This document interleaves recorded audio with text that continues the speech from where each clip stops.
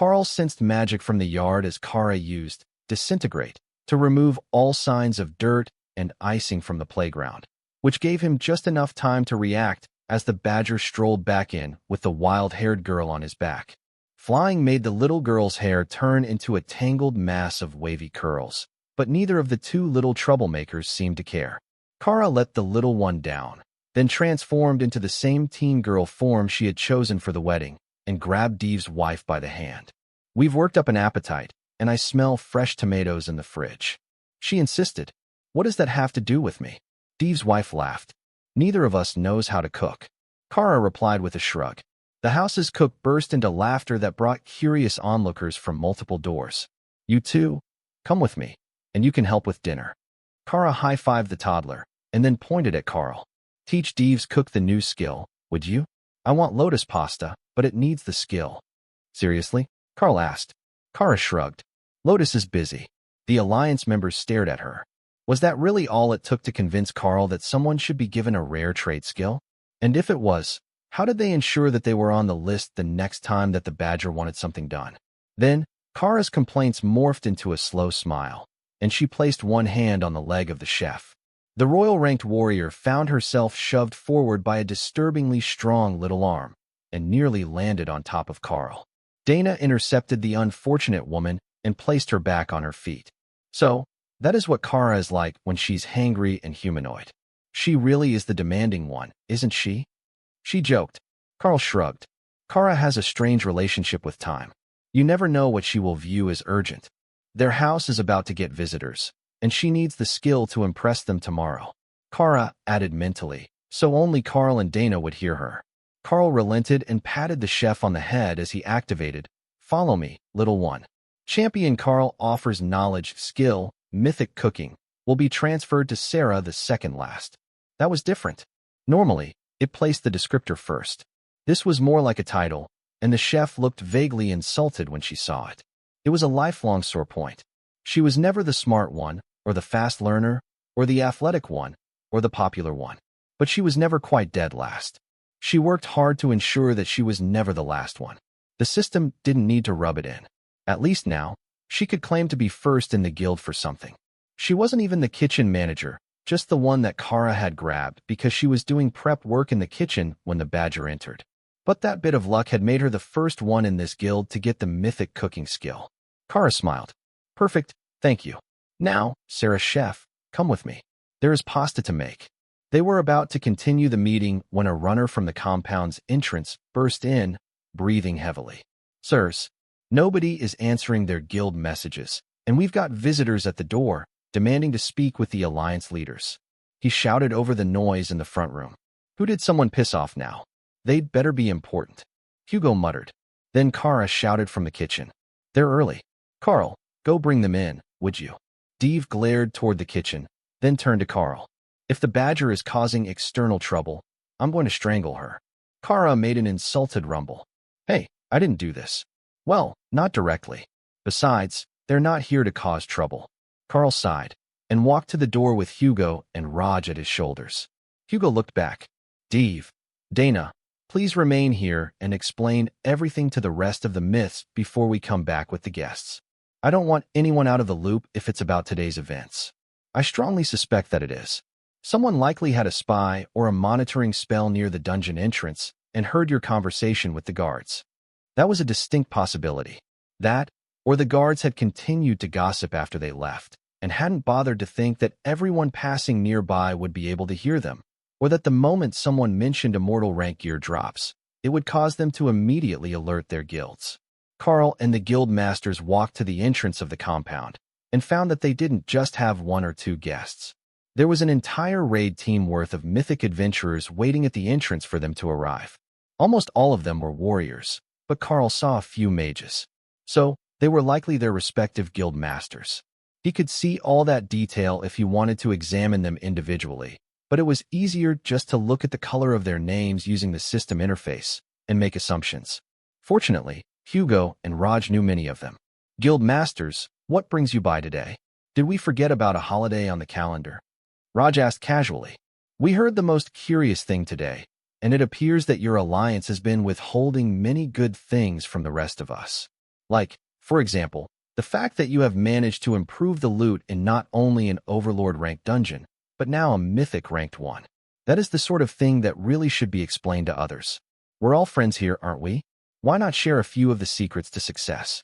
It's not like your guild will lose out, now that you've got a Mythic ranked armorer and weapons maker in the alliance.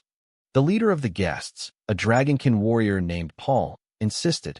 He was the leader of the Crimson Tide Guild, which Karl was sure that he had seen somewhere before, but also a blue Dragonkin, if you went by the scales visible on his neck.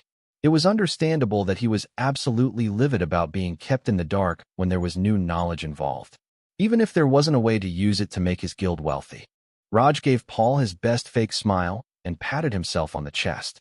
I pride myself on my honesty and trustworthiness. We simply haven't finished our experiments yet, so we didn't share the news. Can't risk messing up the control group for our experiments, after all. None of the other guild masters were happy about being called the control group for this particular experiment. They all had members who needed gear, and Raj was saying that they were being deliberately left to figure it out on their own, as part of an experiment to see if anyone else would manage the same feat. Why don't we step inside and discuss it out of the sun? Paul suggested. Many alliances would refuse and request a neutral location in case things got messy with the negotiations. But Raj recalled that Kara had mentioned that they had guests coming, not that there was going to be a big fight. He wasn't well versed in Badger logic, but Dev would have said something if her attitude had suggested violence and not just chaos. All right, come on in. We will arrange for refreshments to be prepared, and we can all discuss the events that led to this experiment, as well as our future plans. Raj agreed. The newly arrived guild masters were a bit startled by the calm reaction and suspected that they were being led into a trap by the trio of myths. But they were all guild masters, more than capable of holding their own if it came to a fight, and none of them were willing to pass on this opportunity if it wasn't a trap. Better loot from the dungeons, even if it came with increased difficulty, was more than worth the trouble. So, nobody hesitated to follow them back to Dev's guild house. He wasn't here to say no to having his house used as the host location for these negotiations, and they already had a fancy meal being prepared there, thanks to Kara demanding that the chef be given a new skill. That would help them impress the guild masters. In theory, the Darklight host house would be able to do the same thing, and it was less crowded. But there was no telling what sort of strange things they would come across in that house. It wasn't out of the question for them to have portals to pocket dimensions or other continents open in the living room, or for the guests to be accosted by griffin-pattern gargoyles who wanted their feathers preened. Definitely too strange to be exposing strangers to on the first day. The first thing that Karl saw when they walked in was Dev glaring at Kara, who was laughing at him. What did you do? The druid was whispering while Kara played innocent. 20 myths, all from different guilds, were quite the force to be arriving in his house unannounced. Welcome everyone. If you would like to discuss this in the other room, refreshments and a light lunch will be ready in just a few minutes. Dev greeted them. The other guild leaders followed Dev's suggestion, but it was clear that everyone was beginning to wonder what was wrong with this guild alliance. Their sensibilities were all wrong, and everyone was wearing exceptionally expensive accessories, even though they weren't in combat. It was just a fashion statement for them. What they couldn't know was that most of those items were royal rank mana jade, which looked much more expensive than it was, and the runes carved on it were all for housework or life skills. Only a few would wear their combat accessories all the time. Hugo sat down near the head of the table, but not in the main seat. Everyone, make yourself comfortable. You're going to want to be sitting down for this part. How about we have Dana lead this meeting? She was the only one there for both events. He suggested. So, it was one of your myths who found the secret. The Crimson Tide Guild Master asked, preparing his notebook. Karl made a non-committal wiggle of his hand. Well, yes and no. During the first event, she was an overlord and accompanied the usual overlord dungeon raid team just after the Darklight host joined the alliance. This time, she is a myth, and we were celebrating her advancement. The Dragonkin made careful notes, then stared at the page. Pardon, Dana laughed as she took the spot at the head of the table. That's the usual response. I only just got married to Karl, the cat demon on my left. Supreme Lady Matilda hired a Fey priest to do a soul bond ritual during our wedding, and that pulled me up to his level. She explained. A few of the others slumped into their chairs. She wasn't lying about needing to be seated for this explanation. Dana tapped the table, considering where to start and how much to tell them. The Overlord rank dungeon was an open run, so in theory, anyone in the city could do what they did, if they just knew how and had the skills. But that was the sticking point. They needed the skills to be able to actually accomplish the feat, and as far as she knew, nobody had. Ever. I will start with the most recent one first, as the explanation is simple. We set a new kill time record for the first boss. The system rewarded us with the option to increase the difficulty, which increased the quality of loot drops. That might be harder to replicate if it doesn't start giving the option to everyone who enters. However, the Overlord rank dungeon is an easy one. All you need to do is send in an all-Overlord team and have them take 0 damage during the boss fight. Not finish it at full health. Have them bring up barriers and cleansing spells so that nobody leaves full health for the entire fight.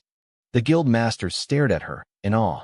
It was so simple, and yet so utterly implausible as to be practically impossible. Yet, their team had done it. It had to be a matter of group composition. Karl relaxed in his seat as Dana and the visitors discussed the intricate details of the tactics and skills needed to accomplish the feat. The consensus was that the 2 best ways would be a druid tank with limited invulnerability and a white dragon cleric who took a barrier specialization, or multiple golem mages and rogues for crowd control, so that the boss didn't damage anyone else. All of the above was also an option if you had the people. What sort of group combination did you have to set the new mythic kill time record? That might also be possible to top. One of the mages asked. Well, Karl is short on damage because he's a beast master who advanced before his beasts. But we've both got 3 golem-type spells, plus some extra summons for bonus damage. Then Deve as our tank, a warrior, and our healer. The mage looked confused at her answer, so Karl clarified. We both have golem, greater golem, and epic golem spells, plus golem duplication. So, we have a rather formidable summoned force. Enough that there is no need for either of us to get into melee combat most of the time, though we are both melee-capable classes. He offered. So, Beastmaster is a warrior-type class? The Dragonkin Guild Master asked. No, not at all. It's really more of a support-type class than a directly combat-oriented class. Normally, I fight with a group of bonded magical beasts at my side and share skills with them. But if I need to go into close combat, I have a transformation spell to become an avatar of the world dragon. Karl explained. The guild masters chattered quietly as they tried to decide whether that was an improvement or not. Some classes offered buffs, like the bards, but they were generally useless in combat. That clearly wasn't the case for the Beastmaster class, but that might only be because of the transformation and summoning skills that he had gained. Even a bard who could turn into a mythic dragon would be at least half-decent in combat, just based on his physical prowess. In fact, for the pure-blooded dragons, their class was more of a bonus to their abilities at lower levels, unless they were a cleric. So, if I understand this right, your skills allow you to buff the damage done by your whole group, and when your beasts are on your level, they accompany you into combat, effectively increasing the numbers of the party members? Paul, the guild master of the Crimson Tide, asked.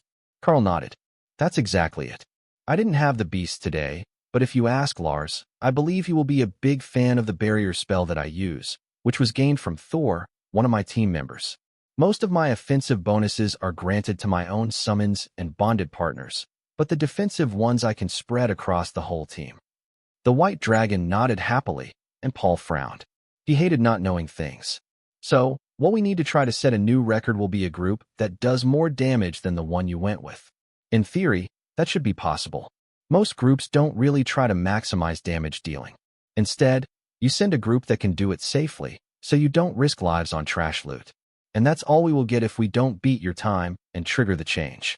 He sighed. Karl nodded. There is a chance that we will be able to use it again when we go back.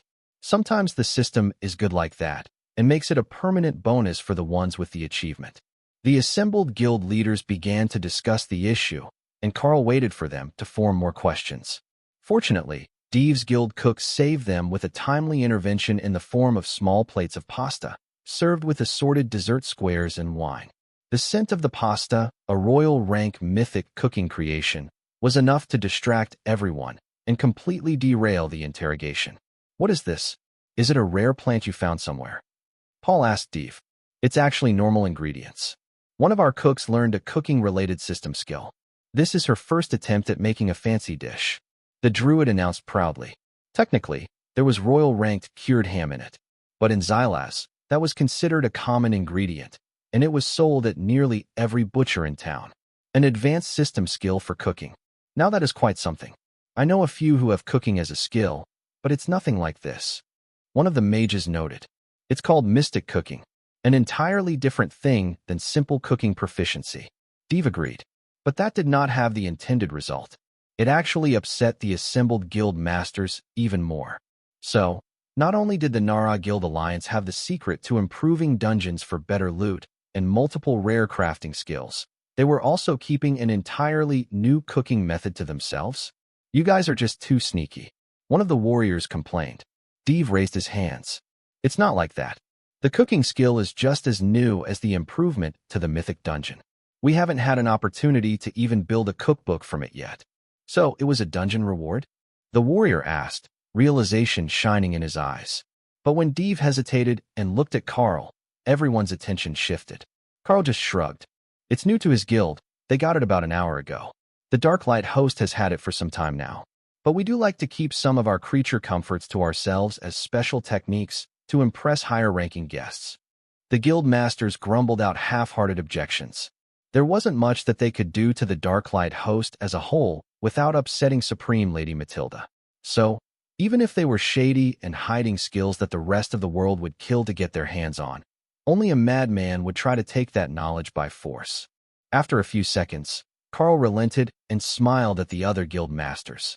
Give it another week or two, and I will have a skill book for mystic cooking ready to give to the Blue Dragons for their libraries. Then, they can spread the knowledge far and wide. He suggested, letting the Blue Dragons be the ones to explain to the world that the skill had some random hidden restriction that Karl hadn't come across, yet would be much easier than telling hopeful chefs himself. Let the librarians spread the bad news when they found out what it was. The room was quiet, except the clinking of cutlery, as everyone sampled the new dishes. And, when they finished the pasta, their mood was much better than it had been. When they arrived, every one of the guild masters was irate, ready to demand that the Alliance turn over the secret and share the wealth. But now, they were much more willing to accept that it wasn't a deliberate conspiracy to hoard wealth and keep the rest of the city struggling. They weren't exactly wrong. Karl had every intention of keeping the good stuff for himself. But the big bosses agreed with his strategy to keep most of the benefits in-house so that he didn't completely upset the markets. Paul drummed his fingers on the table and then smiled at Dave. Why don't you lend us a member for the day tomorrow? Perhaps it's related to their particular class? You went with 4 rare classes, right? Dave looked at the others. Paul had a point. He was an advanced form of druid. Karl and Dana were both very rare classes, and Lars was now an archpriest, which was considered a rare class. Only Abel still had a normal class, and that wouldn't last long. He was just waiting his turn for Sapphire to get him a Crusader class upgrade. She wouldn't do it before she finished with her experimental groups at the lower ranks. Karl nodded at Dave. I will go along with another group if they need. No harm in an extra run or 2 for the week, so we can test ways to activate more rewards. The chances might be low when we're doing mythic dungeons, but it's worth trying. Paul frowned. Why do you say that? Well, what are the odds that we can break records for multiple dungeons or beat the same one that we just set? Finding a more efficient group for any given dungeon than anyone else has ever tried before is no small feat. Even if both me and Dana join to bolster the group with golems, there is no guarantee that will add up to more damage than any other group has managed with a well-tailored group. Karl explained. The guild masters frowned. He had a point. If it was that easy to set records, surely someone would have noticed and started to try speed running every dungeon they could buy access to. Or, it might be that every dungeon had a specific trigger to activate its difficulty settings, and they had just gotten lucky while stumbling on 2 of them. That was less likely, but some people just had too much luck.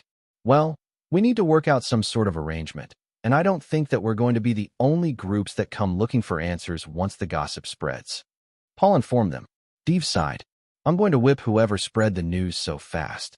They could have at least given us a few more days to test before saying anything. One of the visiting mages laughed. Don't blame them too harshly. We've got listening spells near the exit of all the dungeons, in case someone mentions getting good things. They usually do the formal recording silently, just keeping a note. But people can't resist celebrating. Dave nodded in understanding. They had been caught the moment that the gate guard spoke about them getting immortal rank items. And no myth would pass up the chance to get in on that. So, if we come by tomorrow morning, that should be fine for the reset of the dungeon, right? That is a midnight reset instance, as I recall. One of the mages asked eagerly. Dave smirked at him. It is also only a 5-person instance. I don't know how you want to organize things, but if Karl is willing to go with a group, I don't see a problem having our alliance members accompany your teams for the day. That was a good point. There were 20 guilds represented in the visiting group, and only 5 who had entered from the Nara Group Guild Alliance. Not exactly a small number, and they were just the guild leaders, not a cohesive dungeon team. If they were going to make multiple groups, they would need to call in more healers, the best damage dealers that they could find, and then work the group around who would be with them. It sounded like only the ones known as Karl and Dana might be willing to go with them tomorrow, so they would have to provide the rest. But that could be arranged. Paul got a suspicious look, then turned to the others who had come with him. We should arrange a schedule to attempt the dungeon. Clearly, the damage dealers from the Nara Group Alliance are top-notch. So, if we bring a high-damage tank, another mage and a healer, we should be fine, right? That would be me, Jimmy, and Cleo. If you want to rest at home, we will prevail upon Guildmaster D for a room tonight and report back when the run is finished. Paul suggested. Convenient that you're all in the same alliance, isn't it? The mage who had just been speaking commented. Dave chuckled. If you're going to try to scheme, you have to try at least a little bit harder than that. You didn't even make them think about it this time. Paul shrugged. It was worth a shot. But I'm not wrong. We might actually be able to set a record with that team. One of the other guild leaders, a massive berserker whose nameplate said Grok, smirked at Paul. Why don't we just go all out? Get a self-healing tank, and then send me and one of the rangers? They do great damage in the ape dungeon.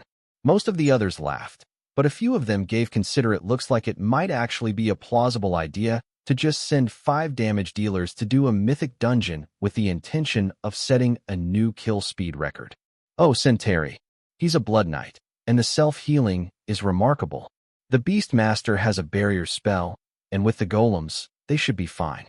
Worst case scenario, they send someone out and replace them with a healer. Dave considered mentioning that Karl actually had a beast who could heal as well, but decided to keep his mouth shut in case they thought that they could do away with the tank entirely. He did consider whether it would work. They had those epic golems, which appeared to be patterned after dungeon bosses. So, they should be able to take as much beating as any tank-type class.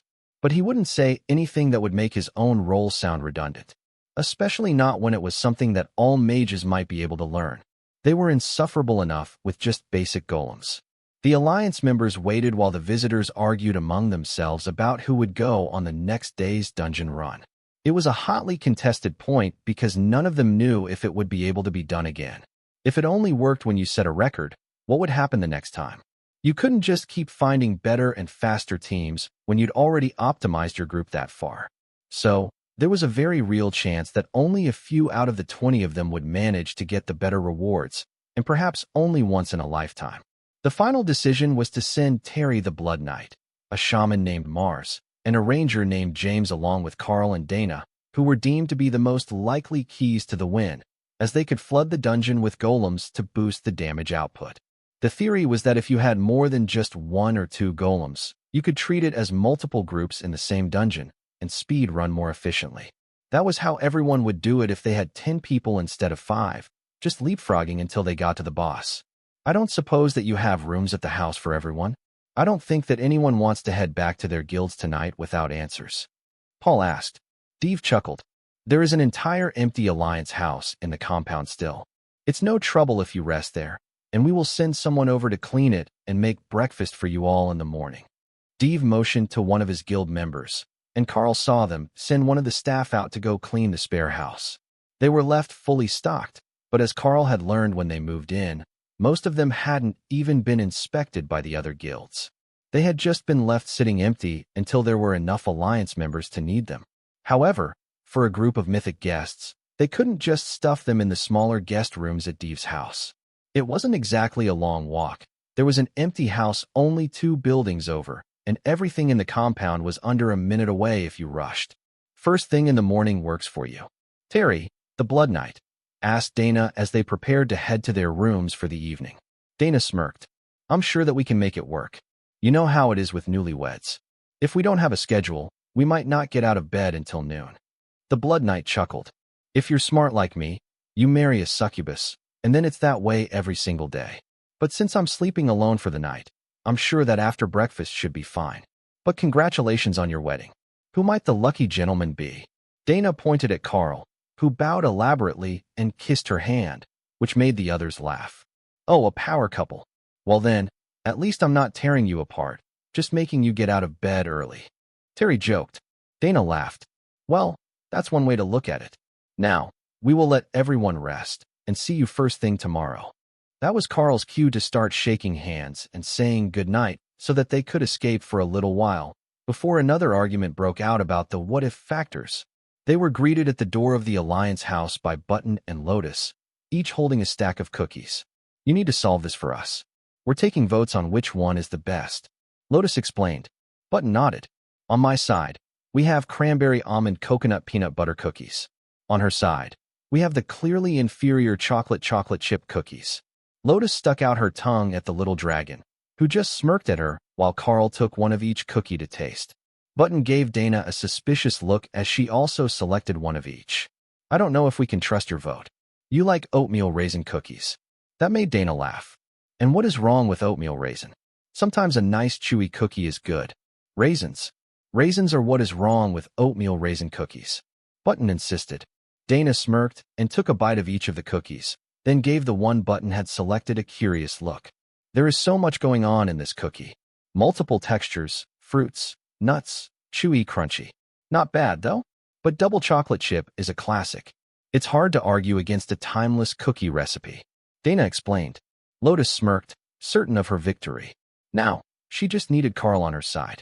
Karl called Kara and Tian out, and let them each take a bite of the two cookies, so he could get their votes. But that didn't help at all. Kara wanted to smush them together, so she could get all the flavors in one, and Tian refused to try the chocolate cookie, insisting it didn't smell edible. Though, for him it might not be. Karl seemed to recall something about dogs not being able to eat chocolate, and wasn't sure if that applied to foxes as well. The next morning, they had 3 guests for breakfast, all eager to get going for the dungeon run. Is Ray ready? Tessa asked as she settled into a chair beside Thor. Karl shook his head. Not yet. She's perfecting her bath, and will likely reach the peak of totem rank later today. She's very close, but not quite at the bottleneck, and she's convinced that it will be better if she pushes the bottleneck a bit before trying to advance. Tessa sighed. That's a shame. The run would go faster if she was at mythic rank. Karl nodded. Well, there's always another attempt. After all, now that the experiment is public knowledge, every alliance is going to be trying to find ways to unlock new difficulty levels for every dungeon. But that reminds me, has the Overlord rank team asked any of you to accompany them on their runs since we returned? Tessa nodded. Yeah, we will all be going with them today. It took some convincing to get Lotus to do something other than argue about cookies with Button, but we put them both down for a nap before the dungeon after lunch. Terry, the visiting Blood Knight, chuckled. It made them both sound like small children, but he had been accosted about the cookies when he first arrived as well. He wasn't sure if they were sisters or simply kindred spirits, but there was definitely more than a decade between their ages. That also explained why Lotus was missing breakfast. She had been up all night eating cookies. She could dress it up with any sort of excuse that she wanted, but the fact remained that she had definitely eaten enough of the cookies to put her and a small dragon into a sugar coma. In fact, Karl wouldn't be shocked if they were both in dragon form right now, sleeping it off. Lotus Beast form was a small green dragon, roughly the same size as Button's forest dragon form. One day, he would have to find out why she didn't get a humanoid beast form transformation the way that everyone else did. She was a cute dragon, though. In preparation for the trip, Karl formed the group, with himself as the lead, just in case that made a difference in whether they would be offered the chance to do the higher difficulty again. There was a large crowd gathered in front of the dungeon entrance when they arrived, including a few that Karl was sure were reporters, taking notes, and using a system skill to record the group entering. We're not exactly subtle. Mars, their trollish shaman, joked. Well, We are pretty awesome. Hard to ignore. Karl agreed.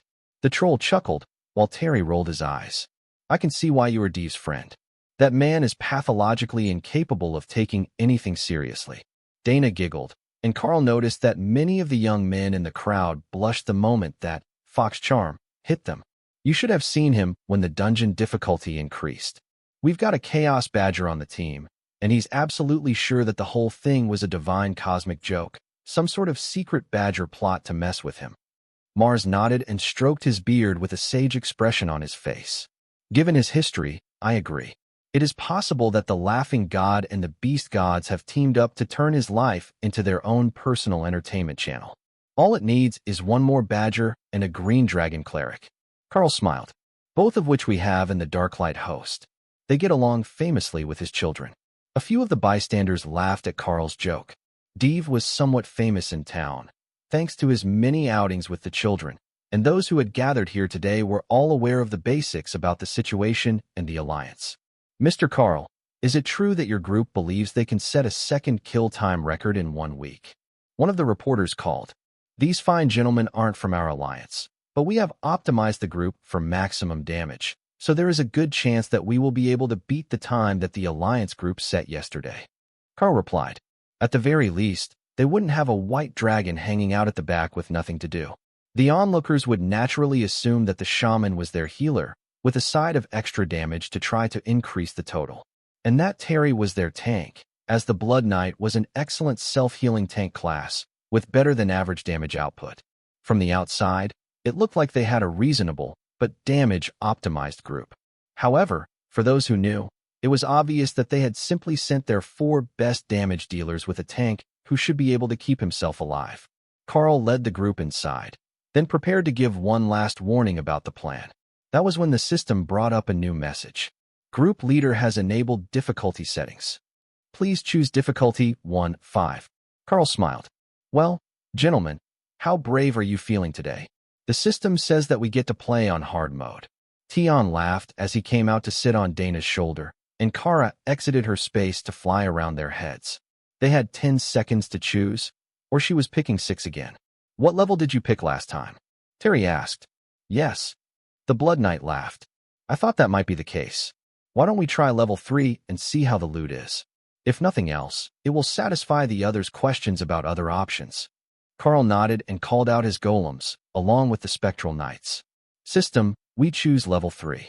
Level 3 difficulty chosen. Dungeon timers set to 45 minutes. Totem-ranked apes appeared all over the dungeon, and the closest ones began to charge straight for them, having a much larger aggressive range than the standard groups. All right, go time. Tion, look after the Dana mage. Kara, don't let Tion fall on the ground. Ray, when you have a moment, there's plenty more blood here for you. The others ignored Karl's habit of talking to beasts who clearly couldn't speak to answer him, and prepared to meet the rush. They only had 45 minutes to complete the run before the enraged timer peaked. Ray came out instantly, along with her full force, and Dana sent her golems to handle the totem-ranked group, while Karl went for the others. But this time, he didn't use the Myceloid Kings. Instead, he chose clones of the Dark Elven King, which had incredibly high damage output and the ability to move more smoothly through a crowded jungle fight. They looked somewhat mundane and blended well with the Lamia bodyguards as well as the Epic Guard. But this time, they got totem fights from the start, so even Remy came out to play. And Taunt Hawk. The air filled with fire and ice, the competing effects of 2 opposing forms of apocalypse, causing a nearly blinding haze of snow and embers. The fighting style confused the new group members, but they all followed Karl's lead into combat, intending to eliminate the mythic-ranked apes as fast as possible. Hawk and Remy rolled forward with their effects while Ray cleared the leftovers. Then Dana charged past Karl, carving her way through the apes to send her golems to engage the second group of mythic apes. That's the rhythm, everyone. Keep moving forward as they die. Even if we end up with some totem-ranked apes behind us, the beasts will clean them up. Karl directed. This difficulty is insane. We're not even 5 minutes in, and already the difference is noticeable. James noted as he fired arrows into the mythic apes. And it only gets worse. If we don't beat that timer, they will reach the immortal rank, and then we will be here all day. Karl agreed. Terry laughed at Karl's tone. If they failed the timer and ended up surrounded by immortal ranked apes, they would be here much longer than all day. They probably wouldn't come back out again. I like your optimism. We will keep pushing forward. If you're confident in engaging the boss, go ahead, and we will finish the second group with Miss Dana. He agreed. No, it's better if we clean this up and help him clear the last before the boss. Karl, go get the next group. We will finish this up. Dana instructed. Karl nodded, then leapt over the apes and directed the epic guard, the Haint, and the two Dark Elven King epic golems to join him. The others could work on the other group. Seeing Karl going for the next group, the totem-ranked apes hiding in the forest charged out, and the rest of the group realized why she sent Karl ahead. They weren't going to be able to leapfrog without pulling dozens of additional monsters, including a half-dozen more mythic apes. The numbers weren't quite as large as the last time, Dana decided, but the enraged timer was much slower. 5 minutes in, they were going to reach the first boss, and they had 45 minutes to finish. The Elven Kings filled the air with blade attacks as the apes charged out, then laughed at the carnage. You made the right choice, Cat Demon. There is no king better to kill apes than us. Hairy ones, hairless ones, demonic ones, they're all good practice to sharpen our blades. One of the epic golems joked. Karl smirked at them, knowing that they weren't speaking of actual ape species. But they weren't wrong. Until Ray reached the mythic rank, there was nothing that Karl had ever faced which could keep up with the Dark Elven Kings in pure damage.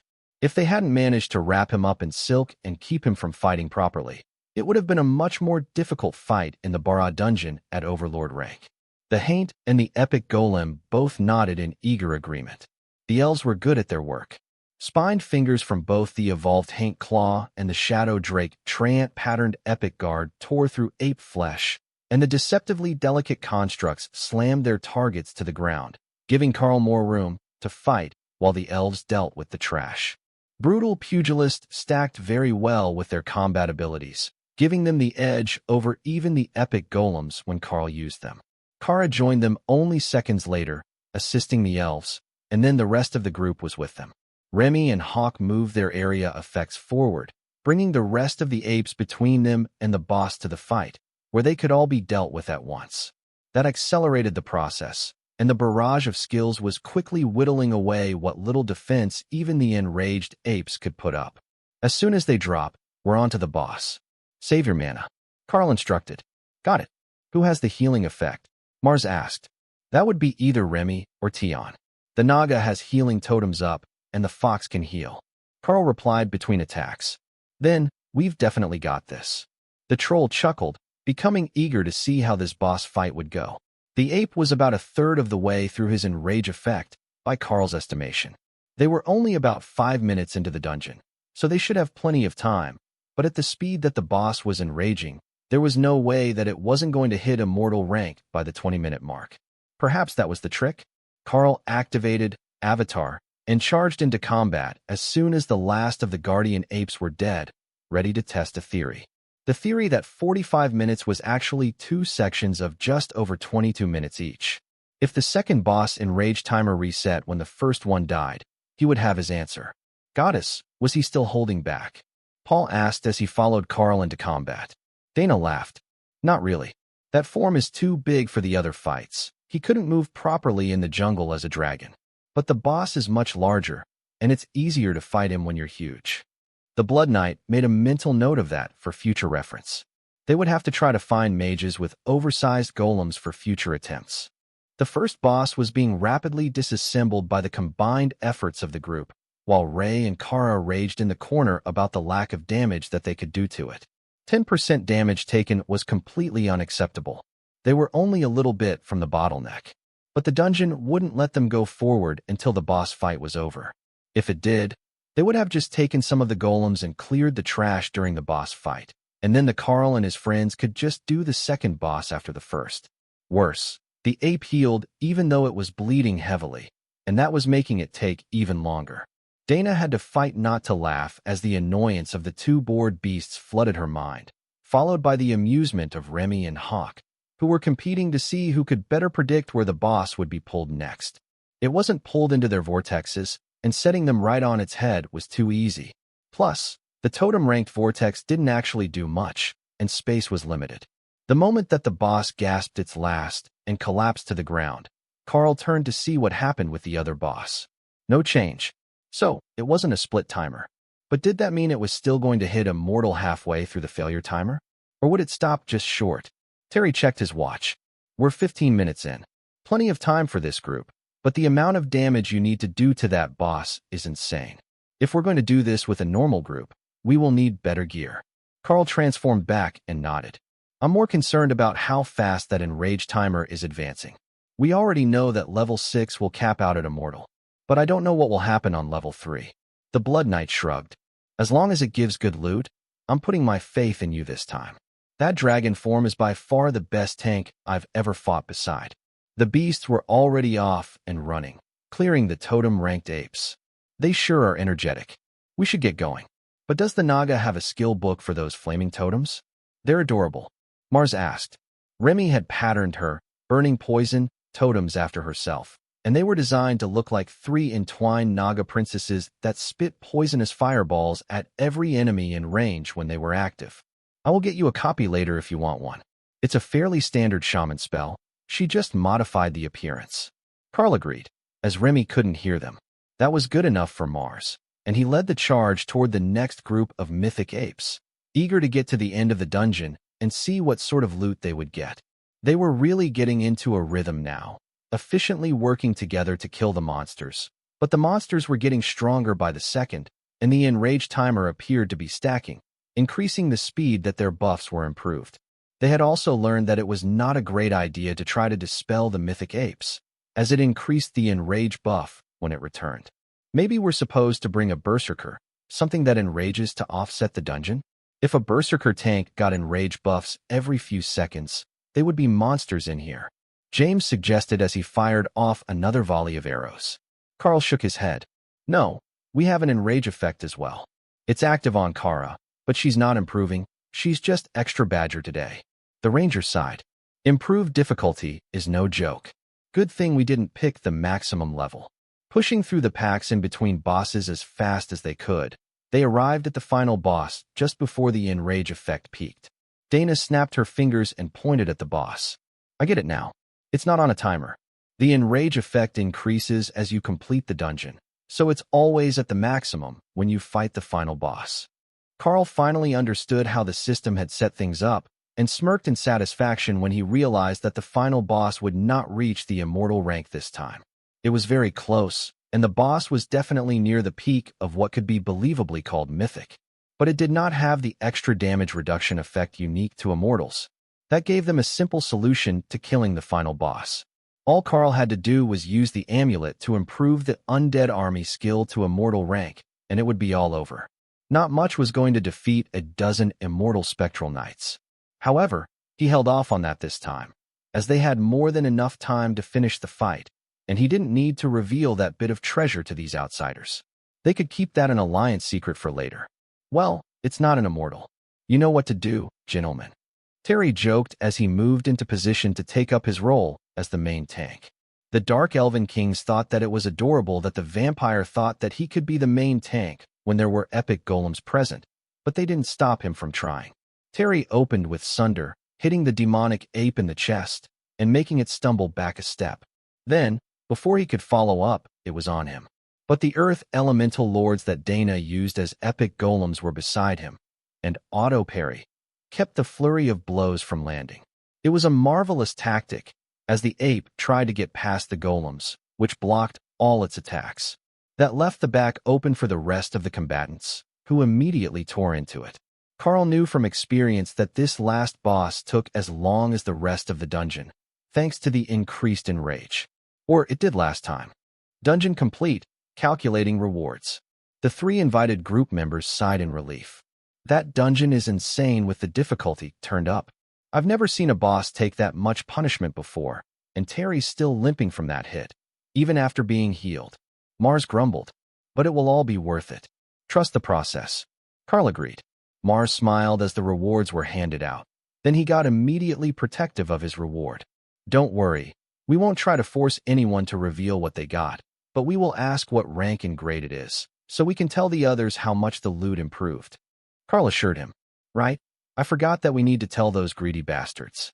Well, then no point in hiding it, or they'll just give us headaches. Terry agreed. Then he took out a pair of fur-covered bracers. Mythic rank, epic grade. Plus, they gave a large bonus to strength. Excellent for a tank. The trash loot is all common and uncommon, totem rank. He added. Karl nodded and made a note of it while the others took out their best gain. I got a mythic rank, epic grade amulet of healing beacon. Tion is wearing it right now. Karl explained, while the tiny fox showed off the bright silver chain around his neck like a collar. The amulet wasn't an item that created a spell effect in the traditional sense. Instead, it granted a portion of all healing done to the healer as an added effect. So, the cleric of the group, in this case the fox, didn't have to cast heals on himself. He would just get it passively. The others envied the ability to just keep himself healed. But more than that, they envied the level of confidence needed to give an item like that to your pet fox. While Tion was Karl's primary healer, it was difficult to take him seriously when he was 2 kilos of fluff and happiness. Dana held out a headband made of vines. Mythic rank, epic grade. Optimized for a mage, but nothing outstanding. I also got a bunch of totem-ranked uncommon and common magical items that will likely get broken down for materials. Mars held out a book. Perhaps asking was prophetic. I got a book of Greater Poison Totem, Shaman exclusive, and an epic grade skill. I'll loan it to the Blue Dragons first, so they can copy it if anyone wants it. Remy nodded happily. She definitely wanted more shaman totems. The 2 that she already had were pretty good, and Karl's new Mana Pylon was almost a totem-type spell, since it made a crystal that caused an area effect. James held up a crude-looking wooden bow. That was actually a mythic rank item, but the more that Karl looked at the bonuses, the more impressive they really looked. Mythic rank, epic grade bow of sharpshooting. There is an exceptional bonus to accuracy and firing rate, but it also has a chance to fire a duplicate effect on attack. This should be a huge increase in damage for me, he announced proudly. Well, I suppose that we should go tell the others what we found. That's 5 for 5 with the epic grade items from a level 3 difficulty, and we finished with over 10 minutes left on the timer. That might be a tight schedule for most groups, but not impossible. Karl calculated. No, that was definitely impossible, Terry knew. Most groups didn't have enough combatants to easily deal with the additional groups, so they would get mired down in bodies and end up running out of time. However, that just meant that they needed to improve their group composition and add a few more specialized skills so that they could properly deal with large groups. It wasn't a concern for most dungeon raiding teams, as the groups were always fairly small and at your own rank. There weren't any other known dungeons in Xylaz that made you accomplish a feat like this one, where you had to fight 100 enemies a rank below your own, while on a timer. Well, it looks like we've all got some recruiting to do, and perhaps some skill shopping at the Blue Dragon libraries as well. Terry decided. Even a mage or shaman like Remy, who could use multiple overlapping area attacks, would go a long way toward clearing this dungeon within the time limit. How did it go? Diva asked as they exited the dungeon. As soon as we entered, it gave us the choice to choose difficulty. We picked level 3, and it was similar to the first run, but we learned that the enrage increases with completion, and at level 3 it caps out as a very powerful mythic boss. It also had a 45-minute success timer. I made a list of the major rewards, and they're definitely worth it. Karl explained. The other guild masters shared excited plans to loot this place clear once they could get one of the alliance members who could trigger it every visit to join them. Paul frowned. Now, I suppose that the issue will be that it is likely only the record holders that can trigger the dungeon's difficulty settings. Unless one of us can beat the record, it won't become a shared effect.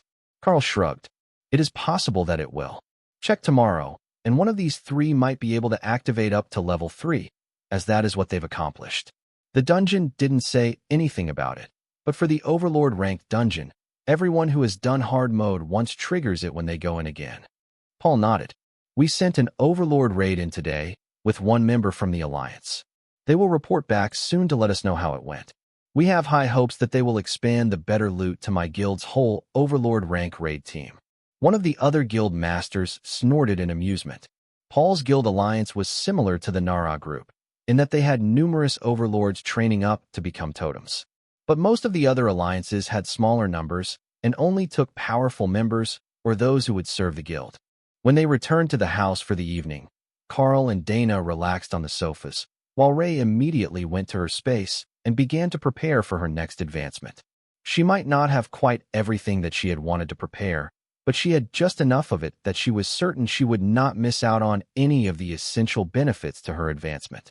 This latest run, and the extra understanding of the art of stabbing things that just wouldn't die, had helped her reach the peak of totem rank abilities for a blood destruction demonic spider, and now she was ready to head for the mythic rank and begin her work on trying to slay the immortals. Nothing was more important in her mind than learning how to kill the things that were openly referred to as immortal. Now, she did understand that it meant functionally immortal, in that they would live forever if not killed. But that didn't matter. The mere word immortal was offensive. Dana did her best not to laugh at the single-minded focus of the spider, who was currently mixing herself a bath with all the culinary flair of an executive chef and the precision of an alchemist. Both arts should have called to her, Dana thought, but it was her overwhelming love of fashion that had won out in the end and left her as a tailor. I should have asked Nacht if he could get me a bit of blood from his mythic friend. I am missing a bit of strength with the darkness element. Ray sighed. I can likely get a totem rank black dragon over to donate if you need. Karl suggested. Ray considered it, then shook her head. I will forego the darkness element in favor of more destructive energies this time. Less stealth, more stabbing. Heavy stealth. Dana frowned in confusion, then giggled as she understood. There was no failure of your stealth skills if there were no survivors to report it. Ray mixed up the combination of mythic and immortal rank bloods, then carefully heated them to her desired temperature before nodding happily and taking out a small vial from her hidden storage spot for annoyingly shiny rocks. The perfect hiding spot, where nobody ever looked. What she had was a bit of immortal rank Treant sap, and it smelled suspiciously like the Fey realm. How she had managed to get it without alerting anyone else was a mystery, but she definitely had it, and the mixture added a hint of woodsy overtone to the blend, like a deep forest after the rain. If that forest had just seen a massacre. Because the smell of mythic and immortal ape blood was strong. Dana watched quietly as Ray first scrubbed herself perfectly clean, then transformed to her natural state and entered the bath, before shrinking herself to the smallest possible size with unobtrusive behemoth. She would have been smaller in humanoid form, but the risk of advancing in an unnatural form and losing a bit of favor from the spider goddess just seemed too high, even if it would let her run a greater volume of blood through her body relative to her own. Once she was settled in, Ray began scrubbing herself as she drank in the bloody mix, letting the power seep through her entire body. To Dana, that was an oddly disturbing bath routine, especially the way that she simply absorbed the life force from the blood. But to Ray, it was no different to how she absorbed the life force from blood wine, except in much larger volumes. She had seen the things that people did at the pleasure houses run by the obsession demons, and this wasn't even on the scale of weird things to put in a bath. Even the vampires liked a bit of blood in their bath. Though, Mick was happier when she didn't know what sort of creature it came from. She might be good with ape, Ray thought. They weren't sentient. Unfortunately, it would make lousy blood wine. The flavor just wasn't right. Dana rolled her eyes as Ray sunk to the bottom of the bath and rolled on her back to blow bubbles up to the surface, enjoying the warmth. She should get a circulation pump like they had in hot tubs. This bath would be even better with bath jets and a massaging action to really work the old chitin loose. Still, this wasn't too bad, with all that immortal ape blood that she managed to source at the last minute. It was more than enough energy for a smooth advancement, and the apes didn't have any weird abilities that were incompatible with her own skills. They were a bit heavy on the earth magic, but with the bit of fey blood she obtained, that twisted into something a bit more like nature magic, and that should help with her golem spell and her earth walls when she needed to make hiding spots again. The level of energy in the bath was draining quickly, almost too quickly, Ray decided. She might have drawn too small of a bath. Fortunately, she had reserves. As the bath drained, Ray added a new collection of mythic and totem-ranked blood to the mix. Not as potent as the main bath had been, but a nice, smooth finisher with just the right blend to relax her muscles as she surged into the mythic rank and the advanced blessing settled into her cells. Late into the evening, she had drained every bit of vitality from the second bath, and Ray stepped out, then called her spectral knights into her space to buff her body to a high shine. It was absolutely perfect, and the new, mythic blessing made her feel invincible. Ray laughed at Dana's confusion when the mage saw that the spider hadn't visibly changed at all, other than the fact that she had somehow managed to polish the layer of blood on her skin like it was body oil. That was how Ray normally looked when she was clean, though. She let the shine fade for covert operations and daily use, instead of polishing herself like a good pair of boots. Did you gain any new abilities? Dana asked curiously as Ray picked out a dress for the morning. Ray shook her head. No, I balanced everything to improve what I already had. Once I get to fight, I might advance a skill now that I'm a living myth. But spiders are already awesome enough that we don't need to evolve, we just choose to. Dana smiled at the smug spider. All right, excellent work.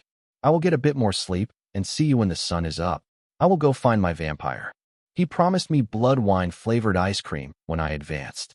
Someone should warn Nilla that he had been chosen as a favored pet, but he would find out soon enough on his own. Suggesting to the assembled guild masters that any of the members who had done the improved mythic dungeon once might be able to activate it again turned out to be a brilliant move. Especially as the very next morning started out with all 20 guild masters assembled at the entrance to the Alliance compound again, ready to form groups to head into the dungeon for extensive testing. Paul nodded politely to Karl and Dana. I hope that you don't mind breaking up the dynamic duo. We need all 8 of you to make enough groups with a chance to activate the effect. All right, make sure that they're the group leader. That might be important, as the system mentioned it before we chose the difficulty last time. Karl agreed. Dana shrugged. She would be fine going on her own, with a good group. She might not be compatible with the Spectral Knights, but she had a solid force of golems on her own. The soul bond was a wonderful thing, and Dana knew that her raw power level was exactly the same as Karl's, and they just had different specialties. If she wanted to lead a group, there shouldn't be any more problem with her power level than with his. Besides, everyone here was a guild leader, and in Xylas, that meant something. Not always that you were the best raid partner, though. Just that you were competent as a duelist. Karl motioned for everyone to come inside, away from the increasing gossip. This was not the first time that so many guild masters had gathered at the Nara Group Alliance recently. And while not everyone had heard the gossip about the dungeons, the power of the visitors was suspicious. Now, who wants to go with whom? Did you already make groups before you came over? Karl asked. Paul nodded. We did, just so that we didn't have to worry about not having the right combinations among the guild leaders. If we can actually choose the difficulty and reliably get epic grade rewards, then we can do it with a standard group and just stay under the timer. We've made sure every group has golems and at least one area damage specialist. That was what everyone agreed would be needed for a standard group. Paul handed Karl a list of names, and Karl laughed as he saw the descriptions. It looks like I have a fan base. He joked. His group was 4 blue dragons, 1 war cleric, and 3 shamans. The dragonkin warriors shrugged. That's just how it worked out in the end. The group should be solid, as they're all competent damage dealers, and the war cleric causes an area healing effect on hit. Tion perked his ears at that news. That sounded like a fun skill. He wouldn't mind learning it. He could cast it on Sister Ray, and they would all get healed every time that she stabbed something. It was a win-win proposition. I think that my brothers are getting more and more lazy by the day. Hawk likes to soar around and slack. Thor is addicted to hot springs, and now they've taught Tion to offload his healing onto the hard work of his sisters. Remy complained. Thor laughed at the offended Naga. It's not that I'm lazy. The hot water is just too good. Don't pretend like you weren't there until 10 minutes ago. He joked. Thor had a point. The new hot springs that Karl had put in the tiny world were good. Whenever she had to wait on a potion to be ready, she would go soak in the heat and scrub her scales. It wasn't like it was busy. The only ones who used the hot springs on the mountain were Thor and Tessa, and they didn't mind if she used one of the other pawns.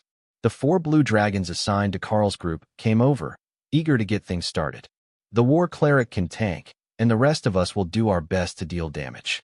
Blue dragons are lightning element, so our affinity for offensive magic is strong, especially with the shaman class. One of the dragons explained. All right, that works for me. I will have my epic golems work with him in the front lines against the enraged apes, and then the rest of them can deal with the extras that come from the sides. That's a new feature, so don't just go by what you remember from the last time that you were inside. Karl reminded them. Got it. Now, let's go see what the dungeon has for us. Do you think that we can still do a high difficulty rating with this group? I heard that the secret to success was all the golems. Karl patted him on the shoulder. Fear not. We might not have the Dana Mage this time, but we've got a mythic ranked rated A, and she's got some constructs of her own. Plus, she's an absolute powerhouse in combat. Oh, one of your beasts advanced. Which one is Ray? The war cleric asked. The blood destruction demonic spider. Being favored by the spider goddess, she's got incredible damage output. We will be all right. Karl explained. The dragons were practically vibrating with energy at the chance to try something new. So Karl skipped the intermediate steps and simply opened a portal near the entrance to the dungeon, which unfortunately put them right in the middle of the gathered reporters and spectators. Is it true that you did find a way to improve the loot in this dungeon? Is it repeatable? How much did it improve? Any comments on your secrets, sir? Is it true that they call you the Monster Man because of your bedroom skills? The reporters shouted, all at once. One of those questions was not like the others. Yes, it improved by half a rank. No comment on our secrets, and maybe. Karl replied, then took one long step toward the dungeon, while the dragons all laughed. His wife is a divine fox. One of the dragons quietly informed the reporters. That started a whole new round of gossip because everyone in the media circle knew who the dragon was talking about. There weren't a lot of divine fox girls around. Dana had been in the Winter Festival's fashion show recently, at Overlord rank, but she had returned under a month later at Mythic rank. So, she was married to Karl, who was also Mythic, which meant it was a soul bond, or something similarly permanent. There was simply no other plausible way to explain how she had advanced by 2 ranks in under a month. Karl stopped when he entered the dungeon and waited for everyone to come out. Even Thor had joined them today, a rare change as of late, as he was quite enjoying his peaceful alone time with Tessa. Soon, Karl would have to talk to the cleric and the behemoth about matters of marriage, or where their relationship was going. He might not be the most responsible leader in the world, but he wasn't going to end up with a deadbeat father among his partners. Thor snorted in amusement at the thought. There was no way that he would abandon his hatchlings. The dragons entered just before Ray summoned her spectral knights and golems. From what Karl could see, the advancement to mythic rank hadn't caused any major changes in her skills or constitution, but with her improved power level, it should still be a huge jump in her damage output. What difficulty do you want? The war cleric asked. Ray gave him a look that made his blood run cold. Spiders might not have expressions in the traditional sense, but he was quite certain that she intended for there to be carnage. Karl chuckled as Kara came out to stand on Ray's head in solidarity. Well, that's 2 votes for all the difficulty. Did you all eat a big breakfast? If we do that, then the last boss will be immortal, but so will the best loot. The 4 blue dragons shared excited looks then nodded. If you think that we can do it, then we will go with your plan. Dungeon level 6 engage. Kara cheered. Invalid team member, the system informed her. Kara glared at the message. It worked when she was messing with Dave. Why couldn't she upgrade the maximum difficulty now? Karl laughed and scratched her head. Level 5 is fine. He began, but Ray glared at him. No way was she missing out twice. Fine, dungeon, maximum difficulty. Karl agreed. Safety limits overridden at user request. Difficulty level 6 chosen. The dragons stared at Karl in concern. They had said difficult, but what sort of option did you have to pick to get a safety warning in a dungeon? They all came with a risk of death. Ray cheered as she charged forward, leading the golems into combat, and leaving only the bodyguards with Karl and the dragons. Then, she began to test her new abilities, while Karl motioned for the dragons to wait. Give her 10 seconds. It's her first fight since her advancement. Give her the chance to see how her power is before we get involved. He explained. Ray pulled everything to the first enraged group, and then engaged blood destruction. The totem-ranked apes exploded nearly instantly, then stood back up again as blood golems, thanks to Ray's Queen of the Damned ability. They were cannon fodder against the enraged mythic rank apes, but she sent them forward to pick a fight with the other totem-ranked apes. Then, Karl and the others charged into combat, hurling ranged skills at the apes, while the war cleric activated an upgraded version of Consecrated Ground around himself, exploiting the vulnerability to holy damage. That caused a steady stream of healing to flow to the group, and Tion giggled happily as he studied the effect, attempting to learn how to replicate it. It was just as good as he had hoped, but he hadn't thought of consecrated ground. He could use that skill too, and it would share the healing to the whole group without shamelessly piggybacking off his sisters. When the next batch of totem-ranked apes were becoming severely injured, Ray's shadow stepped away from combat and used blood destruction again to kill everything and double the number of blood golems she had. That skill is broken. The war cleric laughed as he realized what Ray's plan for the dungeon was. She now had 50 blood golems, and 5 of them were mythic ranked. Then, the team cut down the first group and charged into the second, while the blood golems used the epic golems as blockers to bypass them again, going for the last trash mobs between them and the boss. The difficulty rate is going up way too fast. How long do we even have to complete the dungeon? The war cleric asked, confusion in his glowing blue eyes. Karl checked his interface. We've got 12 minutes left of 15. As Karl recalled, it had taken them longer than that the first time. The final boss was a nightmare to defeat, but the dungeon hadn't mentioned a fail timer this time. So perhaps simply completing it got the reward and doing it in time got you a bonus? That would be great for Ray's mythic debut. With Ray in combat, Predation was quickly adapting to give steadily increasing bonus damage along with Rampage. The extra damage from so many attacks was stacking to an incredible degree, and without all of Dana's golems here, it was even more noticeable. Even Thor's attacks on the mythic apes were doing noticeable damage already. The only issue was that it only lasted a minute, so when they got to the boss, most of the stacks would fall off. I'm going to send everything to charge the boss as soon as I clear those totems. Ray informed Karl. Drive the mobs backward. We're taking them to the boss platform, and we will finish them as we start the boss fight. Karl relayed. The Haint mentally nudged Karl as it fought. A merger would boost its damage output. It might look like a treant, but it was actually a living weapon, and most of its combat ability came when it was wielded. I will join. The war cleric agreed. You stay here. I will tank the boss in dragon form. Watch and you'll see the trick to keeping it from hurling stone attacks at the group on top of the stone spike waves. Karl explained.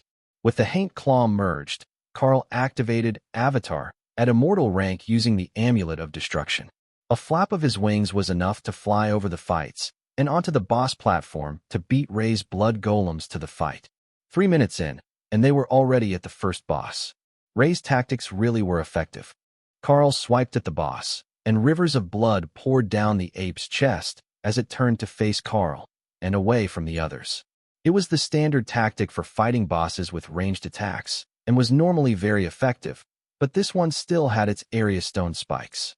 That was the difficult part to deal with, but having the boss in the corner of the available space gave the team as much time as possible to react. Then, the blood golems arrived, and Karl realized that he had greatly underestimated the effective damage of Ray's ruthlessness. They didn't raise their fists to attack the boss. They simply leapt onto its back and self-destructed, dealing a portion of their life as damage to the boss. Wave after wave of undead crashed into the boss, chunking away at its health until they were all gone, and the golems could join the fight, led by the laughing form of the Dark Elven Kings. Lord Karl, you are a wonderful friend. Look at this most magnificent daughter of the spider goddess. They joked as they danced in and out of combat, aiming for the shoulder and elbow tendons of the boss. Karl had forgotten that both Ray and the Dark Elves served the spider goddess. Skill Master Activation. Skill, Chaos Beast Constitution, has advanced. Chaos Beast Constitution, Chaos Dragon Constitution. Karl felt power surge through his body as the skill adapted, then felt the ground tremble beneath him as his next strike caused an explosive release of chaos element energy on contact. The power output of his skills began to resonate with the power matrix that Karl had built in his mind, patterned after Matilda's dragon form. Before Karl could analyze the changes to his power level, chaotic energy was flowing through the dungeon, and Kara was cheering as her body began to crackle with black and white lightning sparks. They weren't actual lightning, Karl realized. Just unstable chaotic energy. The advancement of the shared constitution skill had forced Kara to evolve, and now she was reaching the mythic rank, simply because her new form was incompatible with anything as weak as a totem-ranked beast. How is that even fair? Hawk complained. This was the second time in a row that she had simply cheated to advance. Someone needed to have a serious talk with his sister about the proper way to do things. Why wasn't he first to advance? He was the oldest brother. Plus, he had fire. Fire. What could be better than that? Tion laughed at Hawk's complaints. The bird was very certain that it was the element that determined advancement, but Tion knew that wasn't it. Most of the difference between totem and mythic was the body's compatibility with the increased energy quality. And while Hawk had an excellent understanding of fire and the fundamental rule of fire, his body had gone through many evolutions to get to where he was, and it would likely take another triggered evolution to let him reach mythic rank. He was already the strongest wind speed Hawk in the world, and possibly ever. He had come so far from the common rank egg he had been, when he had only hoped to make it to reach ascended rank so that he wouldn't be weaker than the instructor who made him work but didn't bring snacks. Hawk squawked happily. He had long since surpassed the evil woman. Now, he just needed to find a way to advance again so that he could stay ahead of his water-loving sister. Karl tuned out their nonsense as the boss sent out another wave of stone spikes, forcing everyone to dodge. Its health was falling fast, and they still had 9 minutes left on the timer. That should be plenty if they could find a way to take down the final boss in good time. That immortal rank advancement was going to be the worst part of it. The first boss fell, and the team was released from the boss platform, allowing Ray to rush off and make more blood golems. Same routine as last time. Let her build up her blood golems, and we can use them to bomb the final boss. It's going to be immortal rank, and even with the stacked skills that I have increasing our damage, it's a nasty fight. Karl explained. The first wave of apes exploded, and the group charged forward to join Ray's team. With the practice from the first half, everyone knew to focus on the enraged mobs while the totems charged forward. However, the durability of the mobs had greatly increased already, and Ray was actually losing blood golems, even with Thor mostly focused on keeping Eternal Lightning active over the group. It wasn't easy with so many people, and he was still totem ranked. However, the Karl was busy attacking, and didn't have time to keep track of every golem that was losing its barrier. Karl was also back in cat demon form, so that he could fight without blocking the whole path, and that limited his line of sight much more than Thor's as he was still in behemoth form, though minimized a little so that he didn't run into the same issue. The loss of the blood golems would reduce their boss damage, but it was also slowing down their advance, as the fight was dragging on and clogging up the pathway. The area damage was quickly clearing them, and Ray was using blood destruction to regain as many golems as she could, but by her predation math, these enemies were immortal rank in everything but the defensive damage reduction. They were far beyond what anyone would call mythic rank. So half-step immortal? Unascended immortal? Slightly more tasty mythic? The common language needed a better word for what these things were. Finally, the boss's enraged timer ended as the last few apes fell, and he turned jet black as he reached the immortal rank. Well, gentlemen, here's the fun part. Give it everything that you've got. If it does holy damage, even better. They're weak to it. Karl reminded the blue dragons. The three shamans gave a matching war cry as they followed the war cleric up onto the platform, then were nearly thrown back off when the boss stomped on the ground and suddenly duplicated. 3 minutes remaining on timer, bonus difficulty activated. Everyone stared at the floating words of the system message, then at the second immortal demonic ape. Oh, this is some bullshit. The war cleric sighed. Karl landed beside him and patted him on the leg, as if consoling him after a loss, but with a toothy grin on her face and making her happy chainsaw purring noise. The dragon gave the badger a curious look. The chaos badger has a good point. It is new knowledge, even if it's knowledge that we would rather not have gotten firsthand. We now know what happens when you reach the final boss under the time limit on level 6 difficulty. Alright, we will split up. I will tank one, the epic golems will tank the other. Everyone, focus damage on the one that the golems are holding, and then come for mine when it's down. Karl instructed. That was just what Ray wanted. A good boss to fight, and no Karl to mess up her data collection. He was the only other one that would hit as hard as she did, and having his strikes in there made it impossible to tell just how much she was doing. Now, if there was some sort of chart listing damage per hit, that would be perfect, but it didn't appear that the system was going to give them that sort of detailed analytics data. Was that because the gods didn't like math? She wouldn't blame them. The only things that math was good for was counting bodies and calculating blood volumes. Anything more than that was just unnecessary. Hawk disagreed. He was learning math lately so that he could make better roasted meat. The measurements were precise and needed to be adjusted to the amount of meat that you were roasting. It was all very mathematical. Tion laughed as he placed his consecrated ground spell and then retreated to a comfortable spot on Thor's back, next to Kara. There was plenty of room for them both, and the boss was so busy with the golems that it wasn't even facing their direction. If he had to retreat, he could rely on his sister to fly them both away, but Thor's barrier was pretty good. It could take at least one hit, even from the boss. Thor wasn't so sure about that, as this boss had massive physical strength and was 2 ranks stronger than him. But his brother's encouragement helped him focus on working with the others. Happy. Stabby spider, Ray sang as she got to work on the boss, punching the ape full of holes as predation optimized her damage output. There was just one factor that she had forgotten to account for. A 10-meter-tall ape held a lot of blood, and the floor was getting slippery for everyone who didn't have spiked legs. That wasn't even a factor that the others had considered a possibility, but the enhancement to her bleeding effects, as well as blood destruction, which was constantly trying to make the ape explode, had combined to turn the immortal rank ape into a veritable fountain. Hawk considered burning it off to restore their footing, but Ray was using a skill to absorb it off the ground to improve her strength, so he just left it alone until one of the shamans actually tripped while moving out of the way of a giant fist. Thor had to intervene to avoid having the fallen shaman smashed to a pulp, and the fists easily beat their way through his barrier before the pair of elven kings could draw the beast's attention back. Then, Hawk finally intervened and burned the floor clean again. Sister Ray could live with a bit less blood to absorb.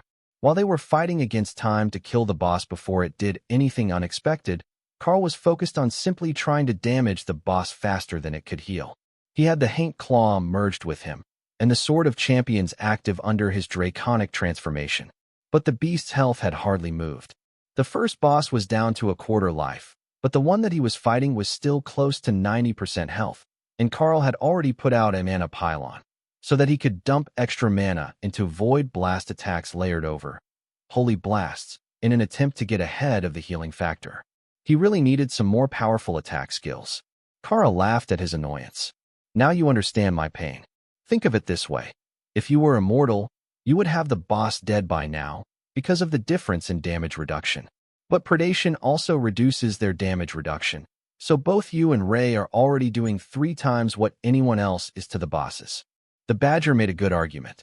Predation really was an overpowered skill. Without it, he wouldn't even be damaging the boss faster than it healed. But that reminded Karl that the Badger was slacking. She was mythic, as of halfway through the dungeon when his constitution had advanced. And that meant that she was also one of their primary damage dealers, not just a totem-ranked spectator like Tion, who was sitting beside her on Thor's back. Karl considered changing tactics, and using the amulet to make the epic golems immortal rank so that they would bypass the damage reduction like any other spell. But that would mean that he would drop back down to mythic rank and take an increased amount of damage for Tion to heal. It was a dilemma, but the timer was gone, so they weren't against the clock for the final fight. He would save that tactic for next time, when he didn't have to share the loot and crafting materials with members from other guild alliances. Remy wholeheartedly agreed with that logic. She needed all the immortal ranked materials she could get, especially if it gave plants as crafting materials. While Karl and his team fought their way through the level 6 difficulty dungeon, Dana had gotten a much more conservative group, and they had chosen to do level 2. The logic was that it was still harder than usual and should give much better loot, though not as good as the highest option. But it might also be significantly easier to complete than the higher difficulties. If it was, then the risk to reward might work out exceptionally well for them. So far, nobody in the previous groups had gotten an outstanding item, at least not in relation to the other rewards. So, the question was whether this route would give them a chance at an outstanding mythic rank item, or whether it would just scale in volume and give them 3 or 4 epic grade mythic rank items spread between the group. There was only one way to tell, and they were reasonably sure that none of the other groups who had gone today would take that route. They would do the hardest difficulty that they could. The logic was solid, as every other group really was doing either difficulty 3 or 5, except Karl's, who had gone for level 6 again. Dana had a suspicion that he had chosen that path, as she had just felt the surge of power as he had received a new constitution skill, and the soul bond had equalized their power level again. She did hope that it wasn't dragging him down, being tied to her when he was advancing at such an insane rate. But the fact that she had just gotten a noticeable bump in her mana level and spell damage in the middle of a dungeon said that the limitation shouldn't be too extreme. Or if it was, it might be for the best. Twice what she had gotten in one bonus might be too much for anyone to handle. What sort of skill had he gotten anyhow? Being in a separate dungeon, she was cut off from the mind link to the rest of the team, like their thoughts were muffled through a closed door. Her golems were tanking for the group, and their assigned tank had taken on a full damage-dealing role, but there was no lack of bodies, even without all the extras that Karl and Ray could summon. At difficulty 2, they only got 10 totem rank extra apes and 2 more myths. That was a small enough number that they could pull them to the main group and fight them all at once with area effects. As far as efficiency, it was definitely the way to go. They still had 45 minutes on the timer, but with the reduced number of additional apes, they shouldn't have any trouble making it in time. Dana briefly wondered how Karl's group was doing as her team started the first boss. They had started well before her team did, and they might be nearly done by now, given Ray's mythic advancement and damage output. There wasn't anyone in Dana's team that could kill as efficiently as Ray, perhaps not even Dana herself. Karl sensed Dana's confusion for a moment just before the team switched to the second boss, but didn't have a chance to message her when he was locked in combat with the immortal rank ape. The death of the first boss had reactivated the enrage effect, and it was getting stronger by the minute. Definite mistake in tactics. They both need to die at the same time. The war cleric noted. Karl laughed. Aren't you glad that I'm the one tanking this time? I am glad that it's anyone but me. That thing hit like a meteor even before it was enraged. The war cleric quipped as he joined the fight. Fortunately, enrage only really increased healing and damage, not damage reduction, and now that everyone was on one boss, the combination of long-duration effects was really starting to stack up. Just hold on a bit longer, we've got this. One of the shamans assured Karl as a particularly solid blow sent him sliding dozens of meters backward, dragging his claws through the loose ground. Karl charged forward again as the 2 Dark Elven Kings moved to prevent the boss from squishing anyone with a massive fist. And it would squish them. With the extra damage from the enrage effect, the eternal lightning barrier might as well be glass, hardly slowing the strikes at all. The war cleric would surely be able to resurrect a fallen group member, but nobody really wanted to have a near-death experience in a dungeon, no matter how good the loot was. Minute by minute, the boss weakened, until it finally fell, and the lighting in the dungeon brightened, marking the completion of the event. Bonus rewards calculating. The system message made everyone sigh in relief, and Karl stretched sore muscles as he shifted back into his usual form. Well, I'm not sure that I would recommend that version of the dungeon. However, the loot will make all the difference in whether it is worth doing, he declared. The 4 blue dragons nodded in unison and took out their notepads, ready to record everything that had happened after they entered. It took the system some time to pick rewards, presumably because it was randomizing them based on some sort of table based on the dungeon. How close is everyone else to the bottleneck? Fighting in tough dungeons like this should be a good boost for your skills, Karl asked. Getting close, Remy replied. Almost there. Something about the energy change is confusing me, Hawk added. Thor mentally shrugged. I've got a ways to go, but I'm not stuck yet. I'm still growing. That was a good sign. He had to rely on a bit of luck to get past the bottleneck last time, and it might take another evolution to get him to Mythic. But that was somewhat expected. Not every beast grew at the same rate, and even with Karl's assistance, it wasn't reasonable to expect them to. I am almost to the bottleneck.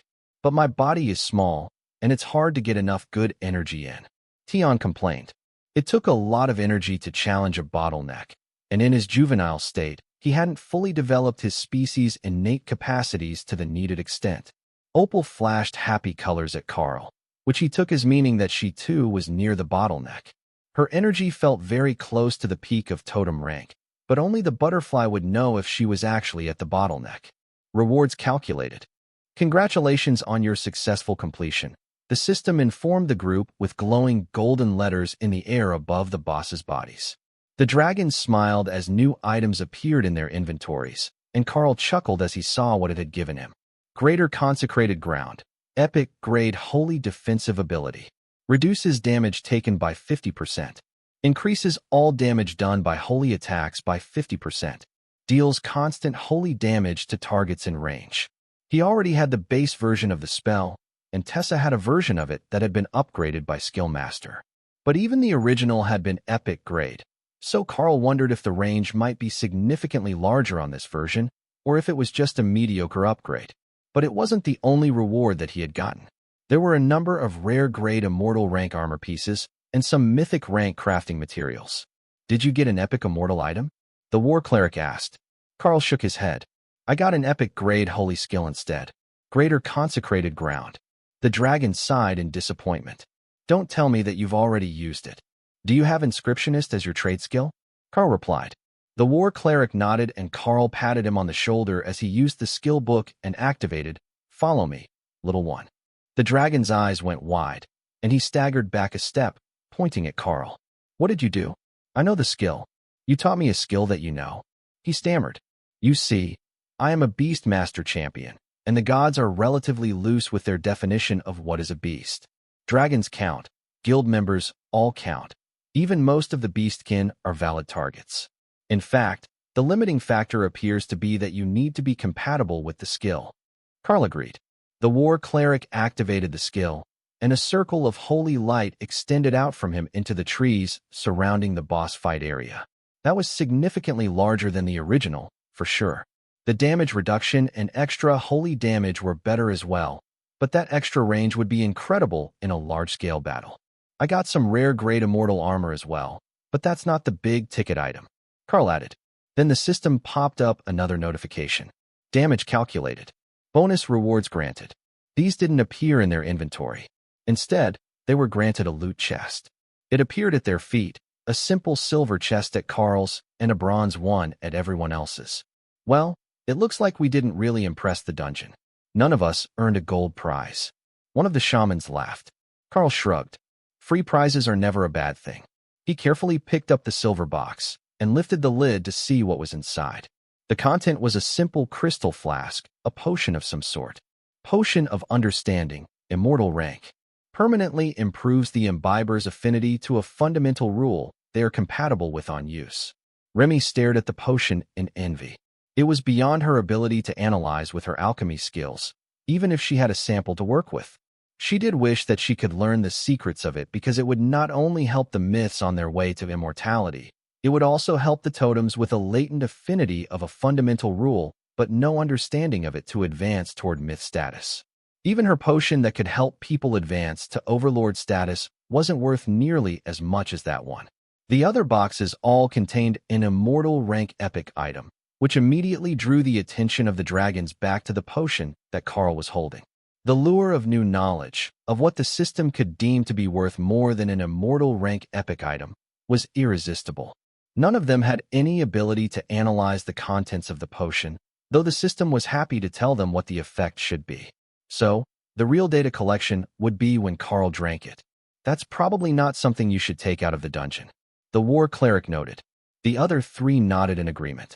Super rare consumables were best used immediately so that you didn't bring envy or robbery attempts down on your guild alliance. Being able to remove that risk, while still providing the knowledge to the blue dragons, was the epitome of perfection in this situation. At least in their minds, because the followers of the God of Knowledge despised the fact that most of these situations ended with them never finding out. Karl nodded and tipped the potion into his mouth. Fundamental rule comprehension, mana manipulation, 50%. But the power didn't stop with Karl.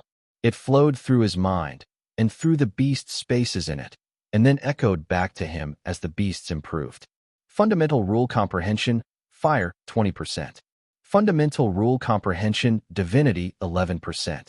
Fundamental rule comprehension, order, 1%. That last one made Karl laugh. The potion was completely incompatible with her, anathema to the whole concept of chaos.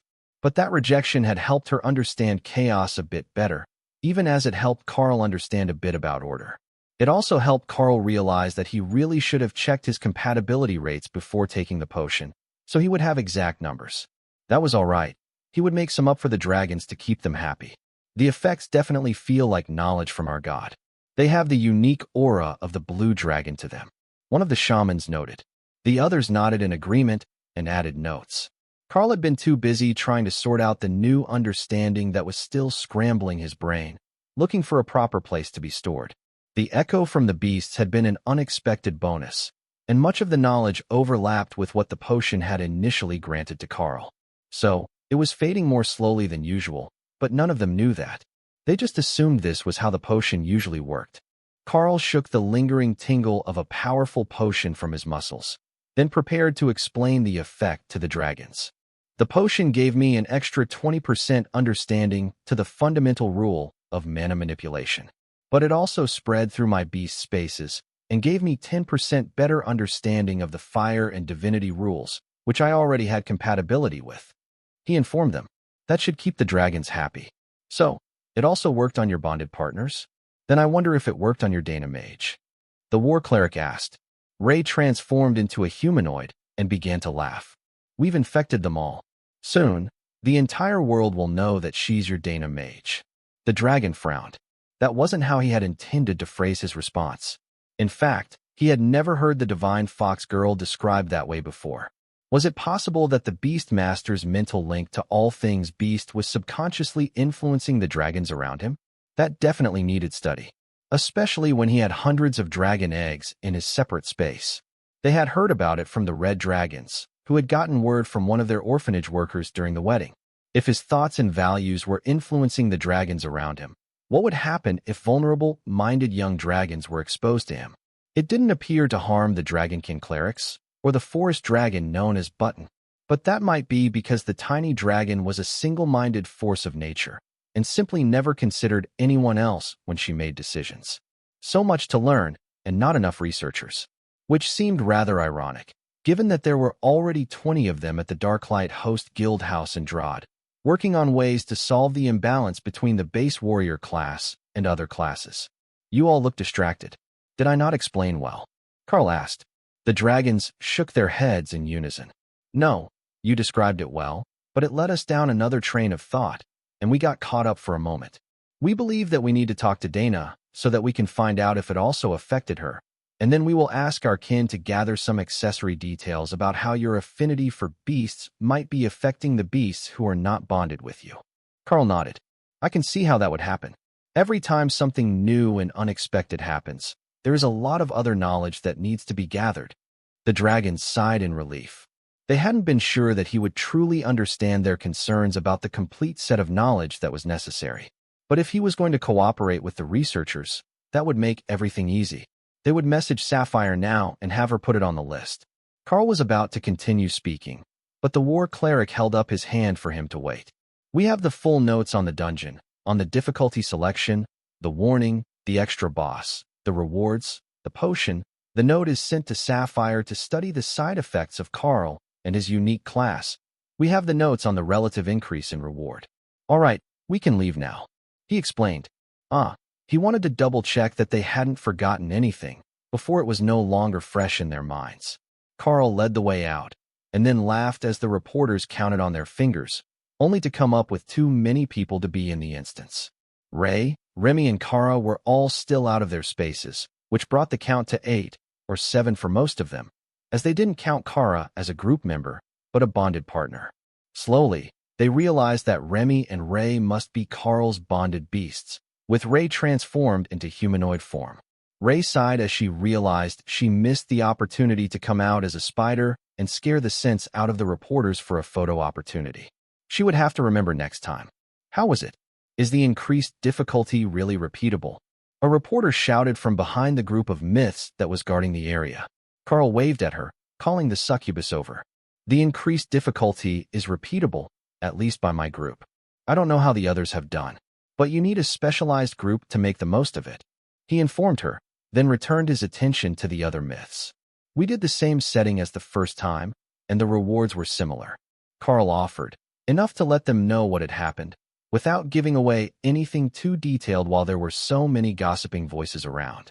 You're the first ones out, but you also entered first. You made excellent time. The warrior at the gate informed them. None of the others are out yet. Karl confirmed. The warrior shook his head. The blue dragon smiled. That meant they could wait here for everyone else and ensure that they had a representative from every group to give them details firsthand. Perfect timing. The next group out was the one that Dana was leading, which was a bit of a surprise. They hadn't been the second to enter. They had been a much later group. Though, they only entered 5 minutes apart, just enough to be sure that the groups were not interfering with each other or interrupting media photo sessions. We did a lower, but still improved, difficulty version. It went as smoothly as hoped. The rewards were good. I will help you with a report back at the guild house. Dana informed the curious dragons before they could ask, being linked to the beasts as a huge advantage in this situation. She had known what was coming for her as soon as they finished the dungeon and the restriction on outside mental connections faded. Curious blue dragons were mostly harmless, and completely harmless when you weren't trying to hold back knowledge from them. Dana's mind equated them with a more responsible version of Lotus, which made Ray laugh. But Kara thought that she might be onto something. The rest of the groups came out every few minutes, as they had entered evenly spaced and all picked the same difficulty. That made for quite the spectacle to spread gossip about, and by the time that they were all ready to return to the Nara Group's Alliance house for a debriefing on the test, a huge crowd had formed. It seemed unbelievable that something like increasing the difficulty in a mythic dungeon could actually be possible, but there was no reason that so many people from multiple different guild alliances would be gathered here at this mediocre dungeon if it wasn't at least partially true. If they were doing some sort of wager, surely they would have chosen a dungeon with at least a decent chance of giving a suitable reward to compare. But this one, it rarely gave more than a single mythic item at all, and most of them weren't even epic great. Now, for the Nara group, that was still plenty. Totem rank drops kept the bills paid, even with infrequent trips. But when alliances challenged each other to contests, they tended to go all out. It wasn't like they would lose out by paying to enter someone else's dungeon for the day. However, none of the reporters had a chance to ask any more questions before another portal opened, and a group of Sholaha city guards, all mythic rank, walked out and made a walkway for the king and the immortal regent to exit. Karl stepped forward with a smile on his face, while everyone else looked incredibly nervous.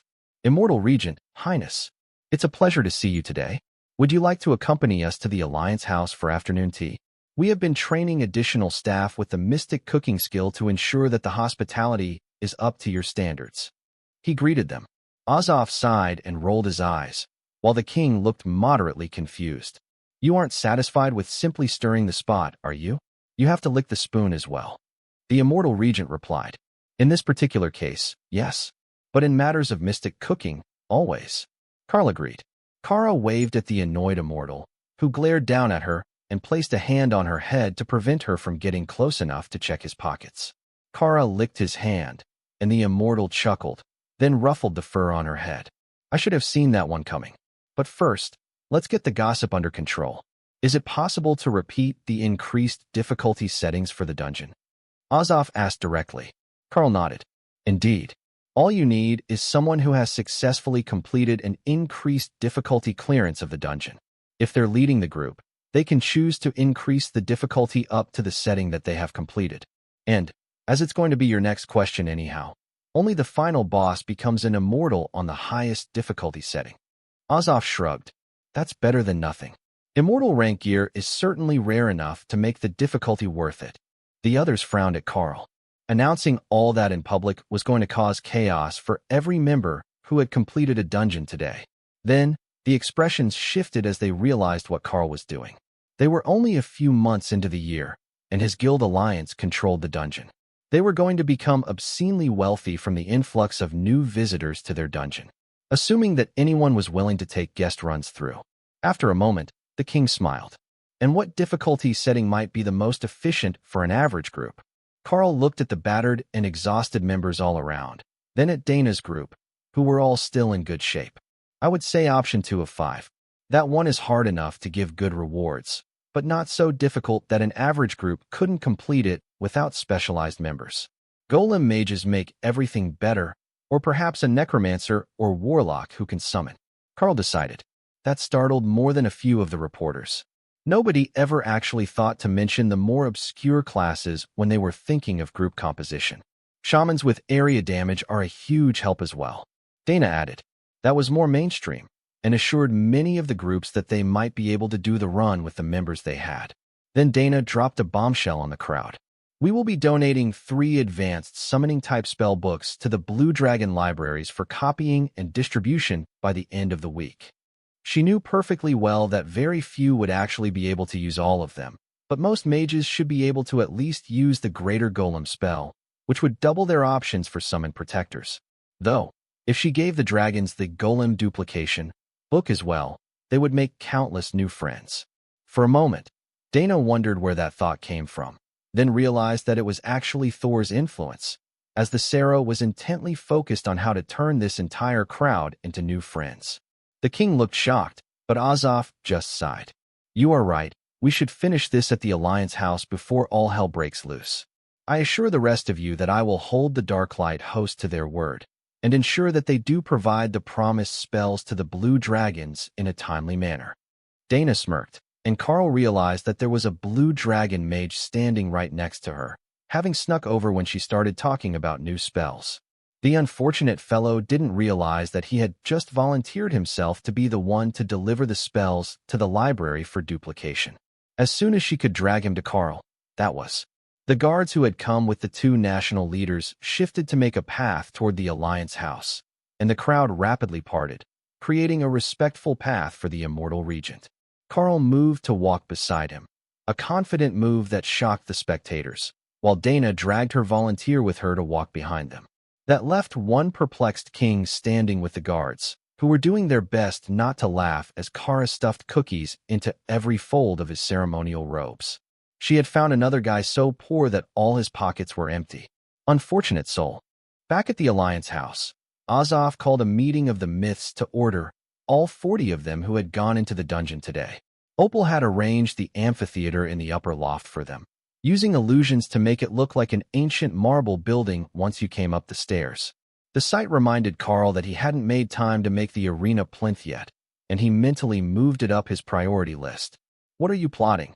Azoth asked, startling everyone who thought that he was going to start with questions about the dungeon. But instead, he was looking directly at Karl, as if this was all his fault. Nothing. We set a record, and what happened, happened. Karl replied. Not that. Just now, I sense the chaotic aura around you, and it is too much like that old woman. What are you plotting? Azoth replied.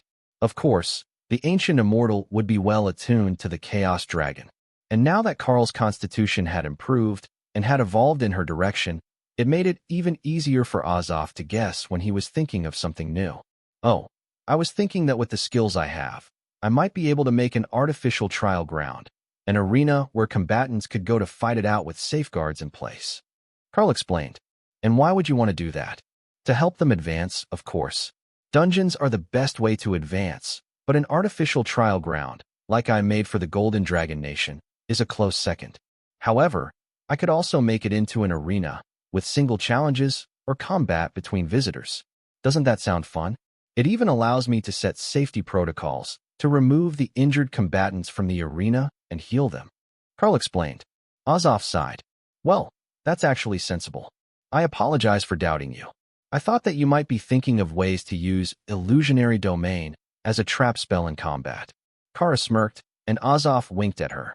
He said that so that we didn't guess what he was actually worried we were thinking about. The Badger noted. If it is worse than Badger-filled illusionary worlds, he's got an excellent imagination. Dana agreed. We could make it a Naga swamp filled with illusionary snakes that have the Elemental's Wrath transformation. Remy suggested helpfully. And bugs. Everyone hates bugs. Thor agreed. I'm starting to understand why the chaos element drives Azoth to drinking. Dana joked. Azoth cleared his throat. All right, with that out of the way, I am going to need a full outline of everyone's future plans for the dungeon. As most of you know, I have a monitoring spell that senses social disturbances, and this one was strong enough to register. Partially because you are all myths and near the peak of the power level on the continent, but mostly because the upheaval caused by a rapid change in item quality won't go unnoticed. Steve raised his hand. Sir, isn't that a good thing? It's been nearly impossible for us to get good gear. Now, we have a reliable source of strong mythic and low immortal rank gear to bring our raiding teams up to a new standard. Azov sighed, and the king pinched the bridge of his nose, attempting to stave off a headache. If it was just the guilds of the Xylaz region who have a good relationship with the Nara Group Alliance, it would be fine. But nobody else has a source of better gear either. They are all going to want access. And then, during the next trial, how many challengers will there be for control of this dungeon? Azov replied. Dev shrugged. I am not convinced that the number of challengers will matter. We've got a Karl. Azov hated to admit it, but Dev had a point. Karl's power level was so absolutely ridiculous that in an open challenge format, it was unlikely that he would lose. No matter who was sent at him. Half the challengers would give up just facing Kara, and by the time the challenges came around, most of Karl's team should be advanced to the mythic rank. Though, realistically, most of the challengers wouldn't be able to even harm Ray. They simply lacked a skill that could harm a non-corporeal being. But that was part of what the Blue Dragons were working to eliminate. Even if they advanced the warriors to paladins and crusaders, the least versatile class would gain holy skills that would harm her in Night Haunter form and other creatures of similar nature. That might not be true by the next challenge. With immortal rank gear going out, there are going to be some exceptional new skill effects available. The whole challenge standard will change next round, and that is something that I would like to keep from getting out of hand. We've already changed the rules once this year, and I don't intend to change them again, but I will be watching for rising stars, especially at the totem rank. Azov reminded them. Karl chuckled. Loading up a totem-ranked champion with immortal ranked gear and a bunch of epic skills will throw the entire challenge system for a loop. Fortunately for you, they can only pick one dungeon to challenge. The king frowned. What if we have them head to other dungeons to see if it happens again? If it's not just this one dungeon, the imbalance will be more widespread, all over the region. That should limit the infighting for the right to access one specific dungeon and make more of them targets for powerful champions. Azov looked at him like he was wondering if he dropped the boy on his head as a child. Making the problem a regional issue instead of a localized issue didn't actually solve the problem. But the king wasn't thinking beyond his own borders. The entirety of the Dragon Isles were going to want to at least give the improved dungeon a try to see if it was worth the effort. Ray smirked at the immortal regent. I concur with your king. Letting us challenge more dungeons to see if we can give them all improved difficulty settings is a wonderful idea. The more of them, the better. They can't all be apes, and I've got plenty of ape blood stored already. Azov tapped the podium as he considered her proposal. Would the other guild alliances be willing to volunteer their dungeons as a test to see if the Darklight host can help unlock improved difficulty? It may be the next natural advancement of the system awakening, and with their deep connection to the planet's past, they might be the key to accelerating the possibility. He asked. That actually sounded good to the others. The Nara Group Alliance had enough good things already. Letting them be the only ones with the ability to do hard mode in 2 different dungeons was simply unfair. If Karl and his team could improve other dungeons, they could all share in the wealth. Paul frowned as he listened to the conversation. I have one question before we agree to this plan to increase the difficulty in more dungeons. Why is the Darklight host agreeing to this? Their dungeon is already upgraded. What is in it for them? Azov snorted in amusement. I'm 90% sure they'd do it just to troll me. But what everyone else has failed to consider is that while the Nara group has a dungeon at both the mythic and the totem rank, the Darklight hosts themselves do not. Karl shrugged, and Ray smirked. Plus, my damage increases as I learn how to efficiently kill more types of creatures. She added. Paul nodded. I thought that it might be something like that. Every dungeon that does see an upgrade is at risk of being taken by a stronger duelist during the next challenge. So, we can guarantee most of a year of wealth before we really need to fight for it. But after that, it could go to anyone. Azov's voice was unconcerned as he replied. That's the same every year during the challenges. The only difference is that you will be fighting for higher stakes if your guild's dungeon does improve. And you will have a head start on the challengers, who don't have the same sort of access to the best gear. That calmed the Dragonkin a little. All right, I will agree to this. We can work out a schedule to make the attempts, but does anyone know what will actually trigger a harder difficulty? Paul asked. Azov shrugged. No idea. If nobody else has done it, then the answer is almost certainly a record of some sort, or a feat of strength. Really, it could be nearly anything, but given the nature of the dungeons, doing something that seems impossible would be the most likely answer. So, you can all think of what the hardest accomplishment in your dungeon would be, and then tailor a team to attempt it, with one or more of the Darklight host members in the team. They are certain to be the key because Supreme Lady Matilda is so strongly attuned to chaos. As one, everyone turned to look at Kara, who was delicately eating chicken wings from a bowl at the end of the table, then eating the bones separately. The badger smirked. They weren't wrong. She was also a force of chaos, and likely to be able to trigger changes in the dungeons by influencing the fundamental rule of chaos. Now that Karl was also walking around with what the system called a Chaos Dragon Constitution, he should have some chance as well. But an attuned constitution was nothing on being an actual Chaos Badger. Karl tapped the table to bring everyone back on topic. How do we want to organize this? I've got many projects to keep up with, especially as we're a crafting guild who just got 2 new myths. But the abundance of golems is one of the stronger advantages in most dungeons, other than the bonuses that I have to damage and durability. Paul ran his fingers through his hair. Why don't we arrange them from short to long? That way, we don't feel too bad about asking the pair of you to go to a dungeon nearly every day, and you'll have the most possible time to do your crafting work. Dana smiled as she sent a mental message to Karl and the beasts. That will also give us as many different sorts of bosses as possible. If we try each one once, then move on if we can't find a trick, we will pick up a new epic golem build with every attempt. After a dozen of them, we should be able to tailor our summons to the dungeon. Ray nodded in agreement, and Kara gave her an enthusiastic thumbs up. That's so many more things to taste test. These mango hot wings are fantastic. Can someone ask Lotus to make more of them? They had been prepared as part of the snacks for the guests, but everyone was so enthralled with the way that Kara ate them that nobody had tried to take any from her. Thur gave her a thumbs up as he went into the kitchen, and Karl responded on behalf of the group. That works for us. Most dungeon runs don't take very long, so if we try one a day, we will have enough time to keep the shop running and still make the attempts. Just save the super long ones for special occasions. I heard that some of them take all day, he agreed. Paul laughed. None of us have a large raid dungeon. There is only one 10-person raid among the guilds here, and it is only 3 bosses. No more than 2 hours. Likely less with all the new gear that we got. That dungeon with the apes seems to favor weapon drops. All right. Then whoever has the shortest dungeon can remain here overnight. Your Highness, Immortal Regent, would you care to stay for the evening?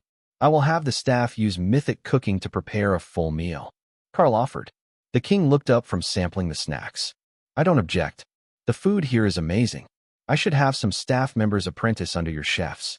Then he pulled a slightly crumbled cookie from his robes and took a bite, while Azov tried not to laugh. The Darklight host had found the king's weak point. Callisto, the head chef of the Alliance house, poked her head out of the kitchen. Don't go sending everyone away just yet. We've already started making the evening feast, and it's prepared for everyone, she warned. Dinner quickly turned into multiple courses of dessert, which turned into a party in the amphitheater illusion, which turned into 24 myths passed out drunk on stone benches when the sun came up. Not that you could see the sun inside the compound. Karl was still up early, as his body had easily cleansed the liquor from his system, and he had a mission, to get started on the arena plinth before they headed out to the dungeon. Once he was started, he would have more motivation to finish, and he could hopefully get through it in one day, with minimal delay. The inner cores were the simplest of parts, as they were just the illusionary domain, spell, along with earth manipulation, to make solid structures, and eternal lightning, to form the barrier to protect the spectators. Those 3 things would easily fit on the innermost layer of the plinth. However, Karl realized just as he was about to start that it wasn't the best way to do things. He should put the simplest and easiest to understand spells on the outside, where others would actually see them, and then the detailed spells could be hidden within the layers of stone when the item was completed, and few would question just how much more had gone into the creation of the arena. Keeping the users and curious minds in the dark about the obscure magic needed for the construct to actually work might devalue the arena in the short term, but make it nearly impossible for others to replicate in the long term, which would make it an exclusive product of the Darklight host. Short-term loss for long-term gains. Unfortunately, that was as far as he managed to make it before the team for the morning's dungeon arrived. Karl, good to see that you're awake. I think that you'll like this one. It's just as short as the ape dungeon, but there might be a few familiar faces for you, coming from Drod. Our dungeon is a Wrath Demon dungeon, heavy on the fire damage, and the final boss is a named elite, a Wrath Demon known as Carnage. We believe that is actually a species of Wrath Demons, as the appearance is slightly different than any other species we've encountered. However, the combat mechanics are simple. Don't stand in the fire, and don't get hacked into tiny little pieces. That last bit is the hard part. The Wrath Demons tend to ignore the efforts of the tanks, and it is possible for them to randomly turn and attack other members. For that reason, we like to fight from in front of them, as attacking their backs seems to insult them and draw excessive amounts of attention away from the tanks. The guild master, a distinguished-looking dwarf, informed Karl with a smile. Ray is going to love this dungeon. How are the enemy numbers? Karl asked. Small, but extremely powerful. Each of the poles is strong enough to be a boss in its own right, but most are only 2 or 3 demons. The dwarf explained. Karl frowned. So, the dungeon is small number, high damage. The trick might be another of the take no damage sorts. Or, it could be the killing speed. In fact, it might even be just making the Wrath Demons god happy and letting one single group member solo the boss. The dwarf glared at Karl. And in what world is that realistic? Behind Karl, Dana laughed. It's perfectly reasonable in Karl's brain. He's got all the fear of a chaos badger and the instinctive need to stab things of a bloodbath spider. The guild master smiled at her. That explains so many things. You have no idea. A Wrath Demon berserker walked over and patted him on the back. The monster man might not be wrong. If I thought that I could take the boss, I would totally ask to solo it. If there is an achievement for creating the happiest dungeon boss ever, that would definitely do it. He suggested. I can't believe that we're actually considering letting the group sit and wait while someone solos the boss. Just the final boss. If the first boss doesn't trigger anything, we will let him solo the final boss. Then, if it doesn't give us a hard mode, at the very least we will get to watch a good show. The berserker joked. Who is our last member? Karl asked. There should be a healer around here somewhere. He might be in the kitchen. Karl frowned. They're serving breakfast as a buffet. All the food is in here. Or is it a taste of obsession demon that he's after? Because he should be warned that her obsession is cooking, not anything lewd. Callisto laughed from the entry to the kitchen. There is no healer in here. I think he was abducted by the fluff lovers. The dwarf looked confused, but Karl knew just where he was. I will go get him. It might take gentle force to get him back. Karl explained. At the bottom of the second-level basement stairs, Karl stopped. Their missing healer was still in the garden, along with Lotus, Ophelia, and the gargoyles. He was a were-bear shaman, and the trio was in deep conversation about the benefits of fur versus feathers, with the gargoyles as their audience. The guardian beasts had both, and viewed them equally. But the distinction was an important one to Lotus, who must have found him alone at some point and sucked him into her whirlwind of excited energy. Lotus, Ophelia, good morning. Are you almost done with our healer? We were going to go do a dungeon this morning. The were-bear waved to Karl. We're almost done. We've already finished eating, and we were on the way back when the topic changed. He explained. That meant that they had been in either Drod or the tiny world, as both portals were in this room. Most likely the tiny world, unless the shaman had business in Drod. He couldn't go to either without an escort. The warding spells and gargoyles would have stopped a stranger from just wandering through. With the interruption by Karl, the conversation about fluff versus feathers was quickly derailed, and the healer was brought back upstairs to prepare for their departure. Don't look so excited to be going to work. The guild master joked as the annoyed were-bear came upstairs with Karl. Lotus and Ophelia were right behind, but they headed for their room to get prepared for an outing into the Overlord-ranked dungeon. We were having a good conversation, but it is time. Has everyone been briefed on the dungeon? The healer asked. Indeed. The dwarf got to his feet just as a pair of blue dragons ran into the room. Wait, before they go, I don't suppose that the Darklight host's experts have the new golem spells ready for the library? One of them panted, out of shape from spending his life in the library. Dana smirked as she realized it was the same one who had been beside her in the crowd the day before. He was a mage and an inscriptionist. The perfect victim. Her thoughts made Karl smile. The beasts were turning the Dana mage into one of them already. Even Thor agreed it was best to make the dragons do all the writing. Karl gave the mage a benevolent smile. and then placed a hand on his head, as if he was blessing the dragon. Champion Karl offers knowledge, skill, greater golem, will be transferred to the hapless librarian Duke. Champion Karl offers knowledge, skill, epic golem, will be transferred to the hapless librarian Duke. Champion Karl offers knowledge, skill, golem duplication, will be transferred to the hapless librarian Duke. Champion Karl offers knowledge, skill, refreshing lightning barrier, will be transferred to the hapless librarian Duke. There you go. I didn't have an opportunity to write them out, but you can do it for the library.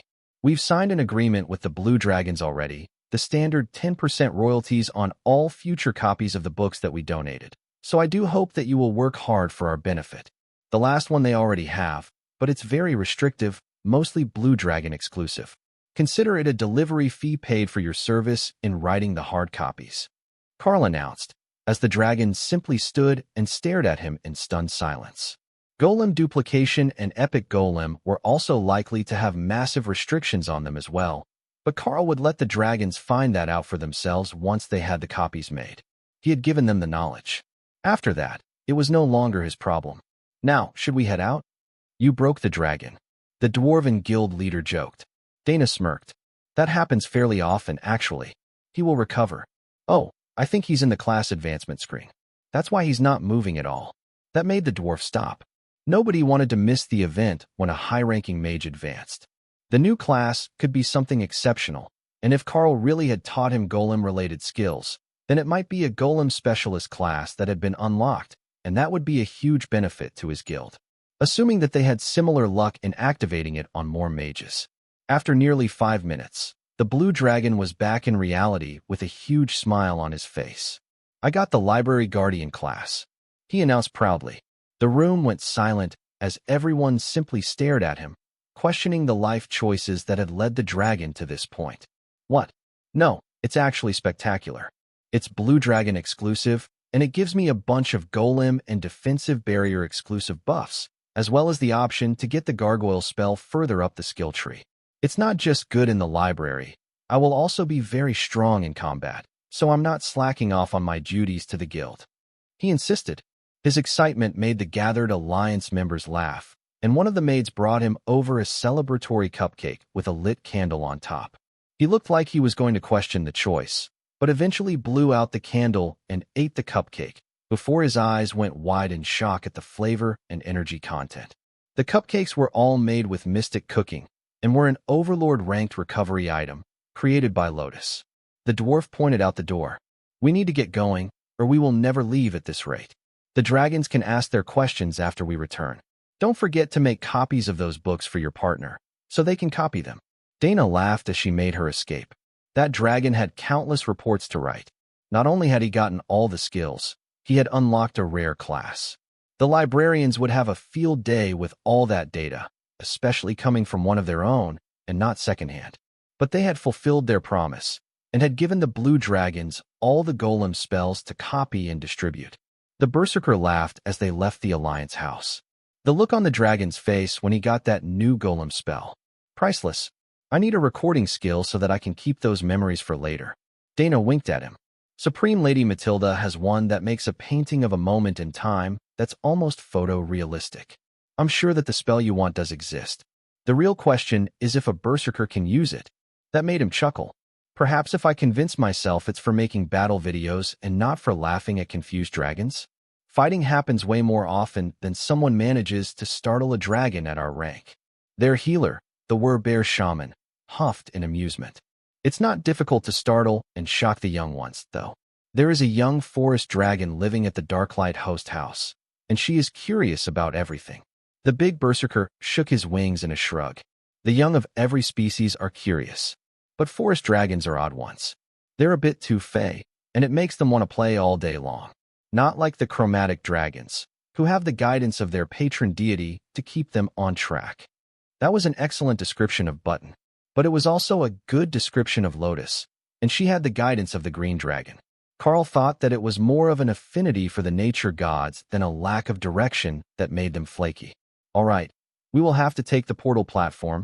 The dungeon is across town. No need to walk the whole distance. The dwarf declared.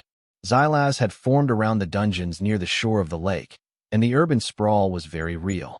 It was nearly 30 kilometers to the dungeon for the day. The moment that Karl stepped into the dungeon, he knew that this was going to be a good day, despite being pulled away from his work.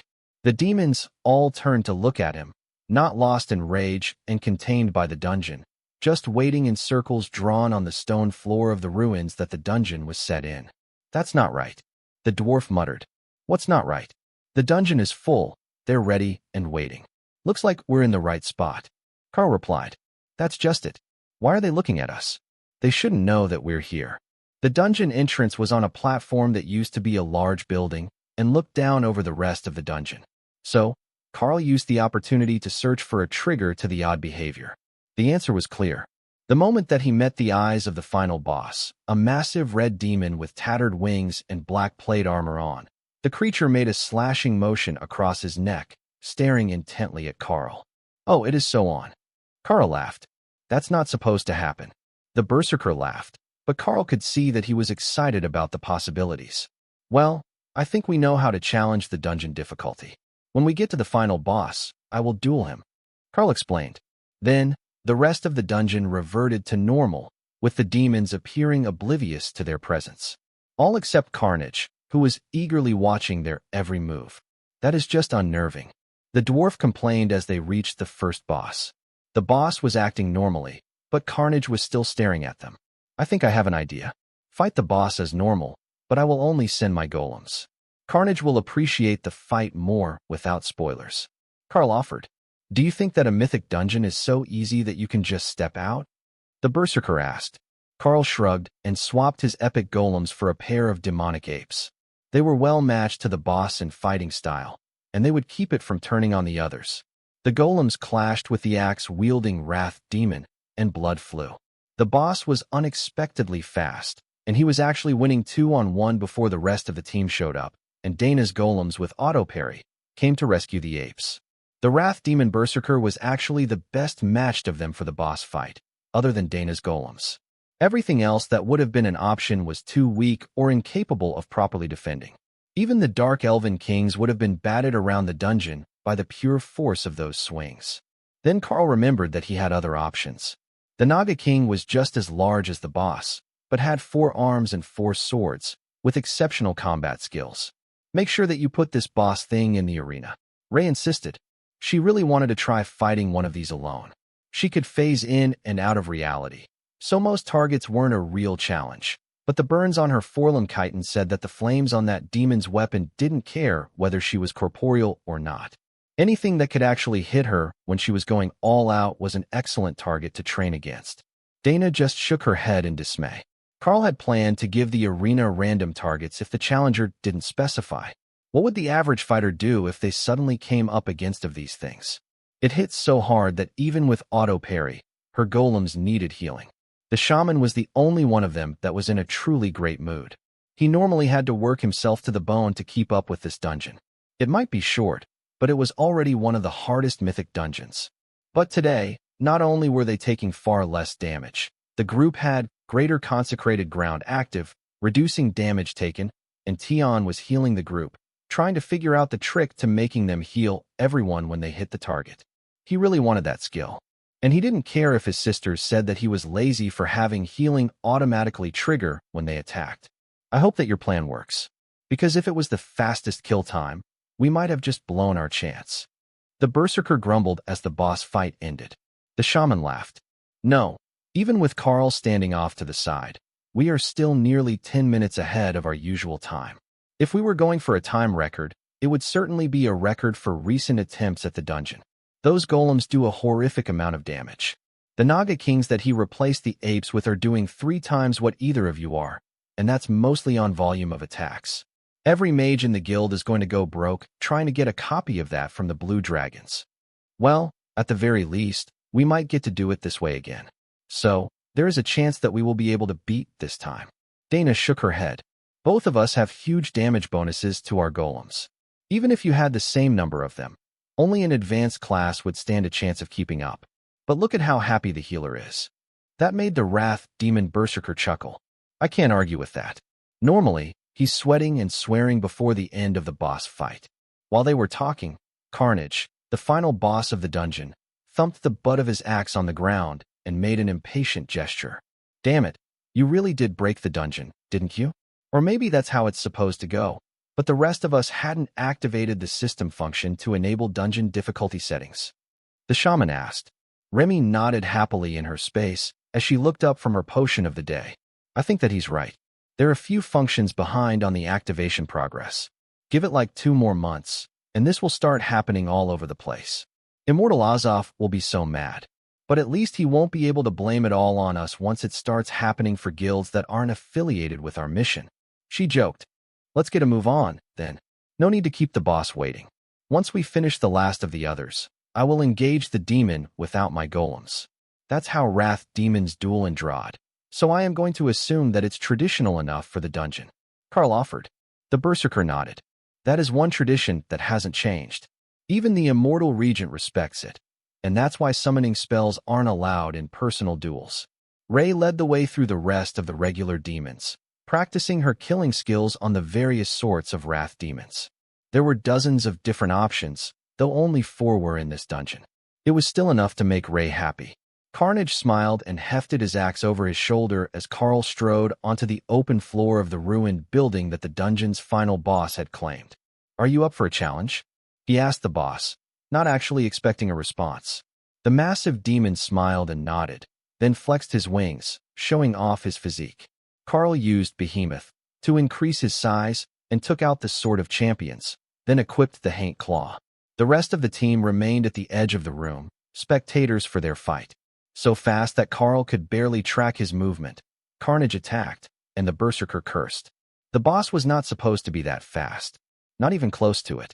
But sparks flew when the massive axe met the blade of the Sword of Champions.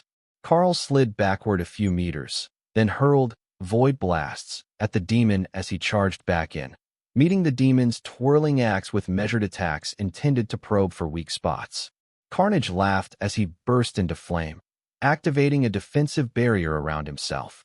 Then, Karl used Naga Swamp to turn the battlefield into knee-deep muck, which would slow down the surprisingly nimble demon much more than it affected him.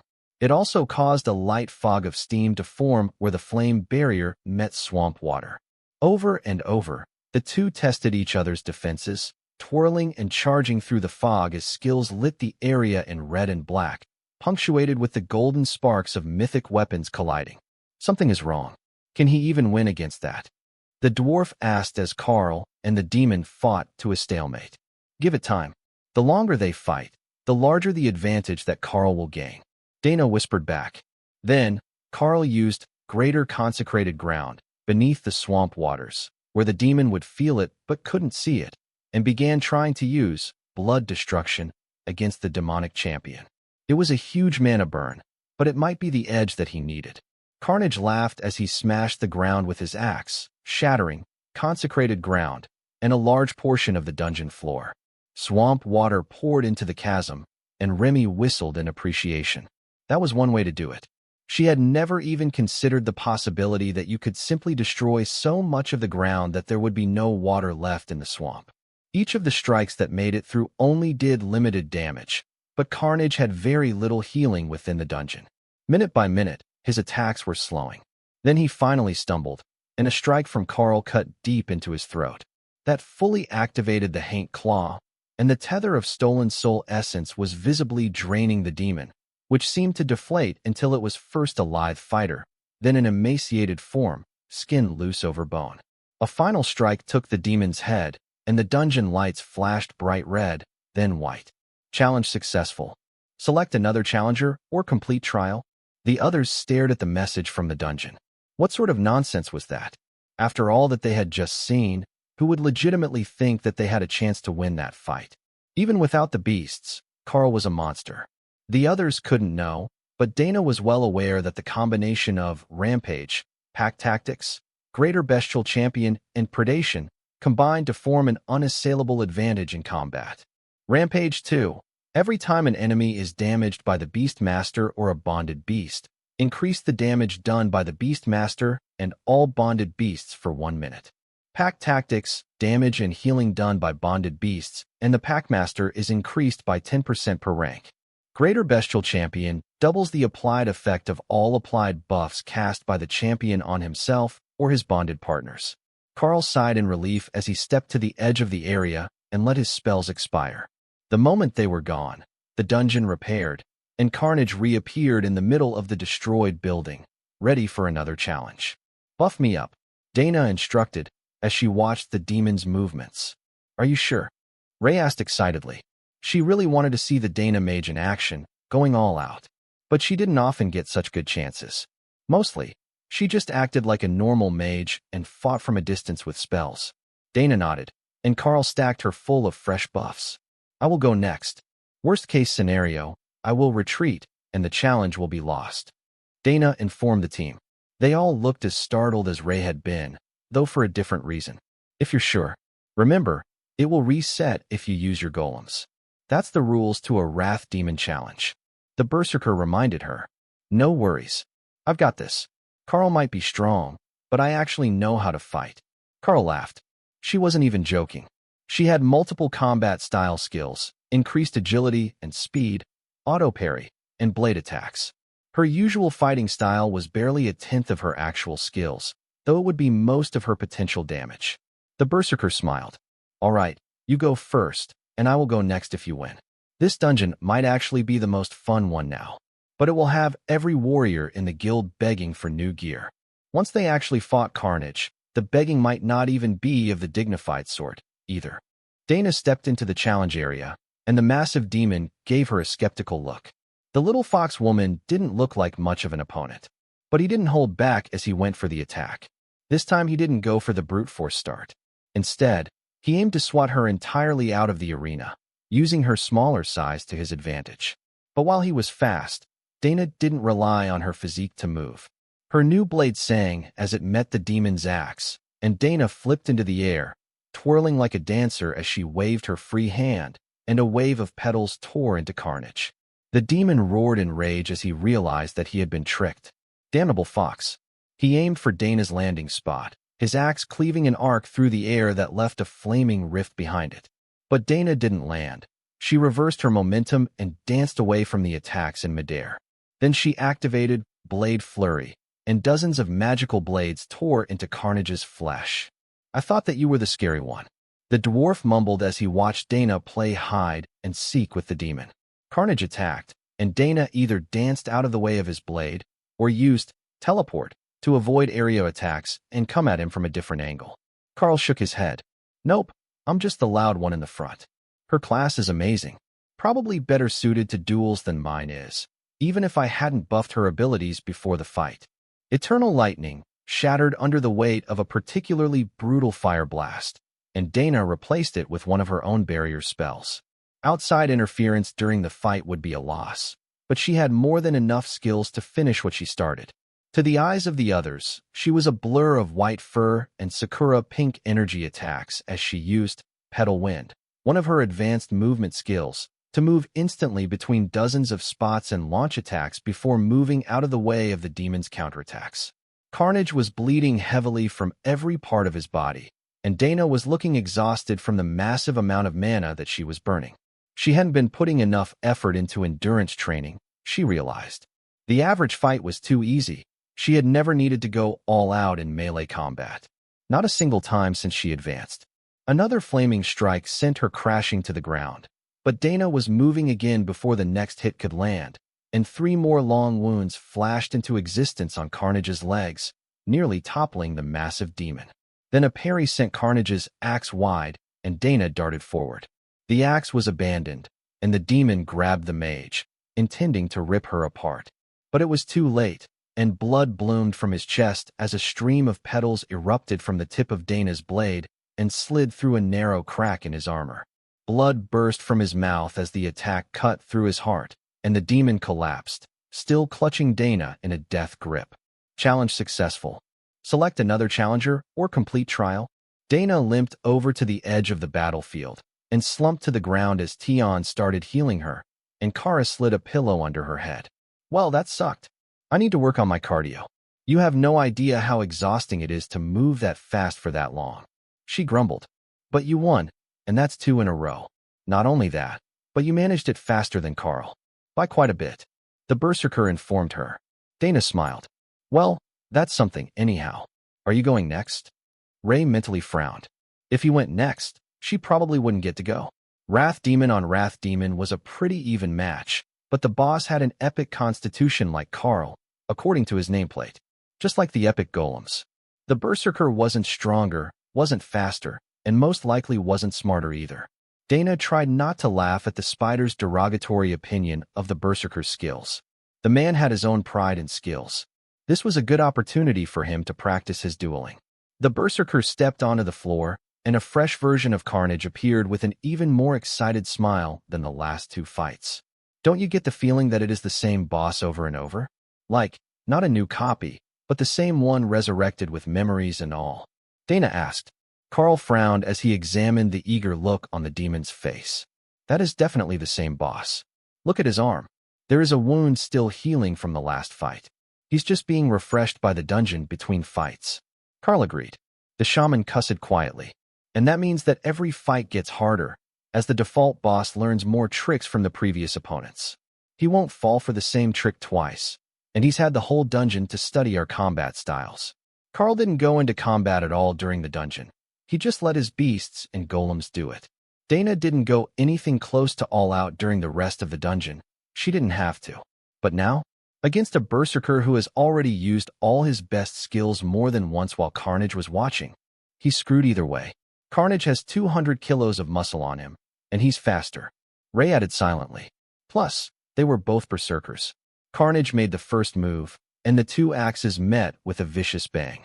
The berserker slid backward with the force, just as Karl had, but he wasn't quite fast enough to recover, and the next three strikes put him further off balance as he retreated and tried to get back on the offensive. Stomp paused Carnage's advance long enough for the berserker to recover, and for a moment, they were evenly matched. But then, the tables turned in Carnage's favor. A misstep put the berserker too close, and his axe went wide of Carnage's back. The boss dropped his weapon and grabbed the berserker's head, then bashed his horns into the other demon's forehead. That was it, he was out cold.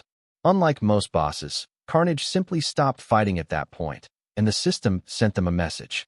Challenge failed. Distributing bonus rewards. The shaman gave a toothy werebear smile as Carnage vanished, and the berserker picked himself up off the floor. Totally didn't expect that to end with a loss by headbutt knockout. The berserker sighed as he dusted himself off. I didn't see that one coming either. That wasn't the sort of fight that I had expected, but I learned a few things about how to handle an axe. Fighting someone with your own style and body type, but better than you, is a brilliant learning experience. Still, fighting a dungeon boss one-on-one is just crazy talk. I still can't believe that both of you managed to do it and win. Karl patted him on the shoulder. Don't take it too personally, we're a different breed. Speaking of which, what did you get for winning? The dwarf leading the team asked. Karl sorted through his inventory. Let's see. A couple of mythic rank rare items, a bunch of fire element gems and materials, and one reward chest. The team waited impatiently as Karl took the oversized chest out of his inventory. With a dramatic flourish, he flipped the lid open, and a system message appeared in his vision. Title gained Mythic Duelist. Inside the chest was a pair of epic grade, immortal rank gloves. Carnage's Challenge Glove, epic grade, immortal rank. Increases strength and agility by 150% of base. Increases skill damage by 100% of base as fire damage. The other team members stared at the gloves in shock. Only 3 bonuses on an immortal rank, epic grade item? That shouldn't be right. Though, 100% of base damage as fire was as good as an average skill, and the strength bonus was absolutely ungodly. Karl slid the soft leather gloves on, and then flexed his fingers, wondering how to test the change. He was already immensely strong, but he didn't know how much the increase would be in practical terms. Dana giggled as she opened the box and found that she had received an identical set of soft black gloves. Apparently, it wasn't a random reward, but a quest reward for accomplishing the feat. Even if you didn't want to show the title, you could show off your skill just by wearing the gloves. While she wasn't as strong as Karl and didn't usually need huge amounts of strength or agility in combat, the bonus to skill damage was still worth it. She could see the fiery aura on her golem's swords. What do we tell the others? This isn't exactly a hard mode. It gives a reward, but we won't know if it's repeatable until we come back. For all we know, beating Carnage in a duel once might be the only extra bonus you can get from the dungeon. Dana reminded them. But isn't that already impressive? It's a guaranteed immortal rank item if you can beat him, and not a weak item. Most of the challengers will be warriors because they're the ones who practice as duelists the most. The shaman countered. Oh, there is a title as well. Dana added, then activated it. Mythic Duelist? Damn, now that's a flex. Just seeing that on your name should cut down the chances of being harassed in the street by 80%. But the 20% who will try are the ones who fancy themselves as good fighters. Dana sighed. Karl winked at her. It's a good opportunity, isn't it? Most of the people will leave you alone, and you will know that if you have to beat someone, they truly deserved it. Well, if nothing else, we can report a success to the other guilds. It might be a bit before most of them have the gear to challenge the boss for the prize, but I'm sure that there will be plenty of contestants with big egos once the word spreads. The shaman suggested. Dana smirked. In that case, Karl, put on your title. Nobody will be shocked if you gain something good from this dungeon, and it won't draw extra attention to me before everyone knows what the title means. They might technically be at the same power level, but shoving Karl out in front to deal with the aftermath of all the chaos that he caused was so much better than doing the public relations herself. Karl nodded and turned on the Mythic Duelist title, while Dana turned hers off. Let's head out. I'm sure that the others will be eagerly waiting for us to come home. Or eating cookies with the Green Dragon Cleric. Could go either way. The laughing attracted the reporters as they stepped out of the dungeon, and Karl sighed. Really? Are you just following us around at this point? He asked. The obsession demon nodded happily. Yep, the king and the immortal regent are still at your house. So, if you're headed out with a bunch of strangers, it has to be for something good, right? Is it another dungeon with difficulty settings? Please say that it's another dungeon with bonus loot. That will be the story of the week. Karl laughed and took his gloves off so that they could see the stats by inspecting it. It's not a harder dungeon. It's a quest to challenge the final boss to a solo duel. If you can beat Carnage one-on-one, you will get an immortal rank item and a new title. Karl informed her. Huh, I knew that it would be good. I am totally getting that promotion. The reporter cheered, while the other few who had been in the area just smiled indulgently. The fact that the gloves were a rank above the dungeon, and the fact that they had the boss name on them, was a pretty solid sign that he wasn't lying to them. So, there was one more important question left. How do you activate the quest? One of the others asked. Just challenge Carnage to a duel, either when you enter or when you reach the final boss. Then, only send one person into the boss fight area. If you do, it should activate the event. Now that he knew where they were going, Karl opened a portal to the entrance of the Alliance compound and left the reporters to their day. Success. Azov greeted them from the front steps of the Darklight host house within the compound. Success, though not quite how we expected it. The dungeon wanted us to challenge the final boss, a wrath demon named Carnage, to a duel. Karl agreed. That made the old man laugh. Oh, that should be priceless. Not many are going to be able to complete that challenge, but as soon as someone does, it's going to become the must-have accomplishment before the next round of challenges. To think that it would just openly give you a title to show off. And Mythic Duelist at that. What greater sort of title could the system give you in a city where everyone values the myths who have the power to fight for their guild's dungeons? Azov chortled. People don't give the system nearly enough credit for its sense of humor. Dana joked. How did it go for the rest of you? Can it be done by more than one member? He asked. Dana nodded. I got the title as well, and the reward is exactly the same, not even adjusted for class or anything. But the next round failed, and that was the end of the challenge string. So, teams can send multiple challengers in together to all try to get the title. But the first one must win to give the others a chance. Interesting. Raj looked up from the paperwork he was doing with a smile. It will cause no end of tensions between guilds as well. It's more cost-effective if you send 4 challengers with a healer. However, if any of them fail, whoever was supposed to go after doesn't get the chance. Did you at least get regular dungeon loot from it? Karl nodded. Yeah, nothing special, but a few mythic items at rare grade. About as good as you'd normally expect from the dungeon, but with one more item from the challenge. So, one that will be popular, but not one that we will be rushing to do every week. Got it. Karl looked around at the mostly empty house, then at the guild leader. Might I ask, what brings you here? Everyone else should have been rushing off to go do a harder difficulty dungeon again today to build up their funding. Raj laughed. My team was too impatient. The daily timer resets at midnight, so we went at 1 in the morning instead of going to bed last night. I just got out of bed and thought I would come over to pay my respects to the king and to grab breakfast from the Mystic Cooking Crew, Karl noted. How did that go? Raj smiled. 5 for 5 on epic grade items on difficulty 2, and our ranger got a new bow. The bias toward weapons is still just as strong as everyone thought it would be. But that's probably for the best, since we've got so many totems who still need weapons, and Lady Ray made most of them new armor already. That's a definite improvement, and all that you could really hope for from a mythic dungeon. Epic items every run on a daily access instance is perfect. Karl agreed. And difficulty 2 is just enough to get the loot, without making the dungeon too much more difficult to clear. At that setting, we can just use our regular teams. That was the best-case scenario for them. Trying to reassemble all new mythic raiding teams specific to each dungeon, just so they could get slightly better loot than a lower setting, was far too difficult, and the rewards that were normally needed to recruit a new talent of greater skill than the ones that they had were insanely high. That was why they had the Overlord and Totem rank teams in the first place.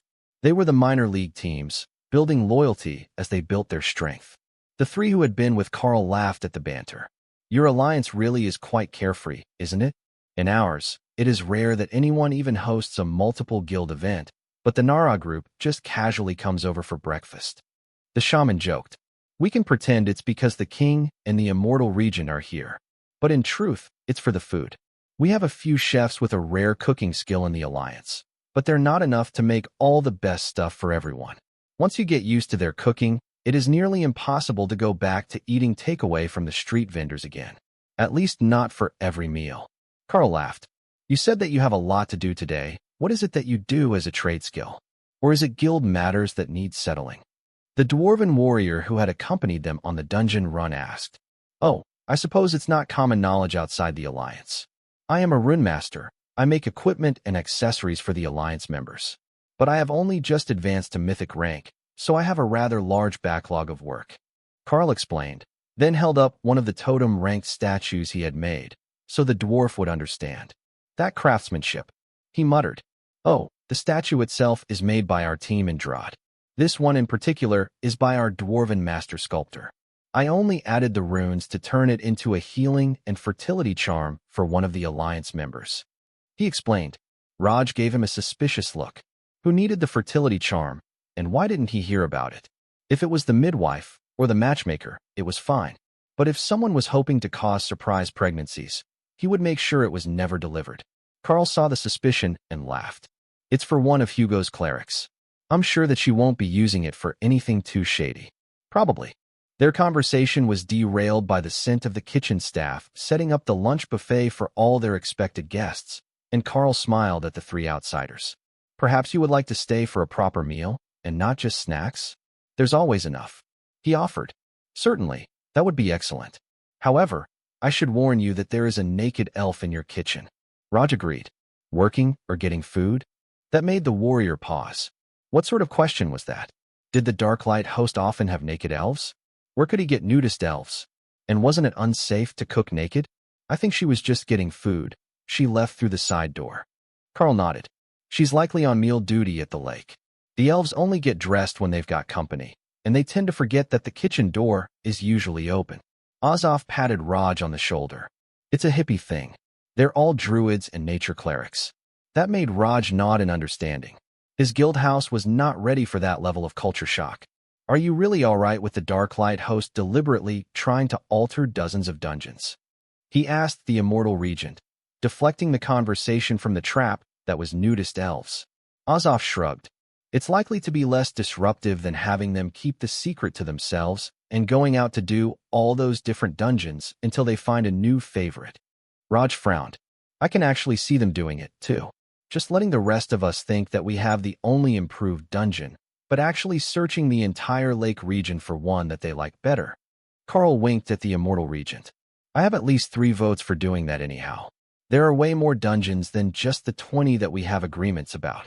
And how do you think that you'll be able to sneak into them once the word starts to spread that you've been on a mission to improve dungeons? Azov asked, clearly curious. I have a skill that should let me hide my name when I enter. Then I can release the rest of the team inside for privacy, and we can raid. Karl decided, making up the plan on the fly. Most of the dungeons charged on the way out anyhow, so if he just used Night Haunter or a similar skill, he could walk right in without anyone noticing. The king of Sholaha turned to his ancestor, the immortal regent, with a concerned look. Grandfather, I sense it. The disturbance that you were trying to teach me about the other day. Someone is definitely plotting to cause chaos. He insisted. Dana giggled, and the king turned to look at her. What? You only now realized it? The moment that the immortal regent made the mistake of mentioning going into every single dungeon to see what happened, Karl and Kara started planning it, while Ray began to make a list of new species she hasn't killed yet. That's just how they are. They don't mean any harm by it, but you can't suggest causing chaos without them at least considering it for a few minutes. She explained. The king sighed. The Darklight host will always be the Darklight host, won't they? Well, I suppose there is no harm in considering it, as long as they don't get too out of hand. But that's beside the point. Once the word gets out, nobody is going to let them pay their way into a dungeon without taking at least one member of the host guild with them. They won't dare risk missing out on the bonus if it happens. Dana nodded. That's the spirit. If you think too hard about the possibilities, you'll just drive yourself to drinking. Instead, it's better to just go with the flow and let common sense sort everything out on its own. Azov snorted and shook his head. Common sense was allergic to chaos badgers. It certainly wasn't the other way around. The badgers had a great affinity for common sense. They just chose to trample all over it for their own personal amusement. Karl was beginning to get the feeling that the king and the immortal regent were staying around for more reasons than just to see which of the dungeons might have been upgraded. Karl strongly suspected that they were hoping for a much stronger dungeon, where the king might gain a special opportunity. He was a strong myth, and not a young man, but he still needed a bit more understanding of the fundamental rules before he could make a try for the immortal rank. Karl could feel the missing aspect in his power. The more attuned that he became to the natural laws, the more obvious the differences between myths were. The primary difference in their power was not a lack of mana capacity or a lack of energy transfer capability. It was the quality of their energy, and that quality was mostly determined by their understanding of the world as it directly pertained to their powers. That thought might not have occurred to him, but after meeting with the immortals from the other branches of the Darklight host, Karl realized that even with the changes in the system, and the many ways that they could classify their power growth, the essential aspects of equivalently powerful people were the same. However, trying to force an opportunity to understand a fundamental rule wasn't so easy. There were instances where it could be gained as a reward, but even then, it wasn't guaranteed to be a large bonus, and it would be better when you were close to the final stages, instead of near the start of the journey. But before Karl could make a suggestion on that topic, Hugo came over with a notepad in his hand and an excited look on his face. Karl, I have an idea. I just found the perfect spot to set up a trial tower, and the Alliance can charge for entry, he announced, holding up a map of the city. Now that sounded like a lucrative business venture, and it would give Karl a chance to practice the additional spells for his mobile arena obelisk. Karl smiled at the excited mage. Oh, that does sound like a properly profitable business venture. Where did you find that will be suitable to build a trial tower? The oversized mage pointed at a spot near the edge of town. It's right next to the night market, and the old building there is slated to be torn down. I figured that it would be a good chance to set up a shop, as it's close to the market and the transient adventurer lodging areas. But instead of putting up a large restaurant, why don't we put up a trial tower? A trial tower with a restaurant at the bottom, Kara suggested. Both is good, Thor agreed. They just needed to train more cooks, and that was easy. Karl nodded. I think that we can work with that. It will be a huge attraction here in Xylas, and we can staff it with Alliance members who aren't part of the dungeon teams. Perhaps even build some businesses operated by the Alliance into the main floor. Turn it into a one-stop shop for all things Nara Group. Well, except for the items that the Regent has restricted. We can keep the equipment shop private. Azov chuckled. I can see it now. Candy, coffee, fast food, clothing, and a trial tower, all in one spot. Somewhere to sit and wait while your friends are in the trial. Likely overpriced, and designed to keep them in as long as possible. Karl shrugged. Hugo really is a brilliant businessman, but I did need the practice on the spells for the trial tower before I make the mobile arena. That one is going to be the real workhorse of combat-related non-combat items. Azov frowned. You know, creating an expanded space arena might actually be a better option than a trial tower. There aren't enough places in the city that people can go to just fight out their differences. You have just the right combination of skills to make it actually work without needing a massive amount of land, which is horrifically expensive here along the Xylaz shores. Raj looked shocked. I can't believe that everyone is actually going along with his wild idea.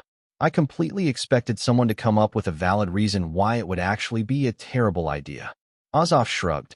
It's to our advantage to keep the new skills spreading through the population and to give the big egos somewhere to vent. There are combat arenas in town, but most are very limited in amenities. If it's one made with runecrafting, it won't suffer from any of those space and durability limits, and it won't need a ranking member to be constantly present to keep it operational. That's the biggest part. When you have a pair of totem-ranked warriors that want to slug it out, where do they even go? You need a myth to uphold the barrier on the arena just to make it safe. If not, they have to leave the city, and with so many warriors, that also means finding someone that can open a portal. All right, I think that we can find the staff for everything, and I will work out an arena facility. With Opal's help, we can make it much larger inside than it appears, so they will have enough room to fight. Opal considered the options. She had a decent grasp of the rule of space. She didn't really have space-related magic, other than illusionary domain, but she could show Karl how to make it work. For a moment, Opal wondered if you could actually create the tiny world spell on a runecrafted item, but quickly gave up. You would need spatial magic to make it work because the surface area needed to write out the spell would be hundreds of thousands of pages, even in the tiniest of fonts. That was a shame. As great as an illusionary arena was, creating a whole pocket dimension for them to fight in would be so much cooler. If they could actually manage it, the structure would be considered one of the wonders of the world. Fighters from all over the Dragon Isles would come to see the magnificence that was a nation-sized fighting arena. But for now, just making a stadium-sized space for them to fight was good enough. I'm thinking 100 meters by 50 meters. That should be large enough for any sort of fight, and it would give room for as many spectators as we're likely to get. If the fights are lower ranking, we can split the space with barriers, and I will put in the golem spells, so that customers can challenge a random opponent, or at least one that isn't also a customer. Karl explained. Will that fit in the space we have? Hugo asked, with a glance up the stairs to where they usually held meetings. Karl nodded. No problem. Mythic rank comes with some advantages, including an increased range for the illusionary domain. Do you think that we should have food vendors in the stands? Maybe a gambling stand. The king cleared his throat. Gambling on blood sports is not officially sanctioned in Sholaha. We might not enforce informal bets, but you can't just install a gambling house for the arena fights. Kara sighed dramatically, and Azov laughed. We're not going to change the rule, just so you can use foresight to scam people out of their money either, little badger. He informed her in his most serious tone. Kara simply stared at him for a few seconds, until the immortal shook his head. I said no, and I meant no. You can wait as long as you want. You won't see me changing my mind. Kara held up a half-eaten cookie as an offering, and Hugo began to laugh. Should we bring Deve over? The immortal regent could likely use a break from badger-related shenanigans. I noticed that he only said we can't bet on the blood sports. Does that mean we can have the rest of a casino in the arena? Opal asked. Do you think anyone would trust that? Thor countered. He had a point. In an illusionary domain, nobody would trust a card table or a roulette wheel. For very good reason. The king frowned. Why do I get the feeling that there is a negotiation going on that I'm not privy to? Karl shrugged. Just discussing business ideas. It had occurred to us that while a casino wasn't explicitly banned, nobody would actually trust a casino in an illusionary domain. The king huffed in annoyance. If they were smart, they wouldn't trust any sort of gambling associated with the Darklight host. But you have a point about an illusionary casino. That's just too obvious. The arena itself is a brilliant idea, though. Will you be starting on it soon? Hugo shrugged. The property was ready, and they could have a new one constructed within a week, even if they weren't planning to use magic to create the interior. I think that we will start on it in the next few days. I know that everyone is eager for us to do a dungeon a day, but it should still only take a day or two for me to design the layout of the runes needed to create the arena, then a few more days to actually build it. Karl agreed. Lotus cheered. It needs a new sweet shop with the good coffee. Done. I'll even give it bunny girl servers just for you. Karl agreed. Azov frowned. That was just cheating. If he was going to make the staff with illusions, they could tailor them to the shop and not worry about them being bullied for their power level. Not every customer was reasonable, and keeping a bodyguard on duty at an ice cream shop wasn't practical. So, it was difficult to find staff from many of the more adorable species who were willing to work customer service jobs. The look on some random bully's face when he was slapped down by a mythic rank construct selling cupcakes would be the highlight of the next week's newsreels. If you need assistance, let me know. I will help you with the necessary permits and clearances for a multiple-use facility. Azov insisted. Dana's shocked expression made the immortal regent laugh. What? It's not always practical to come here for dinner, but I can send staff to a shop to get sweets for me easily enough. I've got a permanent portal open from the government buildings in the capital to City Hall in Xylas. He explained. The guild leaders and Lotus all gathered at the table with the king and the immortal regent, ready to make plans for the facility. In order to make the arena large enough, we're going to need a pretty significant building on the main floor. I recommend using the full block.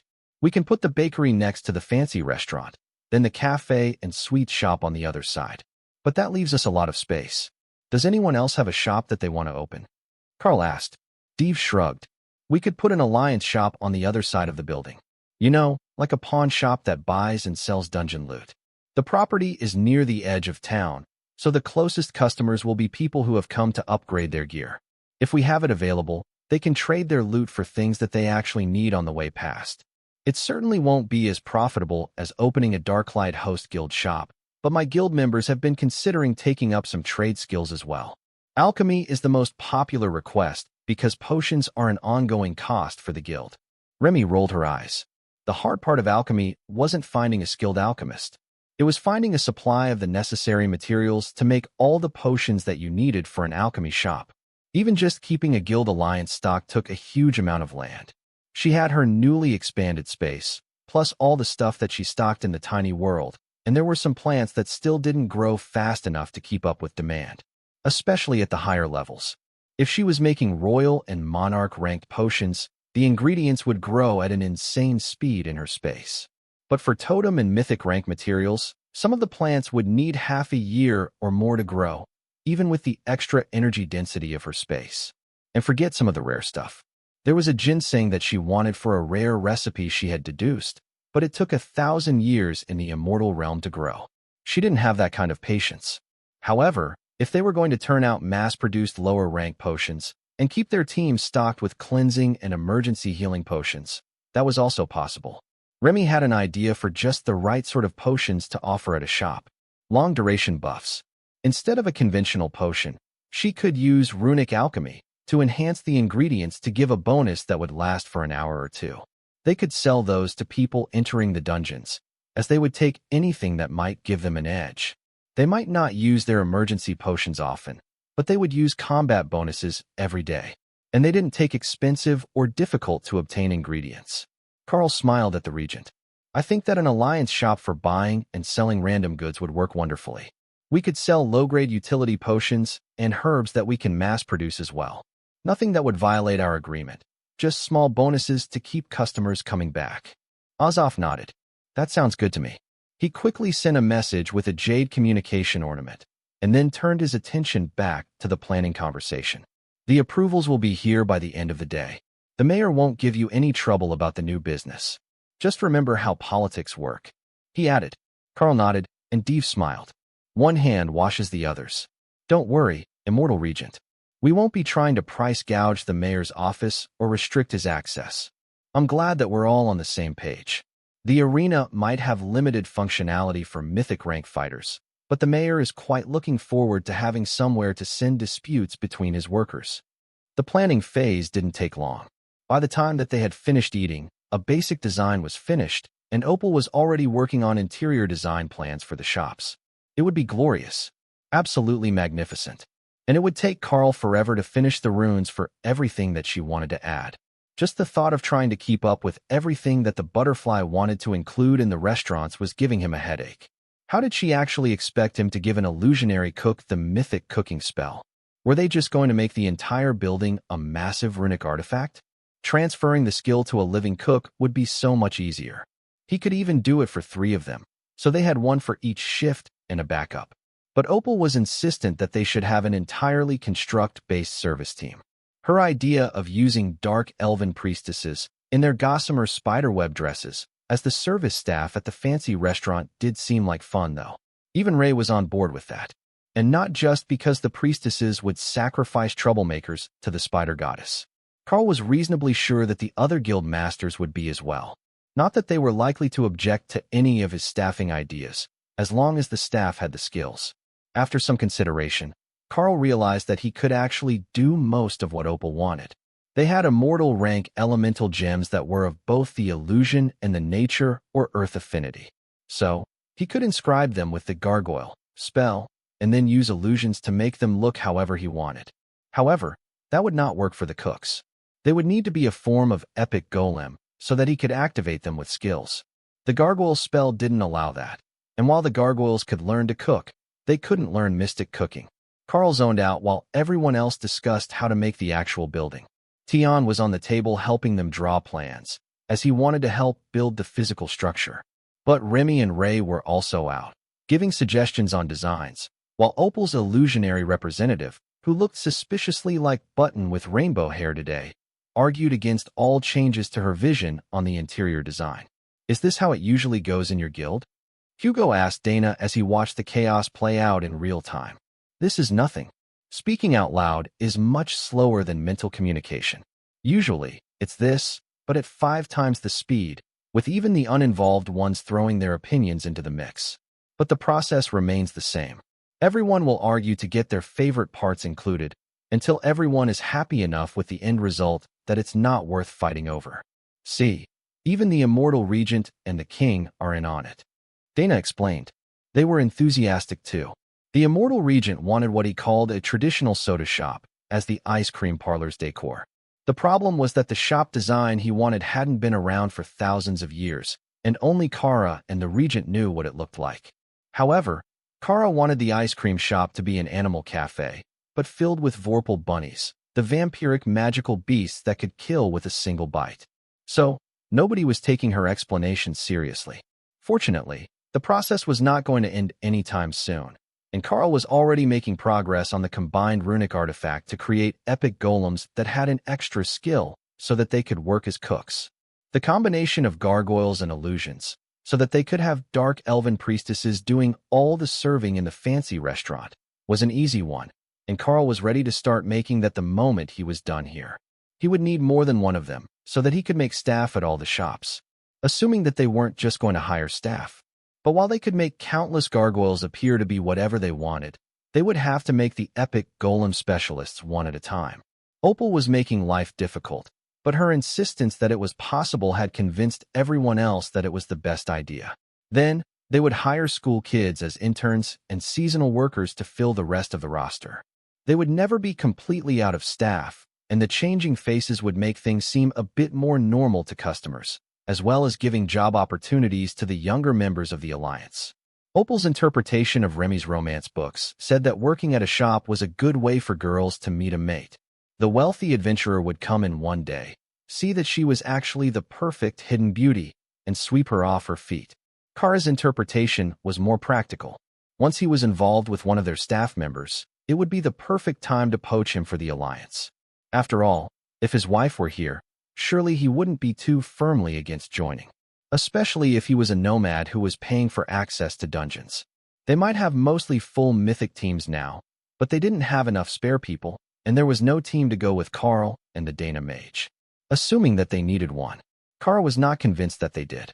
They just needed one more of the siblings to advance, and they would be fine. Perhaps Tion. Then they would have a mythic healer, and that appeared to be a non-optional part of group composition. Tion tried not to laugh as her thoughts got him sidetracked. He was already at the bottleneck, but his tiny body was holding him back.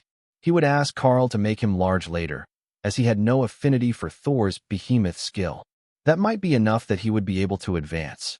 Even with your size tripled, you'd still be smaller than me. Kara joked. But you were big enough to advance without problems. Tion noted. The fluff ball might be right, Kara thought. Mythic rank was no big deal when you had a strong enough base. I will retire to my workshop for a bit, so I can prepare the more intricate parts of the core spells for the new building. Please, enjoy yourselves, and I will see you at dinner. Karl informed the group. Tion briefly considered following him, so Karl could help him advance. But if he left, who knew what design choices would be approved? That was how Karl found himself sitting in a hammock at the beach, carving runes into elemental stones, while Button napped on him in dragon form.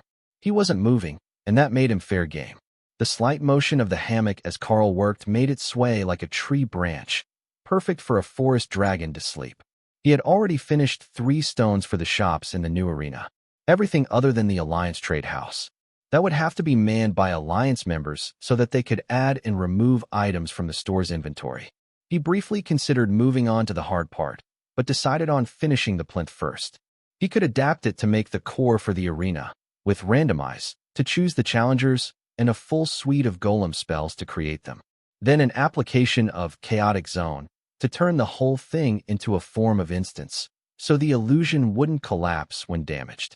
That would have to be isolated to the arena area so that it didn't interfere with the food shops. Who knew what it would do to a baking recipe? Probably nothing good. Once the arena plinth was finished and all its layers assembled, Karl put a bottom cap on it and mentally checked in on the others to see how the planning was going. They had a final design made, intended to look like a coliseum, with plinths surrounding a stadium-shaped upper bowl. Under normal circumstances, that would be the actual arena. But in this case, it was less than a quarter of the size of the actual arena, and the design was actually a careful deception to make audience members not realize that they were in an illusion. Only those with good spatial awareness would easily realize that the dimensions were impossible. However, there had been alterations made to the plan. There would be far more vendor stall-styled shops within the arena area itself, mobile vendors selling snacks in the stands, and a small hotel to be created with a separate illusionary domain within the upper boxes of the stadium. In all, there would be hundreds of thousands of runes worth of work for him to do. If Karl hadn't mastered earth manipulation to such a high degree, thanks to Tion's affinity, he would have had to write them all by hand, and it would have taken months. However, as the building was designed, he could cover everything with runes once they were past the outer pillars. That would barely be enough space for him to create everything that they wanted. Even better, none of the guests under immortal rank would be able to see through the illusions to find the rune work hidden underneath. The more mystery that he could keep around the construction technique, the better. Don't be so down about the work. It's going to be spectacular once we're finished. Tion consoled him. From the hot springs in the tiny world, they nodded eagerly. They planned all the good stuff. Look, they even found a way to use Opal's illusions to create all the staff that doesn't need to be powerful. That was still a lot of work for Karl, but it would save some, as the illusionary staff that couldn't take major damage could be activated as part of the illusionary domain spell and replaced as needed they were damaged, or when events called for a change of decor and uniforms. By the time that Karl had finished with the separate spells for the arena, a full night had passed, and Button was awake again, ready for breakfast after an extremely extended nap that had taken a whole afternoon and evening. It's bright again? Oh, the sun is in the breakfast spot. They should be cooking soon, she realized. Karl smiled at the confused little dragon. One day, they're going to change the schedule, and you'll be so confused. Button nodded in agreement. Every time there is a special event, they mess up all the meal times. It's so annoying, but they make special foods to compensate. Lyric came to collect Button for breakfast, but the dragon simply flew away on her, headed for the lake. That was the Button equivalent of bath time, which meant that she had high hopes for today. If she wasn't hoping to interact with people, she wouldn't have gone for a bath first thing in the morning.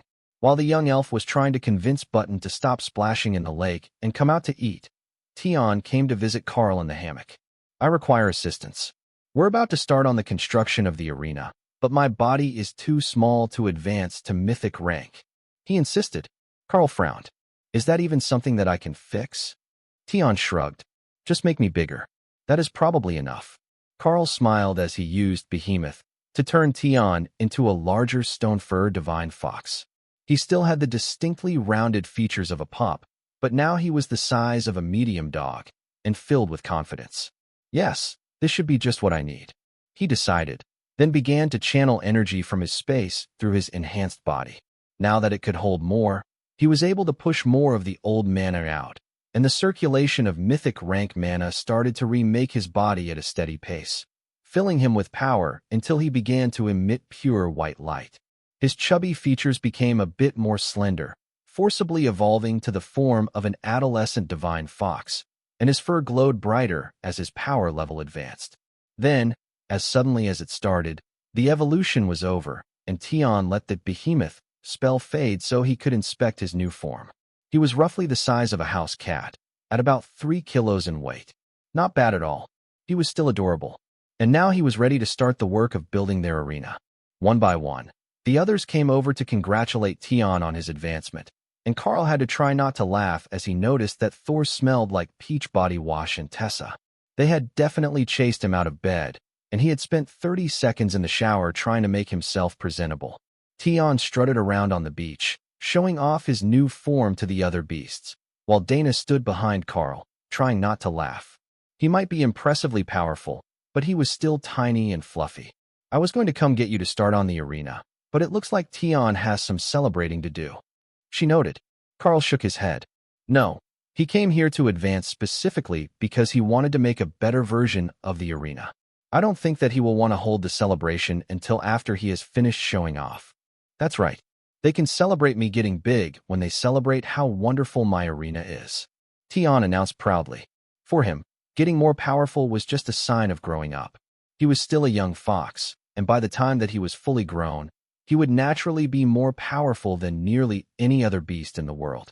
Ray thought that was a bit of an overstatement for something that was distinctly snack-sized, but the Stonefur Divine Fox was an impressive species. Now that he was mythic, not only would his stone be higher quality, but Tian could do a better job on the small details, as well as doing them faster.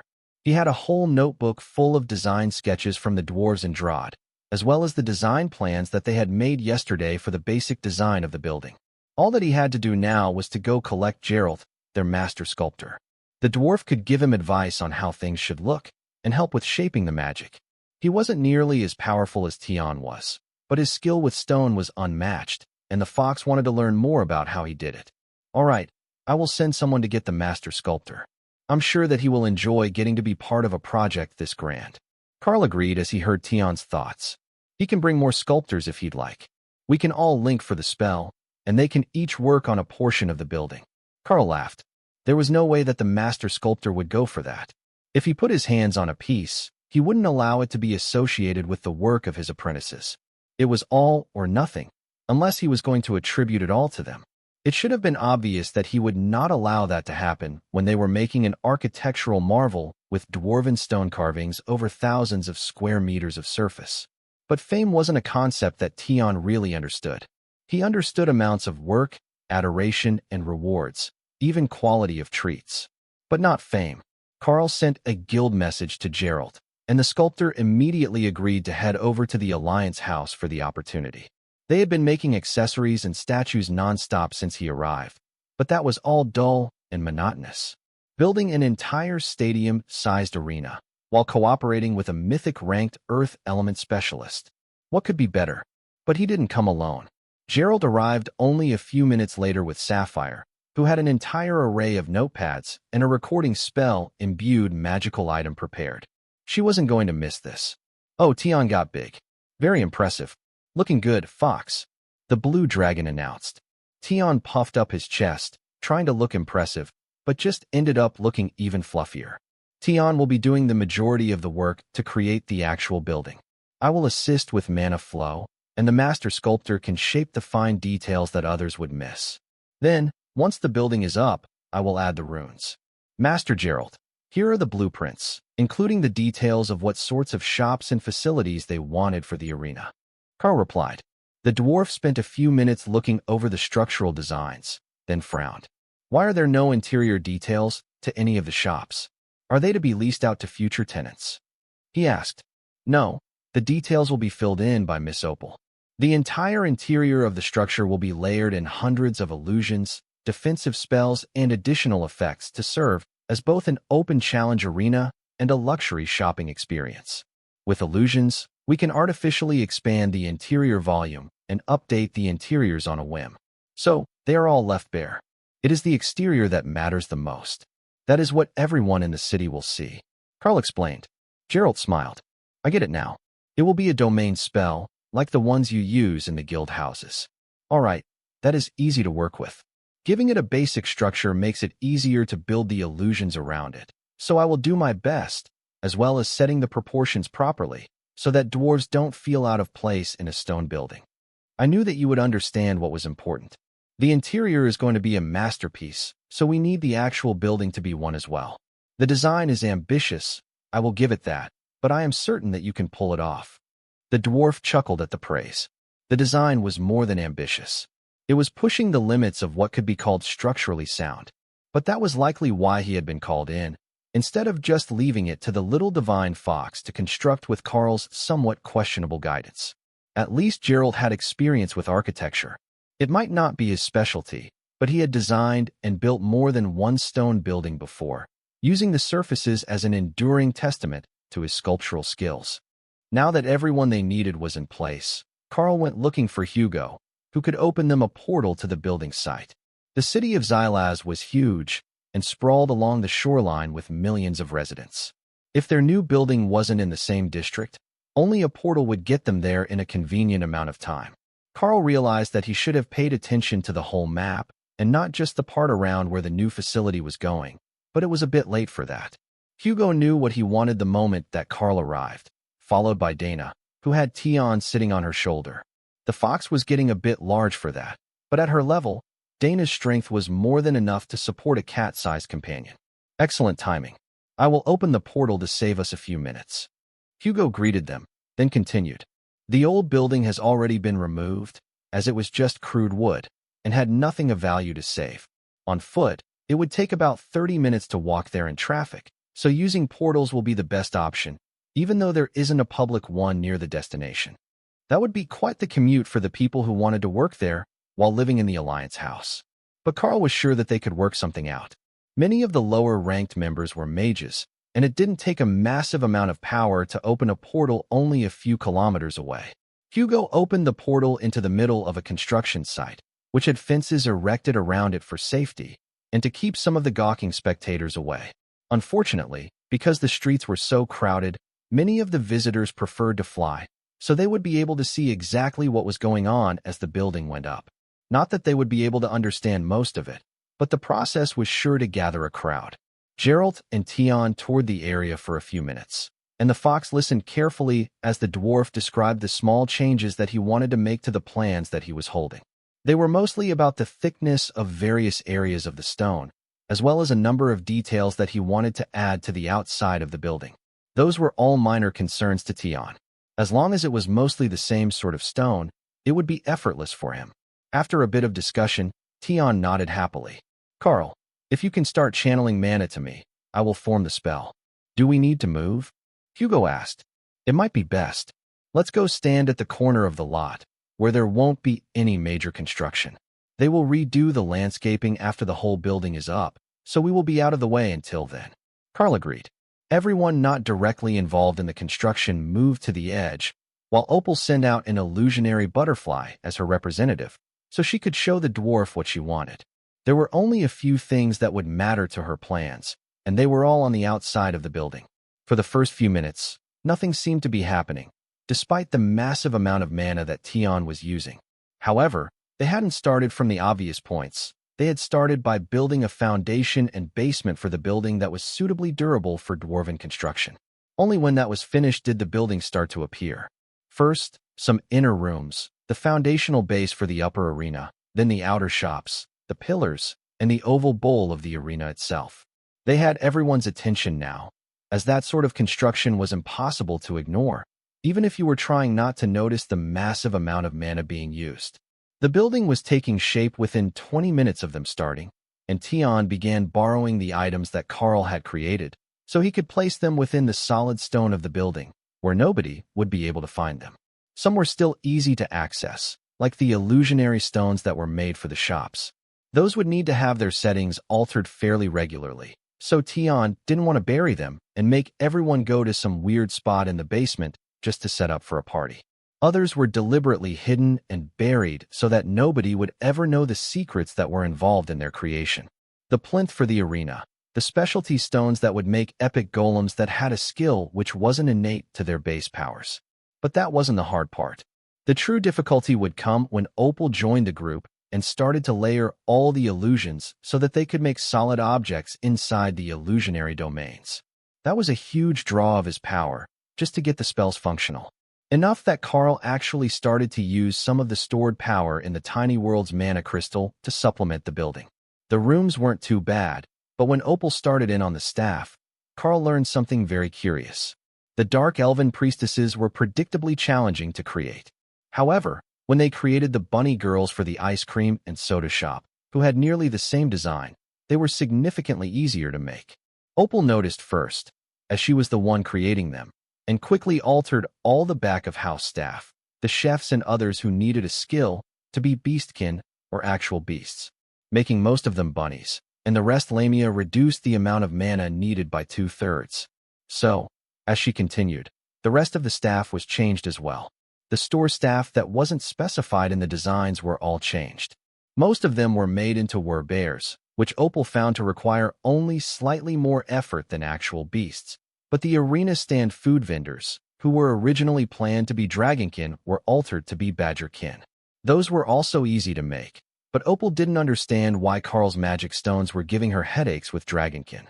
They were at least as much beast as the badgerkin. Not nearly as much as the bears, though.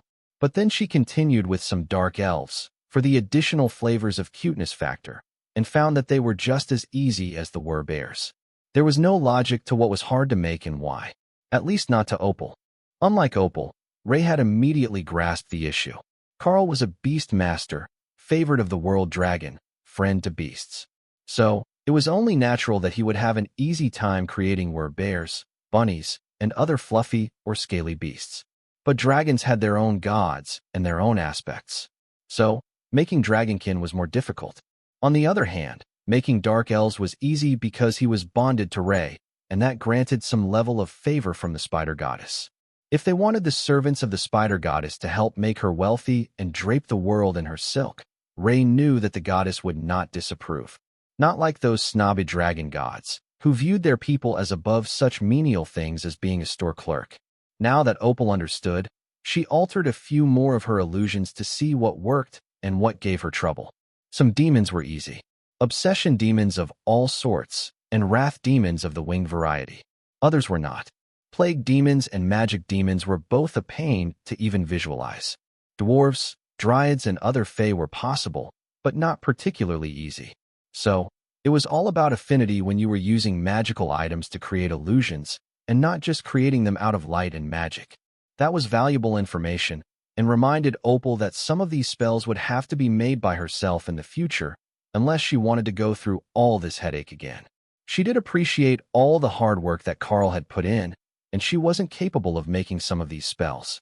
But once she advanced, Opal was reasonably certain that she would figure them out.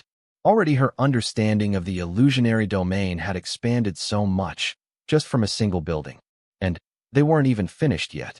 They still had the hotel in the upper boxes to go, and then the final details to be done on the arena plinth, so that they could make sure that the protective inscription that would eject critically wounded from the arena floor and put them in the infirmary was functional. Karl had some doubts that Opal's decision to make all the housekeeping staff for the hotel succubi and incubi was a great idea, but the butterfly was adamant that was how it was supposed to work. Staff was staff, Karl supposed. If they got the job done, he could overlook whatever sort of strange reading material Opal's sisters had been giving her that led to such a conclusion. Little did Karl know, most of the cleaning staff in any hotel were succubi. Business travelers tended to be alone and lonely, and that was a prime feeding opportunity for the species, with built-in variety. Few stayed at a hotel for more than a few days in a row, after all. I wonder if randomize will let them fight things that we've never seen before. Opal pondered as she finished the work on the building and prepared to place the stones with the arena's final enchantments. They only needed one more thing. a large mana crystal to store energy for the barriers, spells, and arena, so that it didn't need constant attention. But Karl had that handled. They just hadn't remembered to pick a spot for it in the design. Oh, I know. We made a section for judges. Let's put the crystal in the wall behind them. It's shiny and purple, and it will look great as a wall ornament. Tion offered. Opal's proxy relayed that to Gerald, who spent a moment designing a spot for it, and then settled on putting it on top of a short pillar so it could be displayed like a trophy, with protective spells over it. All right, everything is in place. Do your thing, Monster Man, Opal announced. Now, for Karl's turn at the hard part. He had to put all the runes for the spells they needed into the stone of the building, and link them to the magical items that were embedded into the arena so that everything would work together. He started at the center, filling the entire bowl of the arena with runes, row on row, to make up the rest of the spells that were needed to form the effect, and then integrated them with the illusionary domain, stone, that Opal had created. Then, the vendors and lower-level stalls were added, along with the basement private rooms. The stores, Karl kept completely separate, so that if something happened to the arena, they wouldn't be affected. The only link that they kept was to the mana crystal so that everything could be charged automatically from one point. The mana crystal itself got a direct feeding inscription, so it would charge off the ley line under Xylas. Nobody would miss the mana. There were already hundreds of thousands of spells and people feeding off it. One arena was no big deal, and it was an incredibly powerful vein. All day long, Karl walked through the arena, adding inscriptions to the structure, reinforcing the stone, building the spells, and even a final hidden room, just in case curious minds wanted to explore and try to find out what the secret to the arena was. The look on their faces when they realized that the final treasure chest was a mimic, and that touching it opened a portal to the chaos plane would be priceless. That one took a lot of mana, and Karl sat down in the small windowless room at the corner of the third level of the basement as he finished. Item created, mythic grade artifact, chaos mimic. Karl chuckled as the chest rattled happily, then turned itself into Kara, who was staring intently at the box full of chaos. She already knew that it would taste like Karl's magic, but it was a box of chaos. Karl really was beginning to learn the value of a properly considered prize. Someone was going to have a wonderful day when they came to steal this one. As if reading her mind, the mimic turned itself into a radiantly glowing silver sword, lying on a pile of gold and gems. Perfect. Let them break into the arena's treasure room. It would serve them right. Karl watched the artifact and Kara interact for a moment, then got to his feet and poked the badger with his boot. It's time to go back upstairs.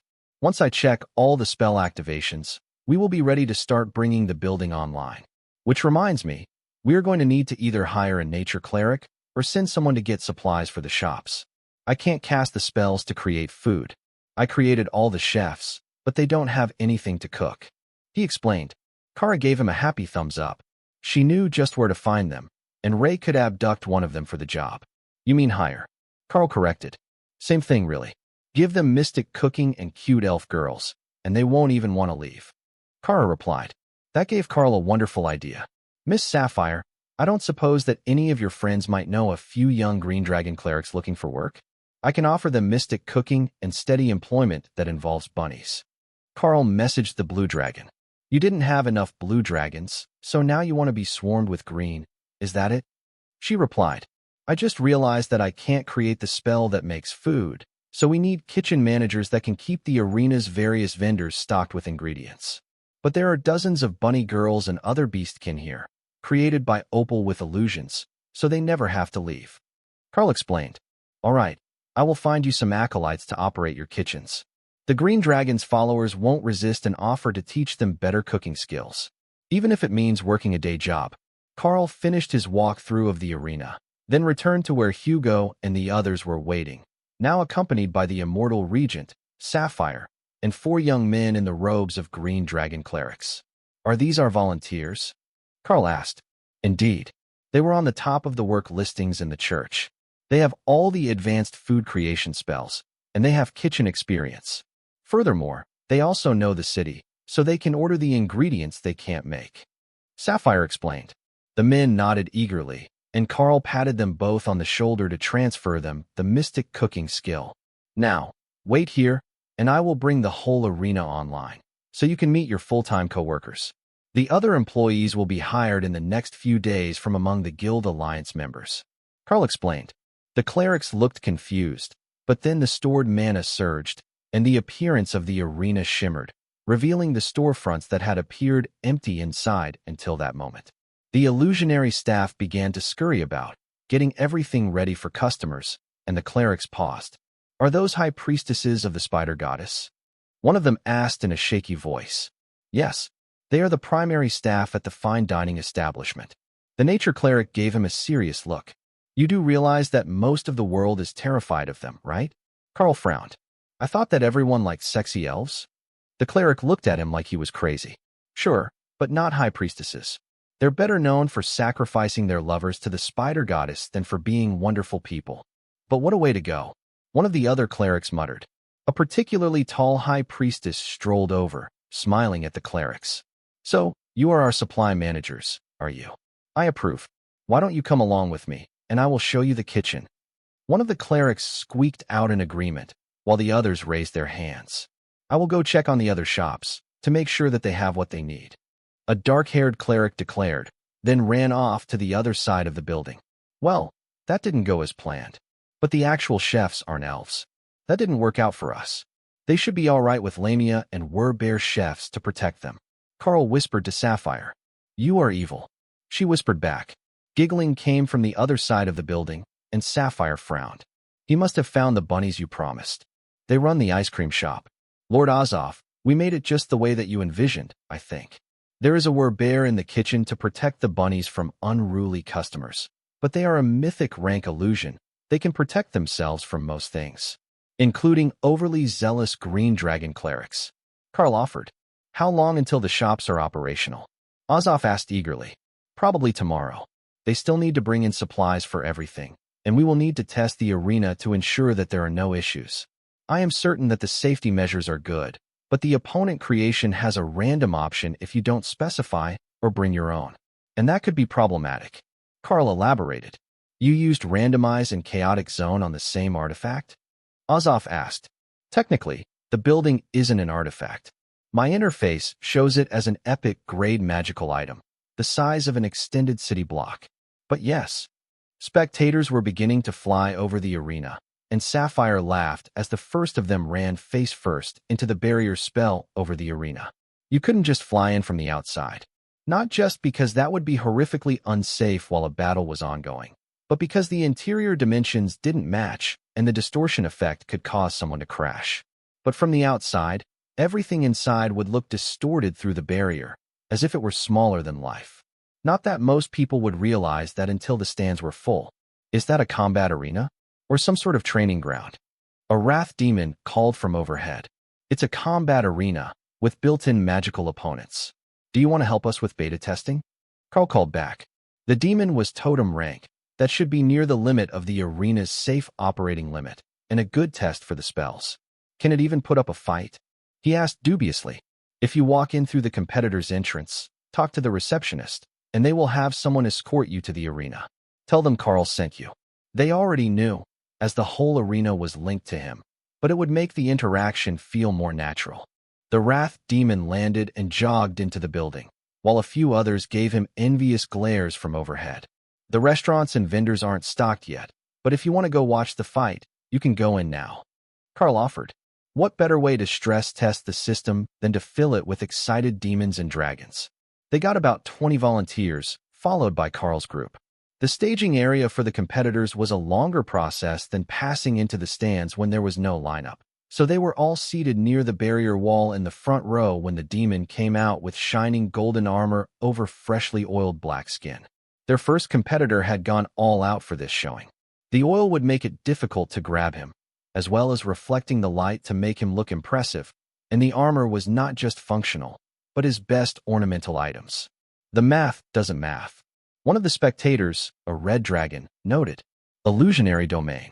The interior is 10 times larger than the outside. I thought that it would be better if we could split the fighting floor into 4 decent-sized combat arenas. But today, it's all one, so they've got plenty of room to fight. Karl explained. What is he going to fight? The dragon asked. Karl shrugged. I don't know if he picked a random target, asked for the hardest opponent that he could get, or had something specific in mind. All are options when you check in for a magical opponent. And it can create totem-ranked opponents? The dragon asked. Karl nodded. Indeed. Not just that, it can create simulated dungeon bosses. And that was exactly what their first competitor got. A dark elven king strolled onto the sand of the arena floor and raised his hand. Our challenger has chosen to fight the strongest totem-ranked, non-epic grade demon that we can give him. On the west side, we have the challenger Albional, hailing from the Lidu district of Xylas, standing an impressive 340 centimeters tall. On the east side, we have our arena's champion, Wrathbringer. A massive black demon appeared, nearly 5 meters tall, and holding an axe in each hand. The summoned creature was smirking at the challenger, who was looking more than a little concerned about his life choices. While the Wrathbringer wasn't technically a boss monster, he had the distinct marking on his name that announced he was an elite monster, the sort of creature that was added as a secondary boss, or head of a particularly difficult group in a dungeon. The sort of opponent that you normally needed more than one team member to deal with. But after the shock wore off, determination grew in the challenging demon. He wouldn't allow some new arena to show him up with a summoned golem. Technically, a greater golem. That thing is going to beat him to death. The red dragon predicted. It's a peak totem ranked elite mob. One-on-one, how many of us could beat it? I think that this arena is going to be my new favorite place. Will it be open to the public? One of the other wrath demons asked. Karl nodded. Not every day, but the shops will be, and the stands will be open to the public unless the arena is booked for a private event. What sort of shops? The red dragon asked. There is a fancy restaurant, a cafe, and an ice cream shop, plus an alliance vendor with outside access on the main floor. Then, there will be food vendors inside, and walking the stands on busy days. We also have vendor booths set up inside, though I don't know what all will be sold there. We haven't worked out the details or picked vendors yet. Most likely it will be open to merchants from outside the alliance selling souvenirs, merchandise, and memorabilia. Nothing too expensive, and probably some more specialty food stalls. When you come to watch fights, snacks are essential. The dragon nodded slowly, while the demons shrugged guiltily. The cat demon wasn't wrong. His new arena was definitely going to cause more than one of them to miss meals, so having food and snacks available would be essential to their well-being. Fight, the referee announced, then leapt up to the edge of the arena floor, where a seat was placed for him. The two demons clashed, and then everyone winced as Wrathbringer kicked his opponent squarely between the legs. That is just evil. Who programmed this thing? One of the men asked. That's the best part. Nobody. It's just a modified greater golem spell, letting the conjured creature do what it wants within the rules of the arena. If you pick the sort of opponent who would willingly kick you in the dick, you have to watch out for cheap shots. Karl replied. At least Wrathbringer had the common courtesy to let his opponent get back to their feet before he continued the fight. Not that the delay was going to change the outcome. The challenger was hopelessly outmatched, and the big demon was just toying with him, wearing him down until his will to fight broke. Fortunately, the demon realized what Wrathbringer was doing before he was completely exhausted, and forced the battle until the construct had to knock him out or take a serious injury himself. The challenger vanished from the arena, while the spectators looked concerned. Don't worry, he's been moved to the infirmary with teleport. He's being healed up now, and he will be fine in just a minute. But we don't repair damaged items as part of the entry fee, so be aware that there might be additional costs associated with fighting in the arena. Karl informed them. The spectators shrugged. Fixing their gear was an every-week event anyhow, and it wasn't a major cost at their rank. The red dragon got to his feet and smiled at Karl. Since we're here, I don't suppose you'd mind a few more beta testers? Go ahead, no charge tonight. The red dragon went down to the competitors' area and came out only a few minutes later, looking determined. The referee leapt back onto the sand to start the fight. Welcome our next challenger, Porthos the pirate. The dragon glared at him, and the elf shrugged. Parthenos, follower of the god of war, red dragon of the Holy Paladin Order, native of Copy, and his randomly chosen opponent, the mighty Zerarag demon serpent. The snake was 15 meters long, with massive fangs, and radiated unholy energy. It was a totem-ranked magical beast, and certainly not going to be an easy opponent, even if it wasn't at the level of a Wrathbringer demon. Its scales shimmered as it moved, adjusting to the sand the same way that a chameleon would, but not anywhere near the level of disguise that Ray could muster. With sword and shield, the red dragon faced down the demonic serpent. But Karl's mind wandered, checking on their new staff, and making sure that nothing horrible had happened to their new clerics. One was happily flirting with the bunnies while creating ice cream mix and soda syrup for the shop. Another was much more professionally going over the ingredients that the cook wanted for the restaurant's opening night. The priestesses were looking at him like they might ravage him and then sacrifice him to the spider goddess. But Karl knew that the restrictions of the arena wouldn't let them actually do it. Sacrifice him, that was. Karl hadn't anticipated the priestesses terrorizing the cleric in other ways, as he had never actually dealt with one outside the dungeon, where their behavior was unnaturally aggressive. Here, they seemed to be genuinely enjoying his terror. It reminded Karl of Ray, in a way. All the dark joy, 30% of the violent intentions. What is that above us? A VIP box. One of the spectators asked, pointing across the arena. Oh right, that's the hotel. There are a dozen rooms on the top floor for VIP guests. It's fully staffed and designed to the peak of luxury hotel standards. I thought that it might be nice for important foreign guests to be able to stay within the arena instead of having to brave the crowds. Everyone subtly turned to look at Azov, who shrugged. I'm actually staying at his alliance compound right now. Karl smiled at the immortal. We will ensure that you've got a priority spot in the hotel if you want it, though I'm not sure how often you have time to come watch arena fights. Azov rolled his eyes. I'm surprised that I have the time today. If you didn't cause so much chaos, someone would have come to beg for my assistance by now. I'm certain of it. The red dragon and the Zararag demon serpent were deadlocked at the moment, but the serpent was showing a lot of damage, while the paladin was able to heal themselves. A battle of attrition might not be the most fun to watch, but the spectators didn't seem to mind all that much. They were still cheering him on and arguing over who might land the next hit. Movement at the steps caught Karl's attention, and a cat girl carrying a tray came out of the vendor area.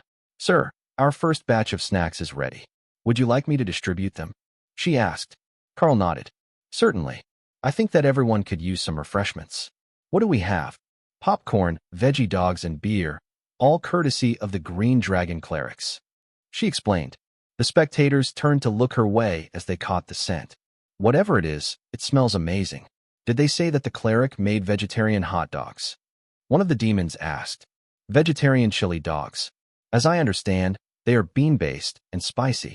They are made with a royal rank skill, so they're not just cheap junk food. Would you like one? The vendor asked. Karl could feel the magic coming off the popcorn as well, so it wasn't just plain. Not that a Green Dragon cleric would ever serve such a mundane snack if they had another option. Everyone took one of each, and another vendor came out to ensure everyone got a sample. The popcorn was caramel flavored with nuts. The beer was refreshing and slightly fruity. A sour lager of some sort. But the chili dog was the real winner. This is what they'll be serving in the stands. One of the demons asked. The second cat girl nodded. Yes, sir. We are currently debating portion sizes. There was a concern that we might have put too much chili on them to make them easily edible in the stands. But there are burritos as well, plus pizza and kebabs. The kebabs and burritos aren't going to be ready today, as we're waiting on a meat order. However, we've already obtained cheese for the pizza. Dana smirked. We should probably open the gates and let some more people in. I can hear them from here. Karl nodded. I will do that, and we can let them come see the fights. Assuming we have more challengers. The clerics will need to be informed. The cat girl gave Karl a thumbs up. Already done. We all know what the others know, and they have started preparing more bleacher vendor snacks. Sapphire smirked. We should have warned them that they would have to work from the very first day.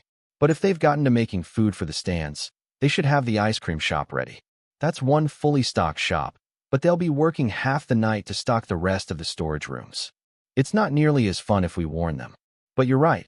They definitely started with the ice cream machines.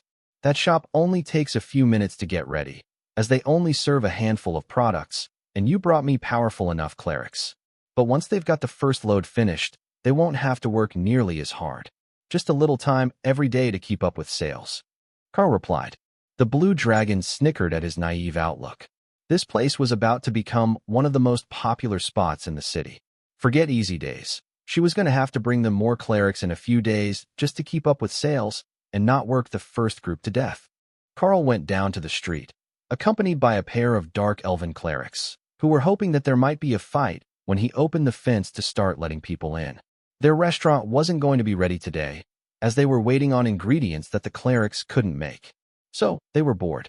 They could let themselves go idle and save the arena some mana. But there was still so much more to see and do that their actual jobs were a minor concern at the moment. It was the same for the cafe, which only had a very limited menu until the butcher could come by. Ladies and gentlemen, I can tell that you're eager to find out what is going on inside, so we will give you a sneak peek. Only the arena area is ready right now, but we will be doing samples of the vendor snacks, and by the time that you leave, the ice cream shop should have their first batch of product ready.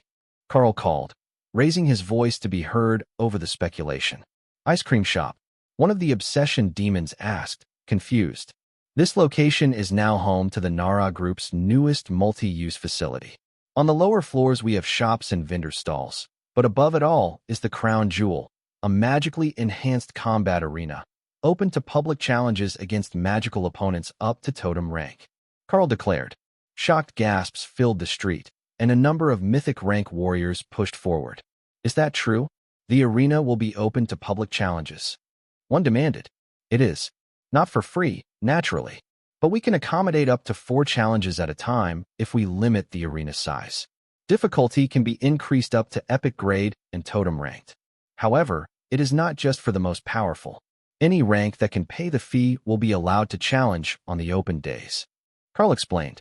That meant mostly overlords and totems, they assumed.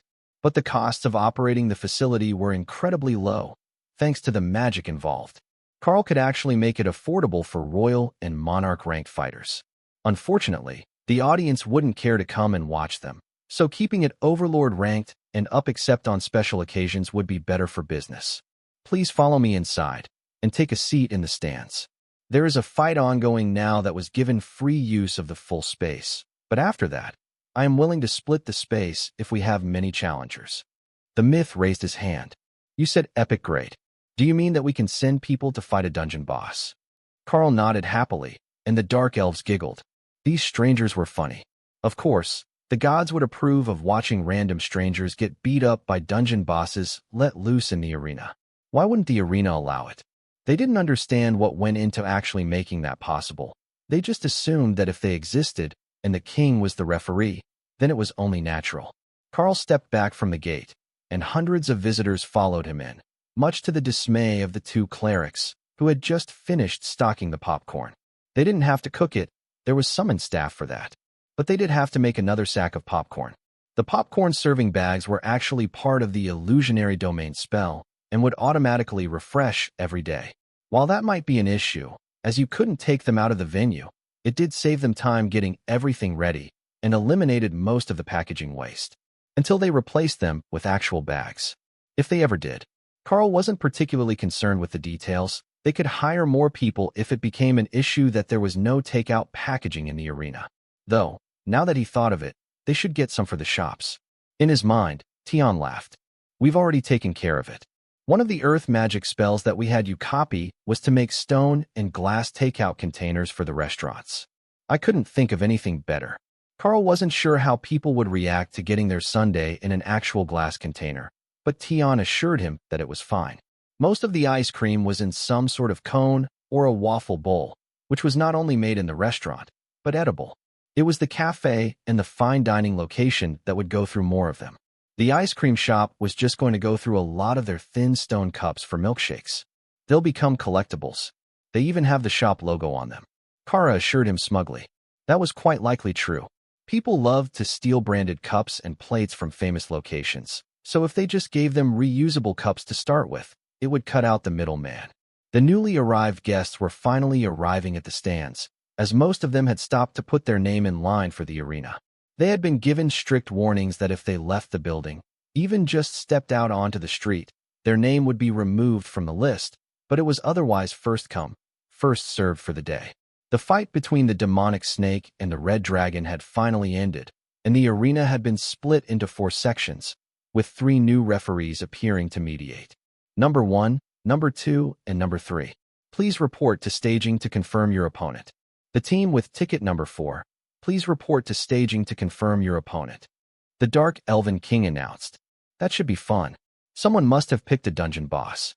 The other spectators seemed to think so as well, and the buzz was growing as the group of 3 stepped onto the sand. 1 warrior, 1 mage, and 1 shaman, all on the strong side of totem rank. So they thought that they could show off. Hopefully, they had chosen a suitable opponent. The trio strutted around the arena for a moment, and then their referee jumped down to start the fight. This ring has chosen an epic grade, totem-ranked random boss challenge. May the luck of the gods be with you, he declared. Azov turned to Dana and smirked. Oh, they are so screwed. The mythic warrior sitting in the row behind them, one of the new arrivals, cleared his throat to get their attention. What makes you say that, Regent? He asked. They don't understand that the random boss isn't just from Xylaz, or just from the totem-ranked dungeons that they have been in. It could be anything that was considered a viable epic-grade opponent by the system. He offered. That didn't really concern the warrior. Not until the opponent appeared, that was. Today, their opponent will be a minor member of the Titan clan, an epic-grade totem-ranked frost giant clan chief. Oh, Dana gasped as she saw the opponent. I see now. It's not just dungeon bosses, but anything with an epic-grade constitution. I have been limiting my summons far too much. Karl agreed as he recognized the frost giant from the battlefield. That one had perished in the explosion when they blew up the array in the crater, but the face was immediately recognizable to Karl. Only, it was much larger now. Far larger than a frost giant had any right to be. So that is what a totem-ranked frost giant looks like. That's honestly pretty terrifying, one of the spectators noted. And it only got scarier. The moment that the referee retreated, the frost giant used Blizzard and Ice Storm at the same, then created a 2-handed sword of ice and charged into combat. The group was not prepared, but in the other rings, things were going much more normally, with each of them fighting a relatively well-matched opponent. Only relatively, because someone had gotten a beholder beast, and he was currently running for his life. But they were at the same power level. One of the arenas quickly managed to defeat their target, and another group confidently strolled into the arena. Oh, we're getting a great show today. Someone cheered behind Karl. However, when the referee smirked at them as he went to start the fight, Karl knew that would not be the case. Group 5 has requested the strongest non-dungeon monster that has recently been seen in the Xylaz region. He declared. Oh, they're FKed. Dana muttered. Ray came out of her space with popcorn as a duplicate of her spider form appeared in the arena. I personally think that it will be quite entertaining. She countered. You know what that thing is? One of the spectators asked. A blood destruction demonic spider. Notably, a clone of me. See, it's got my same markings. Ray explained. The demon looked confused for a moment, then saw that there was a swirling red marking on the spider's back that appeared on her human form's neck. Wait, that was an option. One of the women waiting in line gasped. As long as the arena is familiar with them. Karl informed her. Oh, I see potential here. I can come here and call out a clone of my husband, then beat him until I'm not mad anymore. The crowd roared with laughter at the thought. Then a few wondered if public humiliation was against the arena rules. Hopefully it was. If not, then countless jilted lovers would eventually realize the hack. The fight started, and one challenger flew across the ring as Ray vanished, while another slid 3 meters backward with sparks flying from his blade as he parried. The wounded man vanished from the arena before anyone could heal him, leaving the others to fight without him. That was when the spectators noticed that the man who had been lost was their cleric. Always eat the healer first. Dana laughed, repeating words of wisdom that Ray had once told her. Not as much fun to watch as I expected. I can't even see the opponent. A Dragonkin warrior complained. Then you would be completely useless in that fight. His friend informed him. You can. The Dragonkin countered. I am a Tigerkin. All cat species have lesser spirit sight. Ray made a mental note of that. Cats could see her. Even more interesting was that the clone was operating on pure instinct. It was smart, but it didn't come with any of her memories, just her skills. Or some of them, anyhow. It hadn't summoned golems, so it might only have her innate racial abilities from her various advancements. But it was definitely operating on instinct, and only using its advanced mind to plan combat strategy, as the blood destruction spider had already started making webs in preparation to cocoon her prey once they were down, which was the only reason they were still alive. Karl noticed a few spider-type beastkin wearing the distinctive black masks of Nereid mercenaries as they studied the fight. The insect and spider-type beastkin weren't considered good-looking people, so they usually covered their faces when they left Nereid. They clearly hadn't expected to see such a powerful servant of their goddess in the arena, and they were determined to find a flaw in its instinctive fighting style. Challenging powerful spider monsters was a point of pride for the beastkin in Nereid. This one might not be the best option to start with, though. They were all Overlord ranked, not a threat to Ray. But even against an average blood destruction spider, they would be in trouble. And this one wasn't even using its strongest ability. Blood destruction would cause the targets to explode, and it had been born hungry. The group facing the frost giant was the next to finish their fight, though only by a few seconds before the other arena slots were done. The process was smooth, and the new fighters were in just after the arena slots reset, ready to go. We are attracting more people. They can hear the cheering and fights in the arena from the street. A dark elven high priestess informed Karl. He had closed the fence, so they should stay outside, but there were deliveries coming, and if the street was blocked with curious locals, it would just slow things down. Inform the clerics that we will need plenty of snacks, then let everyone on the street know that the arena will open to the public tomorrow at noon, but they can come watch for a while tonight. It was well past dark by the time that everyone had gotten their turn through the arena floor, but the enthusiasm hadn't dampened even a little bit. Not even when they saw staff putting up the pricing sheets at the registration desk. It wasn't cheap to get a fight, but far less expensive than entering a dungeon. The only part that put a damper on their enthusiasm were the operating hours, which Azoff insisted on, to comply with city rules. They had to restrict the noise from 2 until 6 in the morning.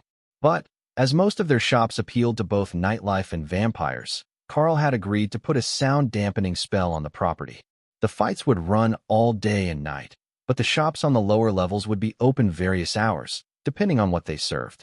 The cafe and ice cream shop were open all day and night, while the fine dining was only open from 4 in the evening until 2 in the morning. They already had applicants for the vendor stalls on the lower concourse, mostly from small guild alliances who couldn't afford a full-sized shop. They had an alliance shop with outside access, so Karl had only saved a few of the stands for their own people, and they had planned to let the rest fill naturally. By morning, the whole sector of the outskirts was abuzz about the Nara Group Combat Market. That was not the official name. Tion and Gerald had put Darklight Arena above the entrance, but the name seemed to have stuck. Karl went back at 8 in the morning to make sure that the arena was ready for their first open day. The vendors would be coming at 10, so they had 2 hours to set up before the arena opened, and the food deliveries were already finished by the time that he got there. A quick mental scan said that none of the Green Dragon clerics had gone home. They were all near the break room, sleeping on cots. There were private sleeping rooms accessible from the break rooms. Opal had insisted that they were necessary for long shifts and hot days. A bit of rest when you weren't feeling well, and you could finish a shift. But they also let the clerics stay overnight when they didn't want to go all the way back to their temple or the Alliance house, as their work contract entitled them to worker housing with the Darklight host. "Oh, the big boss is here. Good morning. Would you like a cookie?" A small woman asked as Karl watched for vendors at the gate. "Certainly. Everyone likes cookies. Who might you be?" He replied. "I am Summer. I have stall 128 rented for the week." Karl smiled. "Ah, a nature cleric, then? Welcome. 128 is on the far side of the arena, near the pizza shop. The number is on the table and the roof." The girl swept back her hair, revealing pointed elven ears, and nodded. "Yep, a follower of the nature goddess, but not the green dragon. Thanks for the directions. I will see you soon." With everyone having an inventory, not many had to bring in large boxes of stuff for their shops. A few still did, but the building had been well designed for deliveries of all sorts, as well as accessibility by species that didn't agree with stairs. Like Lamia, they had no problems navigating stairs, but they didn't like them. The edges dug into their belly scales, so it was more like moving across sharp rocks than walking up a flight of stairs as a human. "Hey boss, when does registration open?" A wrath demon called from the street. "The first 4 fights are already registered, and will be entering the ring at noon. Registration opens at 11:30 when the gates open." The demon looked at the line of people waiting along the fence, then sighed. "It will take forever to get inside," he muttered. Karl smiled at him. It won't be as bad as you think once we get going. You'll see. Once he dispelled the effect that was creating the fence, they would be able to enter from every direction, and the polite queue that had formed at the vendor entrance would be largely meaningless. It would just put them in the first row of people to enter. Most of the vendor stalls would be empty today, but they had nearly 30 of them by the time that the gates opened. The staff were all ready for an insane rush of customers, and the cold marble mixing slab at the ice cream shop was polished to perfection after some morning flavor combination sampling by the resident cleric. Cherry cheesecake was chosen as their special favor of the day and got a second scoop for half price. Not a big discount, but the Green Dragon clerics insisted that was the way to win customers' hearts. With more ice cream. There had better be meat, that's all I'm saying. Karl heard a werewolf druid complaining to his friend in the street. Try the kebabs from the bleacher vendors. Or you can go to the Darklight Lounge and ask the lovely ladies for the full kilo porterhouse steak special. They're opening early today. Karl shouted, looking straight at them. Now, that's a man who knows what's important. But what kind of meat? Karl smiled. Dry-aged overlord ranked water buffalo. The werewolf went a bit pale in the face. That sort of meal at a fancy restaurant was worth 2 days of his wages. Perhaps I'll start with the kebabs. Karl nodded. They're locally raised, from outer district butcher shops. All excellent flavors, but much more affordable. Or you can go for a classic pepperoni pizza slice. Or the whole pie. The werewolf's friend laughed. He's got you down already. And now everyone in line knew what the best meat options in the stands would be. Easy advertising. Promptly at 11:30, Karl waved his hand, and the high fence vanished, revealing the complex in all its glory. The crowd surged forward, rushing toward the shops and the many entrances of the main level of the building. The ice cream shop was on this side of the building, and the shop immediately filled with customers lined up all the way out the door. Having a bunny girl hopping around in the window with a sign advertising their daily special probably didn't hurt. The majority of the crowd was headed in to check the vendors and then find seats in the arena. All the foods that were served in the stands were also available at one of the food vendors on the lower levels as well, so Karl wasn't worried about the staff getting too overwhelmed. But it would be a good test to see if their estimated needs were correct. If people started to complain about not being able to get what they needed, he would know immediately after one of the constructs heard the complaint. But so far, the consensus was one of curiosity and excitement about the arena challenges. The line for the arena sign-up was starting to get rowdy, but with the Dark Elven Kings there, it wouldn't be for long. The locals might think that they were big and bad, but the Kings were mythic rank epic golems, and even without drawing a weapon, they were more than capable of handling any of the totem rank challengers who might want to fight over a spot in line. Karl was relaxing by the ice cream shop, waiting to see if anything needed his attention, when he saw multiple flashes of black and white fur dart past him. A bit of focus said that they were golems, but he hadn't made any in that pattern. Karl mentally tracked them, and then realized that the arena had deemed some of the security golems to be in ineffective forms, so it had transformed them into void badgers, who could effectively trap misbehaving guests and fly lost children over the crowd. He should have expected things like this when he introduced randomize into the artifact. That spell was a menace to society. Karl laughed at that thought. Karl might call it a menace now, but it was incredibly useful. Useful enough that he used it on a regular basis when they needed something new and innovative. Watching void badgers run along the ceilings, searching for trouble spots, caught the attention of many children. It was something so far out of the ordinary that they couldn't help but look, and the badgers were happy to wave back at them, and even accept bites of the kids' snacks. Overall, things were going smoothly, though some of the vendors had greatly underestimated the demand for their products. For example, the elf who Karl had talked to earlier had only brought 1,000 cookies.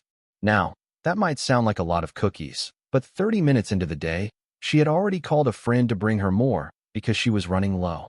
During his mental scan, Karl noticed that the first contestants were headed to the sand to start the arena matches. Someone, make an announcement. Most of the people on the main floor don't realize that the fights are about to start. First fights begin in 5 minutes. The announcement wasn't loud, but it was everywhere within the building. Karl saw many of the visitors scramble for the bleachers, as there were no assigned seats. That might have been an oversight on Karl's part, but they hadn't numbered the seats, either. So, you sat where you sat. If there were no more sitting spots, There was a large standing area around the top of the arena.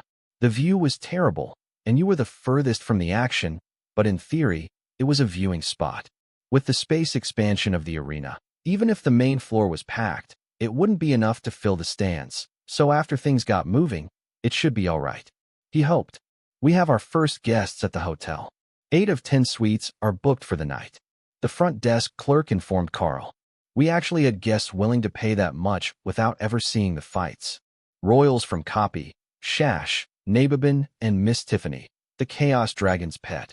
The totem-ranked vampire would not be happy about that description, but the succubus probably wasn't wrong. Supreme Lady Matilda definitely treated her as a cross between a personal assistant and a favorite pet. You know, if these guys keep picking cool things, we don't even have to go into the arenas to get more options for golems. We can just watch the system summon them. Remy noted. She was watching the cauldron in the Drod Guild house, as the alchemists had all gathered to work on new projects today. If they were going to a dungeon, she would come along. But until she reached mythic rank, that was lower priority than her experiments. They had a real chance of making a breakthrough in the next day or two, using the improved ingredients from the tiny world. Karl realized that she was right. He had never seen a Zararag demonic serpent before yesterday, but it was now in the list of his options for golem-type summons, as a serpent-type magical beast. We could give them a discount to pick random magical beast as their opponent. Like a happy hour special for wrath demons. Remy suggested. Not a bad idea, but they were so busy right now that it would only cause more fights if the pricing wasn't equal. The first group of challengers made their way to the arena, and Karl went to stand by the ring in the staff area. That was where he saw Tiffany, along with 4 other vampires, preparing to meet their opponent. That had to be Matilda's doing. If anyone could guess where exactly you had to be to get into the first group of registrations, it was her. Though, as Karl recalled, they should have all been filled last night, and he hadn't noticed her at that time. That might be worth investigating. If Matilda could influence the arena, there might be others who could, and that was a security risk. Despite Karl's suspicions, Tiffany's group had registered completely legitimately. Matilda had informed the vampire that the arena would open, and she informed one of her friends to come watch the fights last night, then to register for the morning. So, while 4 of the 5 had not been here, 1 had, and that was all you actually needed to register for the arena in advance. They were no longer taking reservations for the following day, though. All battles registered today would expire after a day. If the line got too long, the fights would expire, and you would have to register again. That should take some of the risk of fighters not arriving on time for their fights, due to long wait times. But the number of them who had chosen to register in groups of 5 to fight a boss-level monster would do even more. 5 individual fights would take quite a while in the arena, but they could have 20 challengers on the floor to do 4 boss fights at the same time. While the fights were prepared, Karl sat in the employee section right next to the arena, below the level of the front row seats, and began to work on a fresh batch of accessories for the Alliance. Even with the upgraded dungeons, they still needed a lot of gear for the mythic teams, and now Karl could make them even better items, personally tailored to their skills. Dana was in the same situation, but she had been captured by Sapphire, and was currently helping write spell books for their advancement project. The other guilds would surely come to ask them to go to a dungeon soon, and before that could happen, the Blue Dragon wanted at least 1 or 2 new mage skills to pass out to the rest of her inscription team. Karl felt the shift of mana in the area as Azoth opened a portal to the hotel section, then another that brought a group of mythic rank people into the building. They are meeting with the Copy Royals. The front desk clerk informed Karl when she sensed his interest. So much for the Immortal Regent's vacation. He was back to work this morning, with a slightly more entertaining view than usual. The boardroom in the hotel also overlooked the area, so they could chat in privacy and watch the fights. But they would also have all the amenities that they could want in a meeting room. The use of the illusionary domain spell made nearly anything that they could request possible, as long as it was something that Opal's constructs could understand. The regent was taking full advantage of that, calling for staff to come and pour the others' favorite beverages with a thought, and causing charts to appear on the projector as he spoke. It was a simple trick of telepathy, communicating with the hotel clerk in the room. But to the others, it was pure showmanship. Oh, the fights are starting. This should be interesting. All 4 groups chose to challenge boss monsters. Azoth informed the gathered royals. distracting them from the political issues they had come to discuss. The Silver Dragon Prince of Copy rolled his chair to the window, eager to find out as much as he could about this wonderful new bit of magic. Azof knew that a silver dragon couldn't resist, and the fights would serve as the perfect way to keep tensions in the room from getting too high. The nations all bordered each other, and all the leaders had their own pride, so any deals they made were always short-term. That might be a practical way to keep resentment from building, but for an immortal, it became an eternal loop of renegotiating the same issues every decade. If that old dragon and her guild members were going to cause him this many headaches, he was going to use them in every way possible so that he didn't have to listen to these whelps bicker for days on end. It was the least that they could do. The immortal snapped his attention to the door as the silencing spell informed them all that the door had opened. That could only be done by Arena's staff, as it was locked from the inside. But what he found was a dark elven high priestess, with a cart full of food from the restaurant on the main floor. Reception informed us that a luncheon had been scheduled. We used our recorded data for those who did not specify a meal from the menu. The high priestess informed them. Mythic priestesses as servers? Isn't that a bit too luxurious? One of the princes muttered. The elf smiled at him. We have been promised that we will be allowed to terrorize those who attempt to run out on their bill until we are satisfied with their repentance. The Dragonkin prince frowned. That wasn't possible. He certainly believed that Matilda's followers would have approved it, but it simply wasn't physically possible to satisfy a dark elf that you were properly repentant for stealing from them. They would torture such an unfortunate soul well beyond their natural lifespan. Azof shrugged. The city guard would come to get them after a few days when someone reported them missing. But the priestess was a construct, so it might not be quite as terrifying as an actual high priestess of the spider goddess. Then he remembered who was on the advisory team for this project. Between the spider, the badger, and Karl giving them bad ideas, it might actually be more terrifying to be caught by the construct than an actual high priestess. Oh, Tiffany is in the first group. It looks like they've gotten a good fight this time. The Silver Dragon announced, drawing Azof's attention to the arena. Indeed, the vampires group had gotten a great opponent. They were facing a totem-ranked obsession demon of the species known as Oathbreaker, after a legendary hero of the species. It was an excellent match for their agility-based team. But what was Karl doing? Azof was sure that he was sitting by the arena, making mythic rank accessories in public. The man had no sense of discretion, even if only the hotel was high enough to look down into his seating section. Miss, I will need a cask of dwarven whiskey when you get a chance. Karl was unaware that the immortal regent had noticed what he was up to. He was fully engrossed in the fights, and had paused his work while he thought of just the right bonuses to give the new bracelet that he was making for one of Hugo's healers. The shaman didn't really need much. He had excellent gear already. So, it would either be a bit more to his healing bonuses with a focused item, or he would give him an additional spell effect to increase his versatility, now that so many of the groups were focusing on maximum damage output with stronger tanks and additional golems. With the change in strategy, it lessened the healing needed, and left the healers in a bit of a bind, as they had all geared themselves for purely healing, and it left their damage lacking. Given that he had such good healing already, Karl decided that a bit of healing bonus, and then a new spell effect for damage might be just the thing that the shaman needed. He had the basics: blizzard, chain lightning, and such. So perhaps a damage buff? If it was a whole group damage buff spell, that would be even better. Naga Swamp. That would be compatible with nearly every shaman, Karl assumed. And it not only increased the group's damage output, it also slowed enemies and gave a slight reduction to damage taken by the group. For a bracelet, it would be an incredible spell if he could make it fit. However, Remy had a better idea.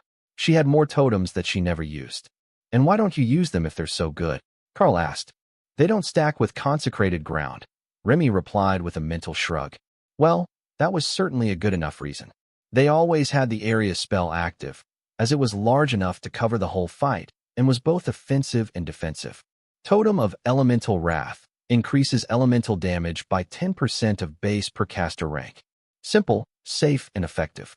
Now, it only applied to elemental type skills, so fire, lightning, and ice would be the primary beneficiaries, while the warrior's core skills, which did physical damage, would not get anything. But the group could adapt to that if they were getting this large of a bonus. Karl stared at the spell description for a moment. This was a much larger damage increase than consecrated ground, and it applied to all elemental damage, not just holy damage. However, it didn't do passive damage on its own, and it didn't have that sweet 50% damage reduction. Of course, Karl suspected that there were diminishing returns when you had too much damage reduction, so they could likely do without it. But it was still nice to have. If you give him mana pylon on another bracelet, he won't even miss the extra healing. He will just start to spam the big heals. Tion suggested. That's a wonderful idea. If the healers have a long duration damage spell and a mana pylon, they can't be accused of slacking on either role. Karl agreed. Combat fluff. Kara giggled when Tion got visions of valiantly fighting off enemies. Just wait, I'm getting all grown up now. Soon, I will be a formidable fighting fox. Kara shrugged. Full grown, they would both be about the same size. Big enough for Tion to be an actual fighter. Though, if she remembered right, even house cats were considered fearsome when angry, and Tion was about that size now. Even Remy thought that the idea of Tion as an aggressive animal was a bit of a stretch. Even compared to Thor, he was just too cuddly and friendly. Thor was at least innately designed to stomp on things that couldn't be made into friends, and he had come equipped with a head shield and horns. Tion had not. Karl finished the first bracelet and then made another identical one before moving on to the mana pylon bracelets. Those he would need a lot for, as every cleric and shaman would want one. The amount of extra damage that a group could do if they didn't have to worry about mana regeneration rates would definitely be far superior to anything that they had been able to accomplish before now. Cheering in the stands caught Karl's attention just in time to see the first of the bosses vanish, and a team celebrate their first victory.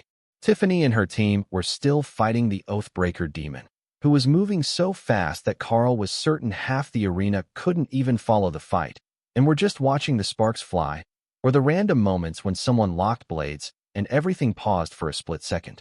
The pure speed of the demon was truly impressive, but the crowd was more enthusiastic about a fight on the other side of the arena, where a water elemental-type monster was battering a group of dragonkin with repeated wave attacks.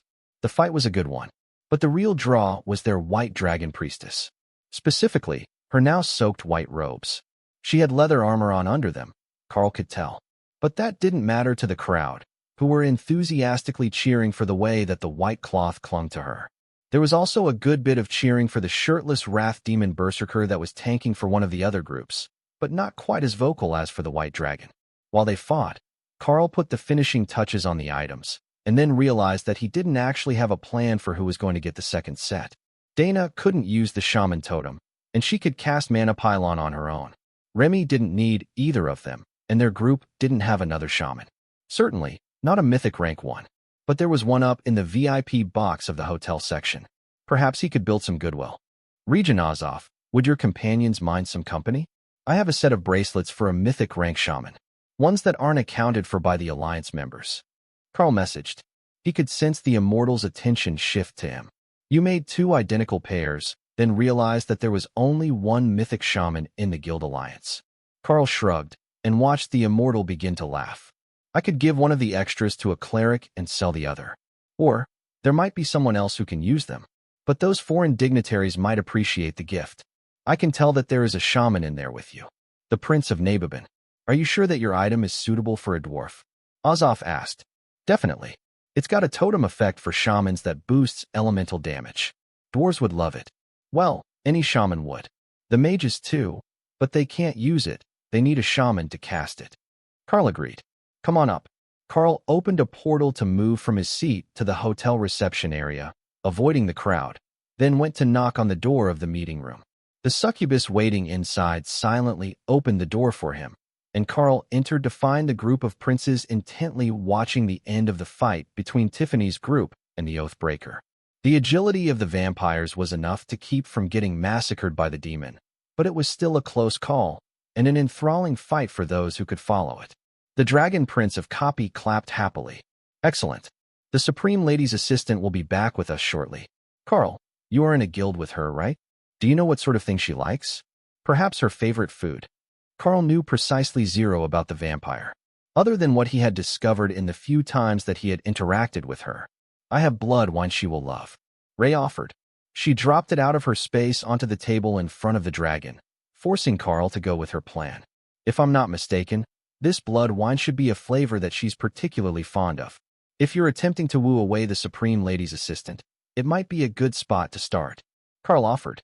Azov stared at the bottle for a moment, then smiled. The wine was made with the blood of a light element beast, and the effect maintained a bit of the lingering holy element that would reduce a vampire's healing ability, allowing them to get properly drunk.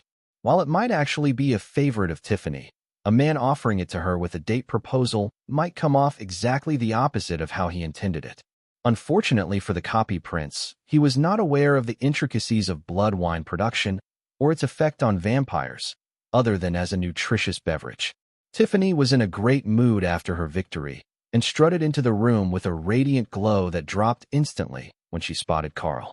"I should have known you'd be here," she muttered. "It is a Darklight host-built and operated facility. Congratulations on your victory. That was a truly spectacular fight." Karl agreed. "Miss Tiffany, this is for you. It came highly recommended by your guild member," the prince declared, while Azov tried not to laugh. "Did it now?" she replied, not really paying attention until she opened the cap on the bottle. "Oh, now, that is unexpected. Where did you even manage to find this?" she asked in a dangerous tone. The dragon began to realize that something had gone wrong and immediately backtracked. The beast master provided it with his recommendation. He stammered. "He did, or a suspiciously dark-skinned woman did?" she asked. Karl smiled at her. "Ray gave it to me to pass to him." Tiffany stashed the bottle in her inventory. "I will pretend that you didn't know the spider was giving out the equivalent of a vampiric date rape drug." Karl shrugged. "It's just blood wine. Ray's got plenty, so you can really let loose. I can send a case to Matilda, if you would like." Tiffany glared at him. "Don't you dare." Azov was openly laughing now. That insane old dragon would think it was hilarious to get the vampire blacked out drunk. "I take it that you're not close friends?"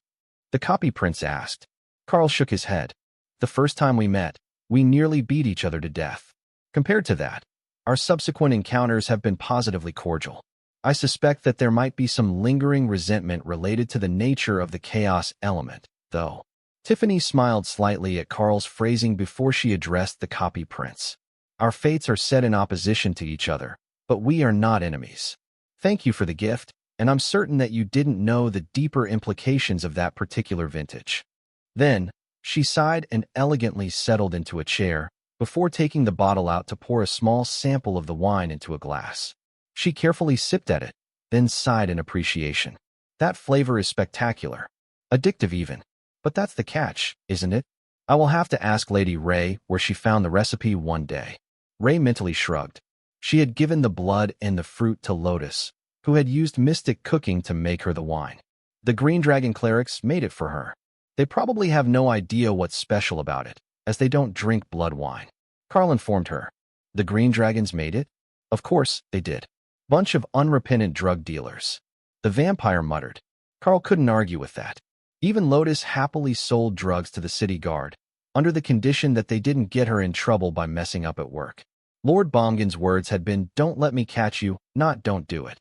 That was basically the same as permission to Lotus. But that's not the reason that I came up here. I actually just finished a set of items that are specific to the shaman class and mythic rank. I thought that they might make a wonderful gift for the visiting shaman. Karl explained. The dwarven prince from Nabobin turned to look at Karl. The cat demon appearance was vaguely familiar to him, but he couldn't place it. He must have seen him one day in Bara or at another function. But when Karl brought out the two crafted items, the prince knew exactly where he knew this man from. It hadn't been long ago. He was certain that his memory was correct. This was the man who had created an artifact-grade axe for Lord Drod.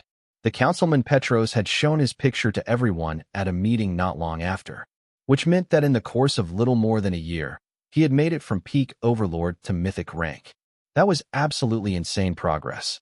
His attention didn't remain on Karl for long. The two bracelets were a marvel of dwarven sculpture, but the runes that had been carved into them, glowing with faint white light, made it impossible to ignore the unique nature of them. Crafted items, made by Karl of the Darklight host. And what is this spell effect bonus? He muttered to himself as he read the system description. Totem of Elemental Wrath. Increases elemental damage by 10% of base per caster rank. Is that base weapon damage? It must be. I wish the system would specify what stacked on weapon damage and what added to the skill effects. Never mind, though. At mythic rank, that's more than enough extra damage for even the most basic of skills. This is well worth calling an epic item. The dwarf was lost in his inspection of the items, so Karl explained the situation to the others. The totem is a new skill, one that I haven't even had the opportunity to gift to the blue dragons yet. But the other is a mana pylon, excellent for long-duration mana regeneration for an entire group. That spell they do have, but as with most of the new spells that I find, there are some requirements. He informed them. What restriction? Mana pylon is the sort of skill that every mythic raiding team would want to have. The Prince of Copy asked. Karl was about to answer when Tiffany snorted with laughter. It requires that you have some affinity with the natural law of mana manipulation. That's common enough among mythic-ranked mages and shamans. But who else can claim it? Certainly, not many below mythic rank. Karl shrugged. She has a point. The restriction is simple, but the power level needed to meet the minimum requirements is not small. So, it's the ultimate mana regeneration spell, but nobody can use it? Figures. The Dragon Prince complained. Karl shook his head. No, there are better mana regeneration spells. I've seen them in use. But this one, it's more accessible, even if only for the most mana-attuned of us. The royals looked startled, but Tiffany knew that Karl was talking about the spells that the other Darklight host branches guild masters had used. However, trying to explain the spectacle that was Karl's wedding to outsiders was not something that she planned or wished to do. When did you make these? You have been so busy lately, building this most fantastic arena, but you still found time to make new accessories. The Copy Prince asked. I completed them today while watching the fight. I had the basics of them already done, I just needed to finish them. Karl offered. Azov considered calling him out because Karl had clearly used a spell of some sort to engrave the bracelets after he had worked out where to put the runes. The only thing that had been ready was the bracelet itself, which was made of mythic-grade stone. Then you can make more? The prince pushed. Azov sighed. Just make them all gifts. I expected that this would happen when I agreed to let you come up here. We should watch these fights, though. There is a group squared up against a Seraphim Gate Guardian right now, and that's going to be messy. Karl moved so he could see out the window and shook his head at the mismatch. They were all totem rank, but the power coming off that Seraphim didn't belong to this world. It was far too potent. The moment that it unleashed a full-powered attack, the battle would be over. Or the arena might prohibit it, as it would exceed the safety restrictions that were placed on the contestants. No, it didn't restrict the golem. The golem's attacks didn't damage the barriers. The Gate Guardian swung his spear in an idle arc, sending out a wave of holy light that sent the entire team crashing against the back wall of the arena, then directly to the infirmary. Karl could have sworn that the Seraphim looked up at him before it vanished, but he hadn't had any hand in picking the opponents. It was definitely not his fault that the summoned divine being had been disturbed. Karl, is it normal for the epic golems that the arena summons to have skills and personality? Tiffany asked. Yeah, they're not perfect, but they're not enraged like the dungeon summons. Though that one might be the result of the epic guard skill, not the epic golem skill. It's difficult to tell when the results can be so similar. Either way, they have clear minds. The demon that your group got was clearly enjoying himself. Karl agreed. Interesting. Perhaps we have misjudged some of the creatures that only exist inside of the dungeons. They might not naturally be as aggressive as we had expected. She pondered. Karl suspected that some of them were actually worse when they had their senses about them and could make free decisions. But now that he had seen what was so interested in the arena, he should begin making presents for the other royals. If only they had more interesting classes than the basic mage and warrior templates. Does anyone have a particular accessory type that they would like? It is likely to replace a combat item. Karl asked. The prince from Shash frowned. I am actually wearing hand-me-down gear from our main raid team, and it's all totem ranked. I'm not one of the most combat-active people. I mostly relied on my bloodline to make it this far. Do you craft? I can make items for that as well. Karl offered. Well, you could call it that. I spend most of my time researching weapons designs. New, old, practical, unexpected. He explained. Karl nodded. In that case, I can make you exactly the right item, though it won't be a piece of gear. Just give me a few minutes. Karl checked the guild house inventory and pulled out a small dragon statue with a large base. then began to inscribe the underside with holy weapon and earth manipulation runes. The combination would allow the user of the item to make a basic holy weapon, the sort that the Golden Dragon Nation's army used when they had Red Dragon clerics around, but in any shape or form that he desired. They wouldn't be powerful as a top-tier combat weapon, but they would be good enough for practical testing when they were made by a mythic rank warrior. The whole group watched with fascinated expressions as Karl worked on the item. Then, the expressions morphed to awe as he finished, and the statue was finished. Statue of the Curious Blade Master, mythic rank, rare grade. Creates a holy weapon of the user's chosen design on use. Creating a new weapon will dismiss any previously created weapons. Don't let the quality rating distract you. This should be precisely what you needed to create and test weapons, Karl announced, then passed the statue to the prince. The prince carefully accepted the statue, and then smiled as he activated it, and an oddly shaped blade appeared in his other hand. Perfect, absolutely flawless. It takes days to get a smith to make a weapon that matches my designs, and often, they don't understand how certain features need to be. But now, I can make them just right. He sighed.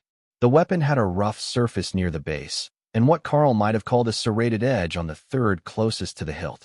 But it wasn't quite serrated, as it wasn't meant for cutting, but for catching another blade and preventing it from sliding. That sort of weapon would take an immense amount of practice to use to its full potential, but the prince was a blade master, and it was his idea for a new combat style that had designed the weapon. If anyone could use it, it was him. And for the others? Any particular requests? Karl asked. The copy prince smiled. It's a bit odd to ask people what they want as a gift. The surprise is part of the enjoyment. The man was a silver dragon, Karl noticed. It was only natural that he would be curious about new magics, so the thought of requesting things he already knew how to describe might feel too limiting. All right, I will see if I can come up with something good for you. I think I know just the right way to approach it. Karl agreed. If he started with a mana pylon inscription, he would have a base item that would be useful to the mage. But the silver dragon wouldn't just want some normal item with combat bonuses on it. Instead, Karl decided that he would add inscriptions for luck and knowledge acquisition. At mythic rank, that might give a bonus to the chance to comprehend natural rules. If it did, then it would be the most valuable gift that he had given, and one that the prince would treasure for some time, and not simply place in a pile with all the other forgotten gifts he had received over the years. That pile couldn't be small. Silver dragons loved learning new magic, and he was prince of one of the more powerful nations of the Dragon Isles. So he should be quite wealthy. Karl took a moment to decide how he was going to do the work, then sorted through the guild house inventory to see what he could find. The form would matter as much as function here, to make it a memorable gift. There, a mithril alloy scepter. It was nearly the same silver as a dragon's scales, but with a blue undertone that Karl hoped would give the impression that it represented both magic and knowledge. So he grabbed it and got to work. The piece was crafted by Hassan Petros, their dwarven master smith at the Drod Guild House, and Karl would owe him a rather large payment for it. But with the rewards that they were getting from the dungeons these days, he wasn't short on funds. Karl carefully carved the runes all up the shaft of the scepter, then branched out the smaller effects and phrases over the top, which was inset with a clear crystal that rolled freely in the cage. That was where Karl inscribed the mana pylon effect, carefully turning the round crystal to evenly distribute the runes. When it was finished, the scepter flashed with white light, and Karl nodded in satisfaction. Scepter of Arcane Knowledge, Mythic Rank, Epic Grade. Activate to generate a mana pylon effect over a radius no larger than 90 meters. Increases chance of obtaining new knowledge. Improves comprehension rate increase for natural rules by 10%. There you go, the perfect item. Not only is it good for learning magic, it's also sturdy enough you can hit people with it if needed. Karl joked. The silver dragon held the scepter reverently and began to smile. This was the right call. I would have never thought to ask for something like this. The mana pylon is a wonderful effect, especially for someone with as much mana as you or me. But the improved comprehension rate for natural rules is a bonus I've never even heard of on an item. Azov frowned. The young dragon had a point. He had never seen that effect on an item either, and he was significantly older, having lived through the last resurgence, and more than one before that. It simply wasn't the sort of bonus that anyone had ever been able to add to an item, and it wasn't one that the dungeons would grant. He had seen items with that effect in the immortal realm, though. They were used on children's toys to help them grow up into proper immortals. Though many of the species were innately immortal, if their minds were damaged, their body's power would bottleneck at mythic rank, and they would end up crippled for life, unable to grasp the true nature of reality, and therefore unable to ascend. Tiffany looked at the bottle of blood wine that she had been given, then frowned at Karl. I sense favoritism at play here, she declared. Not only was a bottle of blood wine significantly less valuable than what he had given the other nation's leadership, her gift was basically a gag gift. Karl winked at her and took out an item that Sapphire had made for the Guild Alliance. I didn't forget about you. Not entirely. How about this? Blade of Glancing Blows, totem ranked, epic grade. Increases agility by 250 points and increases parry chance by 25% when actively defending. Sharpness increases damage by 10% of base per rank of the wielder. Tiffany smiled as she took the blade. Now this is more like it. Just right for an agility-based fighter. She also noticed that it was not an item that had been made by Karl, but one crafted by the blue dragon that worked for the Darklight host. In a way, that was better. She wouldn't have to be reminded of that insufferable man every time she went into battle. The copy prince looked down at the arena, analyzing the magic as he watched the fights, and spoke without looking up. Is it true that you intend to do dozens more mythic dungeons, attempting to cause an increased difficulty effect? He asked, clearly meaning it for Karl. Not dozens, but there are more that we would like to try. The system functions are slowly coming back online, and this is one of the methods that we have found to accelerate the process. The more people who can do at least one hard mode dungeon, the faster the function will fully awaken, and then everyone can get in on the fun. The challenges aren't exactly obvious, unless you've that particular one or have been told how it works. So, I might not actually be able to cause the effect in any more of the dungeons. At best, it will likely only be a few more. Karl explained. The dragon nodded as he watched the fights in the arena below. That should be enough. Eventually, you will find one that is widely accessible, with a challenge that most mythic teams can complete, and then larger numbers can try. Karl looked to Azov, who shook his head slightly. The immortal wasn't eager for the entire continent to be coming over for one single dungeon, where they could do a lower-level difficulty just to gain access to the system function. It would be better for everyone if Karl kept trying more dungeons until another one like the apes, which could be done on many difficulty settings, was found. Then, the swarm would at least be split between two locations and not so overwhelming. Instead of answering, Karl changed the topic. Prince Copy, you are a researcher of magic, so tell me, do you have a trade skill already? The silver dragon nodded, enthralled by a group fighting a baby leviathan. I am an inscriptionist.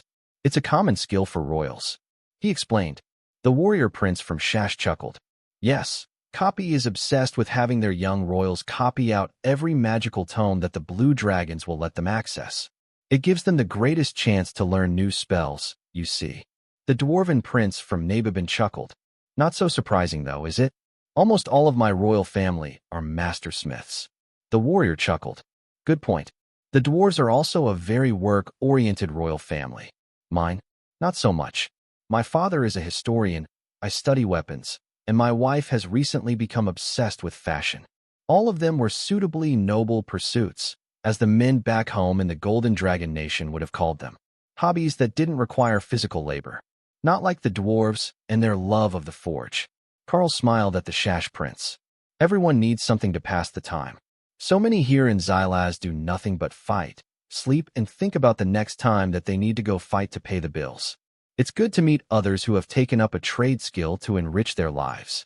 The room was silent for a bit as the fights below got interesting. Then the staff brought in an assortment of breakfast sandwiches in widely varying flavors. A new creation by the diner chefs. They wanted your opinion before they chose which ones to make next week's special at the diner. We brought enough for everyone. The bunny explained. Well, that's a great way to pass time. If you would like to wait a moment, you can relay the group's decisions to the kitchen. Karl agreed. There is a diner under the Nara group? The dwarven prince asked. Karl nodded. On the other side of the arena from the main entrance. It's more of an all-night comfort food sort of place, instead of a fancy restaurant or an ice cream shop. The dwarf nodded. This arena really is something else. A true masterpiece of engineering. Tell me, who did the actual construction? I know you did the rune work on it personally, but who built it? Ah, that would be Gerald, our resident master sculptor. Originally from Bara, but he now resides at our Drod Guild house. Karl explained, hiding from his ex-wife, no doubt. That woman is a menace. The rest of the royals chuckled at the comment, then turned to the food on the table. Is that a roasted duck and monster egg Benedict? The silver dragon asked, confused. I think so. It certainly smells like duck. The one beside it is a spicy, deep-fried tofu sandwich with what I hope is coleslaw. The kitchens are headed by green dragon clerics, and they like to make all plant-based options, so they don't have to wait for someone to deliver meat. Karl explained. The royals nodded in understanding. Everyone knew that the green dragon clerics preferred to make their own food with magic. But what shocked them was that none of these sandwiches involved rice and beans. What they didn't know was that they were only missing because it was one of the standard breakfast side dish options, along with pancakes, waffles, spiced yams, oatmeal, or shredded potatoes. The sandwiches were all on individual plates, so Karl pulled a few likely-looking ones his way. The spicy tofu was bound to be a good one, and the fish were considered a local delicacy. Overlord ranked fish caught from the lake that the city was built beside. Whether fish and eggs made a good breakfast sandwich was what Karl needed to know. It smelled good enough, so Karl picked it up and tried not to laugh at the sauce dripping into the dwarf's beard from his chosen sandwich. Many of these were not well suited to being a sandwich. They were simply too messy to eat without cutlery. However, it didn't look like any of them were going to be rejected on flavor. Definitely make the Benedict a regular Benedict. It needs lots of sauce, and that's not good for a sandwich. The dwarf noted, though he did finish eating it. The spicy tofu is good with less sauce. That one passes as it is. Karl added. The dwarf reached for another, and then laughed when he saw that it was filled with roasted meat and a fried potato patty, in an ale-infused cornbread biscuit. Now this, I can guarantee, is good before I even taste it. He joked. I can feel my arteries clogging just looking at it. Azov agreed, and then he grabbed one. Yep, that is good. This one needs to be on the list.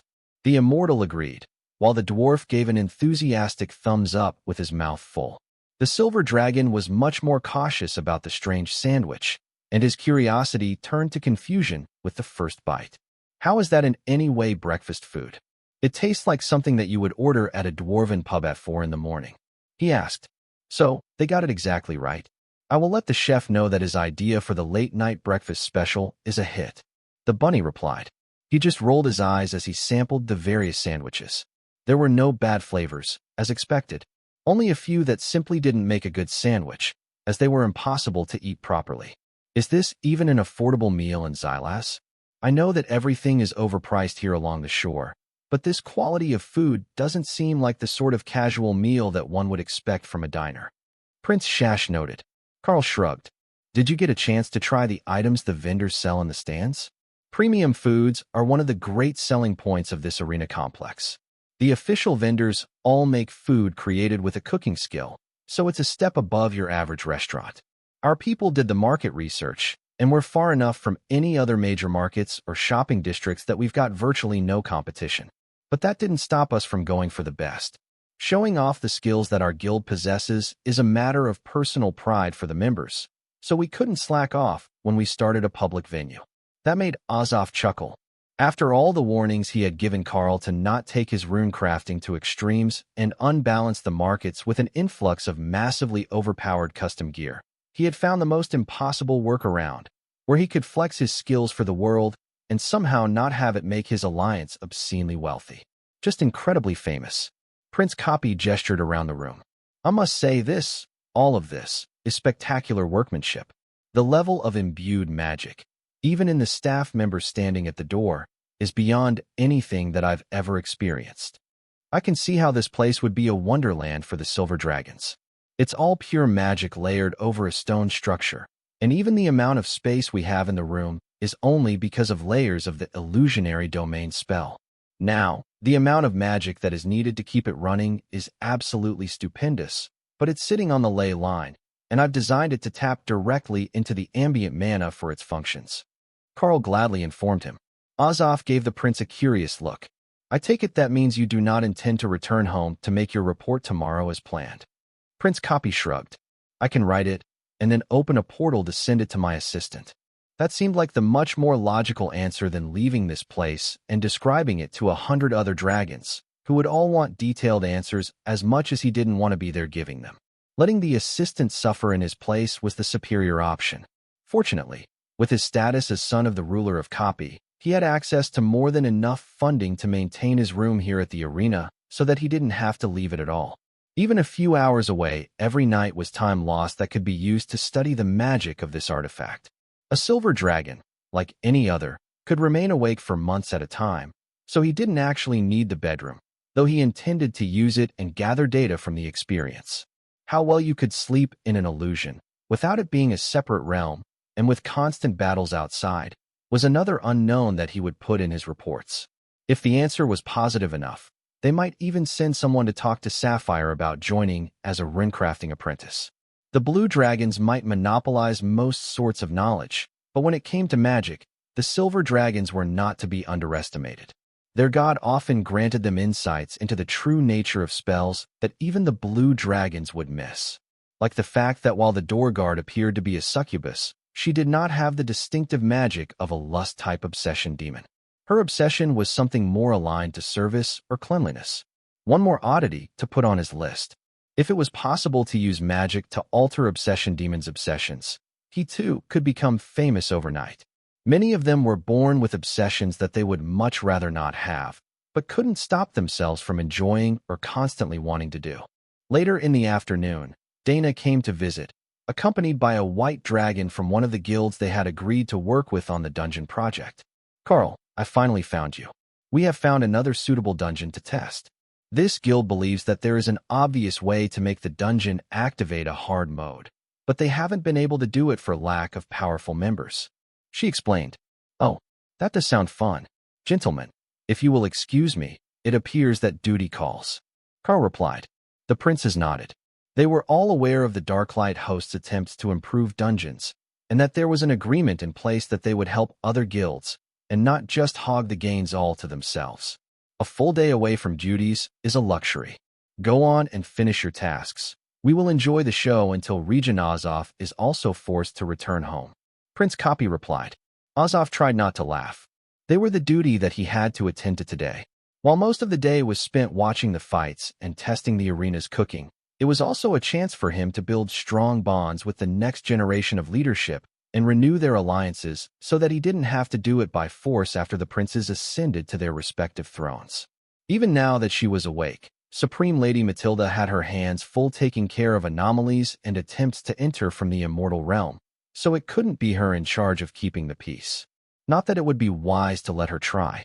What the Chaos Dragon thought of as acceptable relations between the various royal families and leaders were likely to be far from peaceful, or even moderately survivable for most of the population. Karl followed Dana and the cleric out of the meeting room, and then stopped in the lobby to get the details of their day. All right, what are we up against? And what is the rest of our group? He asked. The cleric looked a bit embarrassed. We are the group. You see, we had one mercenary member call out last minute during our last run, and the guild's tank decided to just do it without them. When we entered, the dungeon gave us a message. Improper group size. Increase to 5-member dungeon. That question mark made us think that there might actually be a setting for 3 people instead of 4. This is known to be a dungeon that can be done with either 5 or 10 people, but as far as I know, nobody has ever tried it with 3. The dungeon is a fallen seraphim temple, and the difficulty of the bosses is not low. When we went with 4 people, we had to skip one of the bosses because we didn't have the damage to be able to beat its enraged timer. However, I am told that the 2 of you have exceptional damage output and might be able to beat the bosses without a full group. Dana smiled. You know, this does sound fun. If 3 doesn't do it, I will come back tomorrow and see if it's a solo challenge. Karl chuckled, and Dana stuck out her tongue at him. Letting you go to a solo challenge hardly counts, does it? You'll show up with Ray, Tion, and Kara, and just steamroll the place. The cleric laughed. That's precisely why I wanted you 2 to come along with me. My guild is sure that it's impossible, but we were all in the other dungeons that have been improved, so someone had to have done the hardest setting. Karl gave him a curious look, and the dragon continued. You see, that is the working theory of the blue and white dragons. In order to improve the dungeon and unlock the higher difficulty settings, someone first has to do the hardest mode achievement for that particular dungeon. Only then will it unlock. Like with the 5-level dungeon, someone must have done the 5th setting first. Karl nodded in understanding. Actually, there is a hidden 6th setting. It's complete overkill, and not for the faint of heart. That is what we had to do the first time to unlock the dungeon's options. The cleric smiled. See, my theory stands. Someone completed the highest mode challenge first. And, since you have an affinity for the Chaos Dragon, you also have an affinity for destabilizing the dungeon enough to make the options possible. That's sound logic. My highest grade physical skill is called the Chaos Dragon Constitution. I also use the Chaos Dragon as the foundation for my power matrix. Karl agreed. So, you're trying to comprehend the fundamental rule of chaos? Karl shook his head. No, I think that I will get mana manipulation fully comprehended first. But chaos is also coming along well. Interesting.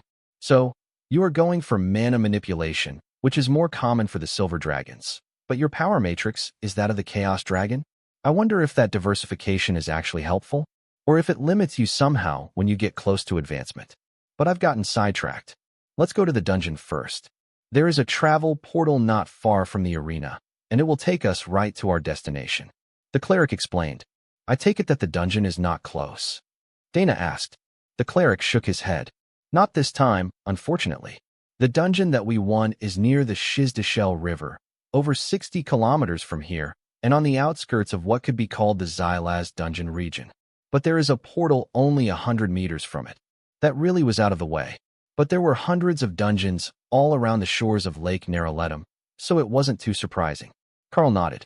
All right, let's head to the dungeon, and then after the fight, I can open a portal to take us back. Or Dana can. Either way, getting back is the easy part. The cleric smiled. Perfect. I will lead the way. The suburbs near the day's dungeon were much more peaceful than the city center, where the Nara Group Alliance's house and the arena were. Here, there were acreages, towers with expansive gardens, and estates that showed off the power of the mythic rank guild leaders, but without the crowds of the city. It was almost peaceful, if you could ignore the power emanating from every direction. It wasn't anything that would bother Karl or Dana at mythic rank, but certainly different from the common practice in the city, where everyone restrained their auras unless they were in an argument. Out here, they used the aura to show off their status. Even the white dragon let his aura loose as soon as they exited the portal. He gave Karl and Dana an odd look as they followed behind. Are you not going to announce your presence? He asked. Dana smirked as Karl let loose his aura, a disturbing presence that combined predatory danger with the unnatural otherness of chaos. The feeling made the dragon frown, and everyone nearby turned to look at them.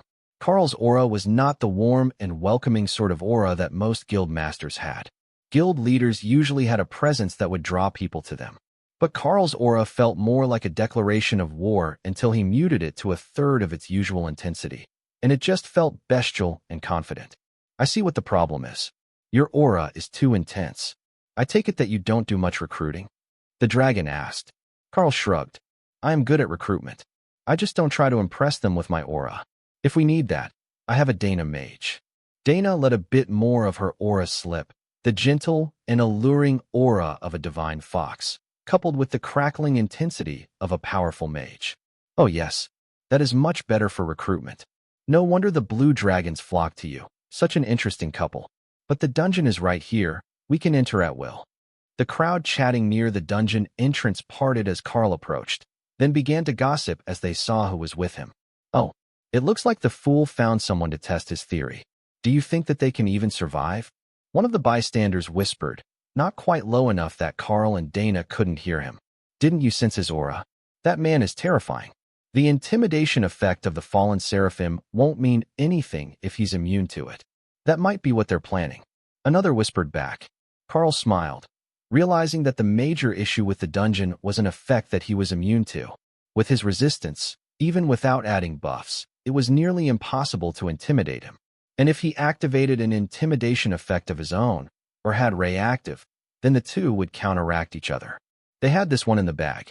Karl checked that he was the group leader before stepping inside the dungeon, only to be met with a most interesting message. Group size invalid. Split group into a solo and a duo challenge. The dragon looked shocked, while Dana smiled. It looks like we get our wish. New dungeon time it is. You go solo. I will take our new friend through the duo challenge. She suggested. Are you sure that is wise? It might not make the dungeon easier just because it's a smaller group. The cleric stammered. It most certainly won't. In fact, it might increase it. But I am confident that with a healer at my side, I can take on the challenge.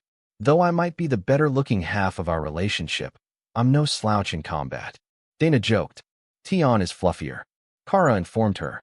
Dana rolled her eyes at the badger's mental teasing. If you're sure. The cleric slowly agreed. Then it's done.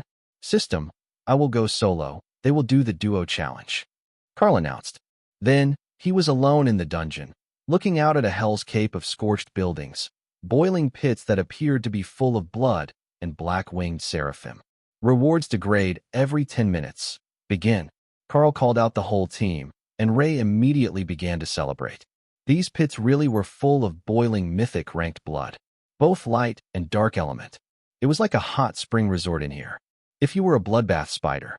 She called out her golems and undead army, while Karl called all his summons, choosing Carnage as his epic golems.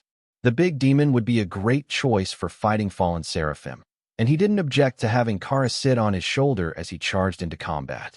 She was like a furry, chaotic mascot, who would fly off to find him more things to fight. You're going to have to run, or he's going to get away from you. Remy laughed from her alchemy lab. Indeed, Carnage didn't need directions. He knew just what to do in this situation. Kill everything that moved. The dungeon monsters looked horrified as the pair of massive demons charged at them with 24 spectral knights behind them, and a small army of golems struggling to keep up. I need to make a new bow. Karl realized. There were so many summoned beasts now that it was nearly impossible to get into close combat. Even Ray had taken her team and gone ahead to get more monsters to fight, as they couldn't all fight in one spot. So, Karl focused on Frozen Apocalypse to bypass the fire damage reduction that the fallen seraphim had. Hawk appeared from his space and flew off to the side, inspecting the flaming stones and the bubbling blood pools, while collecting samples for Ray. He might not be mythic yet, but he could still help his sister, so she didn't have to take time out from fighting. However, there was something about this place. A feeling of rightness. There was fire, but not pure fire. Fire with a little something extra, and that extra was calling to Hawk on a primal level. Karl grabbed the epic guard and let the Haint Claw teleport them both to an open space, where Ray and her team were finishing with a group of fallen seraphim. That gave him a clear line of sight to the next two groups, and Karl shifted Frozen Apocalypse to get their attention and move the monsters their direction so that Ray and Carnage could keep fighting. The spider and the wrath demon had a friendly rivalry going on, and Carnage was actually laughing as Ray used blood destruction to cause a particularly wounded attacker to explode before it could reach them. They were both here purely for the enjoyment of making things die in new and innovative ways, and that had forged an instant bond of friendship between them. While Karl was focused on the fight, Hawk was busy understanding the world. He was so close that he could feel it. However, there was something holding him back, and he couldn't seem to break past the limitation. That was it. He was still a windspeed Hawk, in some ways. But as much as he had grown, there was no room left in his development path for the baby bird that he had once been. He needed to purge it from himself, and come back as the Hawk that he knew he could be. The question was how? No, he knew how. Sister Ray did it all the time. A long gout of fire lit one of the blood pools into a raging inferno of unholy energy and life essence, just as Hawk dove headfirst into the raging inferno. There was no hesitation, no reason for Karl to be alarmed, until suddenly, he felt Hawk's energy being violently ripped apart, as if his body was being immolated by an impossible fire. It shouldn't be happening. Even if it was a mythic rank flame, Hawk had been incorporeal when he entered, and his immunity to fire was nearly complete even when he wasn't. Plus, this was a fire that Hawk had set himself. His own flames wouldn't hurt him, even if the secondary fires from something he burnt theoretically could. Hawk's joyful cry echoed through the dungeon as the inferno of vital energy he had ignited seared away his body, leaving only condensed soul energy and ghost fire. Then he found himself back in his ghost fire tree, in his space. Everything was blurry for some reason. But when he sucked in the vital essence and other energies from the dungeon, he could feel his body reforming, so he had not failed. The power imbalance was enough to alert everyone, including the dungeon bosses, that something was seriously wrong in this place. The four-winged fallen seraphim secret keeper nearest them left the designated boss platform and flew over, desperate to stop whatever was happening. But Hawk was in his space, inaccessible to anyone else as he completed his reformation process. Karl didn't miss that Hawk's space was shifting. The bird hadn't just drawn in the vital essence of the blood lake that he had set on fire, he had drawn in everything. The soul energy, the unholy nature of the fallen seraphim whose blood had formed the lake, and the innately unholy flames of the dungeon setting itself. He was currently a ghostly blue egg in his favorite tree, surrounded in black miasma that swirled as the egg continued to pull in as much mana as it could get. Then, the egg cracked, and with a screeching keen, Hawk emerged, soaring into the sky of his space, trailing a cloud of energy behind his ghostly black flaming body like a comet. Evolution 3 activation complete. Ghostfire Thunderbird, Dark Flame Phoenix. New skills gained. Dark Flame, Rebirth, Unholy Corrosion. Dark Flame, Unholy Elemental Fire. Deals fire and soul damage. Deals extra damage to holy targets. Rebirth. When the Dark Flame Phoenix is destroyed, it is reborn from the core feather left at its nest. Unholy Corrosion, Passive Skill. Fire attacks cause lingering damage immune to holy element healing. Hawk, Fundamental Rule Comprehension. Fire 80%. Hawk burst free of his space and began to absorb as much energy from the dungeon as possible, using the dying fallen seraphim as fuel to finish his evolution and advancement. He was at the mythic rank now, but it was still settling into him, as his body was still unstable in its new form, freshly hatched and reborn. Sister Ray's method had been right all along, Hawk realized. He just needed to burn the water out of the blood so he could get at the trapped energy. The fallen seraphim boss took to the air, intent on destroying this profane monster that was attempting to drain their home of its essence. But Hawk was fast, and he wasn't the only one that could fly.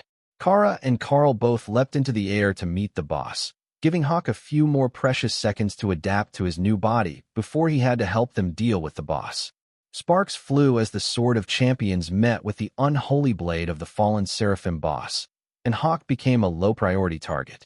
First, the secret keeper needed to deal with the monster man who had challenged him. Flames surrounded the boss, and eternal lightning crackled around Karl as the two clashed in an explosion of conflicting elements. Holy and unholy couldn't exist in the same space, and the backlash of the two attacks meeting was destroying the buildings beneath their fight, to the point that the Haint Claw voluntarily chose to merge with Karl, just so she didn't have to deal with flying bricks anymore. The extra damage and attack speed from the Haint Claw merger was enough to give Karl the advantage in physical skills, and the boss found that it could no longer escape to go hunt that damnable bird. But that was fine. It would deal with this man first, and then it would go find the bird. It had no idea what had happened to attract this menace to its home, but it was not going to allow this insult to stand. The fallen seraphim huffed as Karl kicked it in the chest, gaining a bit of space to attack from a new angle. The others were quickly clearing the additional fights beneath them, while Karl's fight with the boss seemed ready to tear the dungeon itself apart. Something about the restrictions on the dungeon had changed, as the other seraphim only flew enough to launch themselves into combat, but the boss had not only left his platform, but he was fighting in the sky and damaging the actual dungeon. That was not normal. The visitors to the dungeon could damage it, but the occupants never did. "You, monster man, I will end you today," the boss promised. Big words for someone who hasn't even faced the Chaos Badger yet. Karl joked, panting with exertion from the extended fight. Kara had joined him in the air, but other than firing off a few attacks at the back of the boss to keep him distracted, most of her work had been to supplement Hawk's role of aerial bombardment on the main force's fight. Rewards degraded, the dungeon informed them. That meant they had been in here 10 minutes now. Not long, but longer than Karl had expected to be facing the first boss. Further down the dungeon, Hawk lit an entire street with eerie black fire that made the wings of the fallen seraphim glow. The beasts were almost to the final boss now, and it was behaving perfectly normally. As long as Karl could hold this one in place, they could finish the run and then come back if he hadn't completed the fight. The boss realized the same thing and began working his attack angles so that they would be closer to the group with every engagement, but Karl's speed was enough that the progress was minimal. The best that the fallen seraphim could do was to break away and dart below Karl's range of attack, gaining a few dozen meters before Karl was on him again and forced the fight to the ground. Now, their skills were even more evenly matched, as the boss had lost the advantage of skill with three-dimensional fighting. I really need to get Dana to write me up a combat-style book at some point.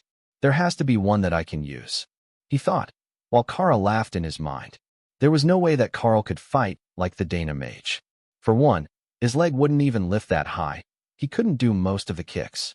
Plus, it was made for someone with auto parry, and Karl didn't know that skill either.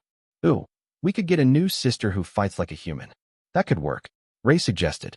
They already had the Hank Claw and the Epic Guard, but her fighting style wasn't a skill. Well, maybe they just weren't proper sisters? One was a weapon, and the other was summoned, so they might not count. The Hank Claw did try to help Karl understand fighting styles, but his body wasn't built like the Haint was, and the weapon's fighting style required limbs that bent in multiple directions. The boss was slowing as the number of injuries added up, but the rest of the group was already on the other boss of the dungeon, and it was falling fast under the immense weight of their combined attacks. The Greater Fallen Seraphim, as Karl dubbed the four-winged versions, were lightning quick and incredibly skilled fighters. Even Carnage couldn't get the upper hand on them in battle, not even 2-on-1. But there were 24 other golems involved, as well as 3 beasts, and that left no escape. The death of the last remaining target brought a shift in the energy of the dungeon, as if its resistance to Hawk's efforts to drain it had been removed.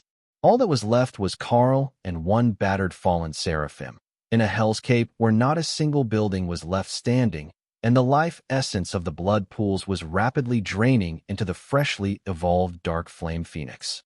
You fought well. Karl commended the boss as Kara approached from the back. As did you, the creature replied. Then, its power soared and erupted as the boss sacrificed itself with an immolation-style attack, blanketing the entire dungeon in unholy fire. Eternal lightning fell under the force of the attack, and Karl felt the bestial Raymond armor spell beginning to melt before he got the defensive spell back up over the group, and his healing kicked in to mend the blistered and charred flesh under scorched fur. 2 tenths. Fun to watch, smells awful. Do not recommend. Kara commented as the last ashes of the boss floated through the air. Solo challenge complete. 2 time-based penalties applied. Calculating rewards. Karl sighed in relief, then focused on Dana, who was currently fighting monsters on the way to the second boss. She was doing well, with the healer keeping her from needing to expend excessive amounts of mana on her golems. She was also taking the opportunity to take on a role as a frontline fighter, which she very rarely got to do. It was a good opportunity to work on her stamina and keep up with her combat skills so that they didn't get rusty from disuse. She might be too strong for the arena, but that didn't mean that there was no more need for her to train. Reward granted, Skill Book of Unholy Beast Transformation, Beast Master Subclass Exclusive. Grants an epic grade beast or beastkin form of the unholy element. Tion frowned at the book in Karl's hands. That was the exact opposite of what they needed. But it was an epic grade skill, so it would give an epic grade body to the transformed user, even if it was just a crappy, unholy beast. Try it out. Let's see what the Karl can turn into, Kara suggested. Karl used the skill and activated the Unholy Beast Transformation. Determining form. Beast, Demon Crow. Demi-Beast, Tengu. The Tengu species were a form of crow demon, as Karl recalled, with large black wings. So, the 2 forms were related, with one being the beastkin form of the animal, which made him wonder, if he gave this to Dana, would it let her turn into a demonic fox? Small and black and fluffy? That sounded rather cuddly. Tion frowned. That did sound cuddly, but unholy was still the opposite of what they were going for. She should be a divine fox, not a fallen fox. Karl let the beasts argue about the merits of holy versus unholy beasts, while Hawk tested out the new skill. His natural form was now a 30-meter-long phoenix covered in black flames. But the skill turned him into a demon crow, only a little larger than his original wind-speed hawk form, with a 2-meter wingspan. That would be incredibly useful inside of dungeons, or even just out in public. It also gave him so much more room in his Ghostfire tree to perch. Overall, 9 out of 10 from him on this skill. It was just a shame it was a crow and not a hawk. Should we head out and wait for the Dana mage to finish her work? Karl asked the team. Ray was carefully inspecting the dungeon, and Kara was clearing the space of anything that resembled loot. But after Hawk had drained all the latent energy for his advancement, there wasn't much worth taking. Good to go, boss. Kara agreed, then returned to her space. The others followed, and Karl exited the dungeon, where a few dozen mythic adventurers were waiting for the results of the day. Well, I can't claim that I was the one to find it, but I might have been the first to complete it. This dungeon has a challenge mode, single person or pairs. The dungeon is exactly the same as it was before, but the reward drops every 10 minutes. I got a bunch of random totem-ranked items and materials, heavily biased toward the unholy element, and one skill book, which I have already used. Karl informed them. The nearest of the myths nodded. That's pretty good. Not easy, but getting a skill book as a reward is better than any piece of gear. Just the amount of money you can make by leasing the book to the Blue Dragons is totally worth it. There was a chorus of agreement from the crowd, and finally, someone asked what skill he got. The important part that everyone had forgotten about. It's an epic grade transformation skill into an unholy element beast. It appears to be random and assigned the first time that you use it because it's not specified within the spell description. Karl offered. A few of the warriors grumbled in discontent. That did them precisely 0 good. An epic grade physique was great, but having to fight as a beast? What were they, druids? That wasn't the sort of skill that they wanted at all. So, the value would be limited, but it was still an epic grade skill. I wonder if the other pair is doing all right. One of the spectators pondered. They're a few minutes behind, but they'll be out soon. I can see that at the very least my guild member is fine. Karl replied. But if you go in alone, you should be able to challenge the whole dungeon, right? Someone in the back row asked. That's right. Who wants to give it a shot? Karl asked. Dave stepped up to the front row with a smile on his face, and Karl chuckled. You got golems, right? Or an equivalent of them? He asked. Dave nodded. That's right. I got spirit guardians, similar to the ones that Nilla has. With the 3 of us, it might be tough, but I've got some new gear, and being a druid, I have a lot of self-healing. Karl patted him on the shoulder and transferred, unholy beast transformation, to the druid, who winked at him, then paid the gate guards to enter the dungeon. See you all in a few minutes, he announced, then walked through the gate. That druid is insane, someone muttered. He's a tough summage, though. If there are more people who can solo a dungeon boss, he's probably one of them. A burly warrior countered. In the dungeon, Dave immediately activated his new transformation to see what he would turn into. Unholy Beast Transformation, Underworld Primal Tiger. The tiger form was 2 meters tall at the shoulder, but close to 6 meters long. The raw power in his enhanced body was truly impressive, and Dave rumbled happily as he called for his spirit guardians. Rewards degrade every 10 minutes. Begin. Just after Dave entered, Dana came back out, looking exhausted. The white dragon was muttering to himself, but looking vaguely pleased. Are we the first out? He asked. The warrior closest to him shook his head, then gestured to Karl, who was tossing chunks of meat into the air for Hawk to catch. Dana stared at the scene for a second. It was utterly wrong, but somehow right. Wait, that's Hawk. When did he get small?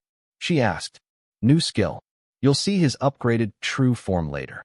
Karl explained. Good work, buddy. I knew that you'd find your way around the bottleneck sooner or later. She congratulated the happy bird. Hawk landed on her shoulder and danced back and forth for a moment, then took off again. It had seemed like a good idea, but Dana's shoulder wasn't as big as Karl's. What's with the bird? Is it like a ranger pet on steroids? One of the warriors asked. Actually, it's a dark flame phoenix, transformed so he doesn't get in trouble in public. Karl replied with a sly smirk. You're joking, right? Karl shook his head as Hawk swooped further into the sky and transformed, letting his body erupt into unholy flames and dense black miasma trail behind him. He flew in a loop to make a giant heart in the sky, and then transformed back into the demon crow, so he could snag another bite of meat from Karl. Dana whistled in appreciation. Hawk really went all out with this transformation. But not pure fire? I'm surprised. Karl shrugged. He was a Ghostfire Thunderbird before, so it wasn't pure fire either. But it was the nature of the fallen seraphim dungeon during his advancement that helped him find this form. Advancing inside a dungeon is really the best choice for some beasts. Dana bumped against Karl's side. Are we ready to head back? Karl shook his head. Dave went in to challenge the dungeon. Dana frowned. That's probably a bad idea. The first boss needs a lot of damage to take out. Dave is tough, but he's not a high damage build. He might end up stuck at the first boss until he exhausts himself, and then it will be up to his instincts whether he can survive to the exit. Karl nodded. Well, it was his choice to enter, and I wasn't going to stop him. We will just have to see how he does. If you're in a hurry, I'm sure that we will find out later.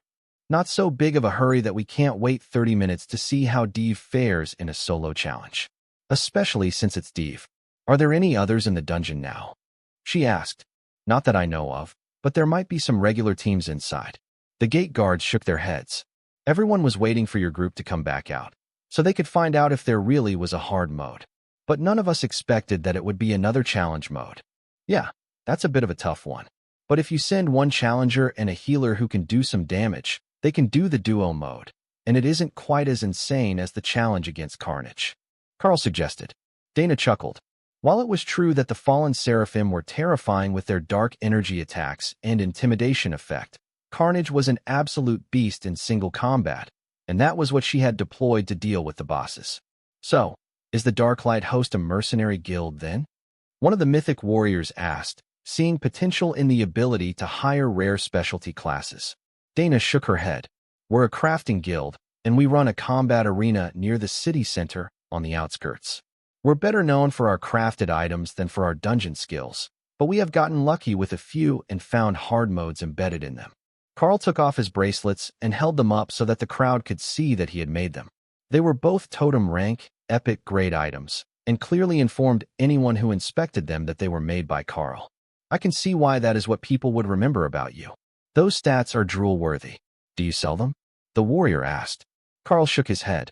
The good stuff doesn't go on the open market. The Immortal Regent asked us not to go too wild with the crafted items, but we make them for our alliance members. A voice in the back laughed. That's just what he wants people to think he's best known for. The Monster Man is going to terrify some challengers during next year's dungeon duels. He's just hit mythic rank, and he's already one of the strongest duelists on the continent. That voice was familiar, Karl realized just a moment before Jerome stepped out of the crowd.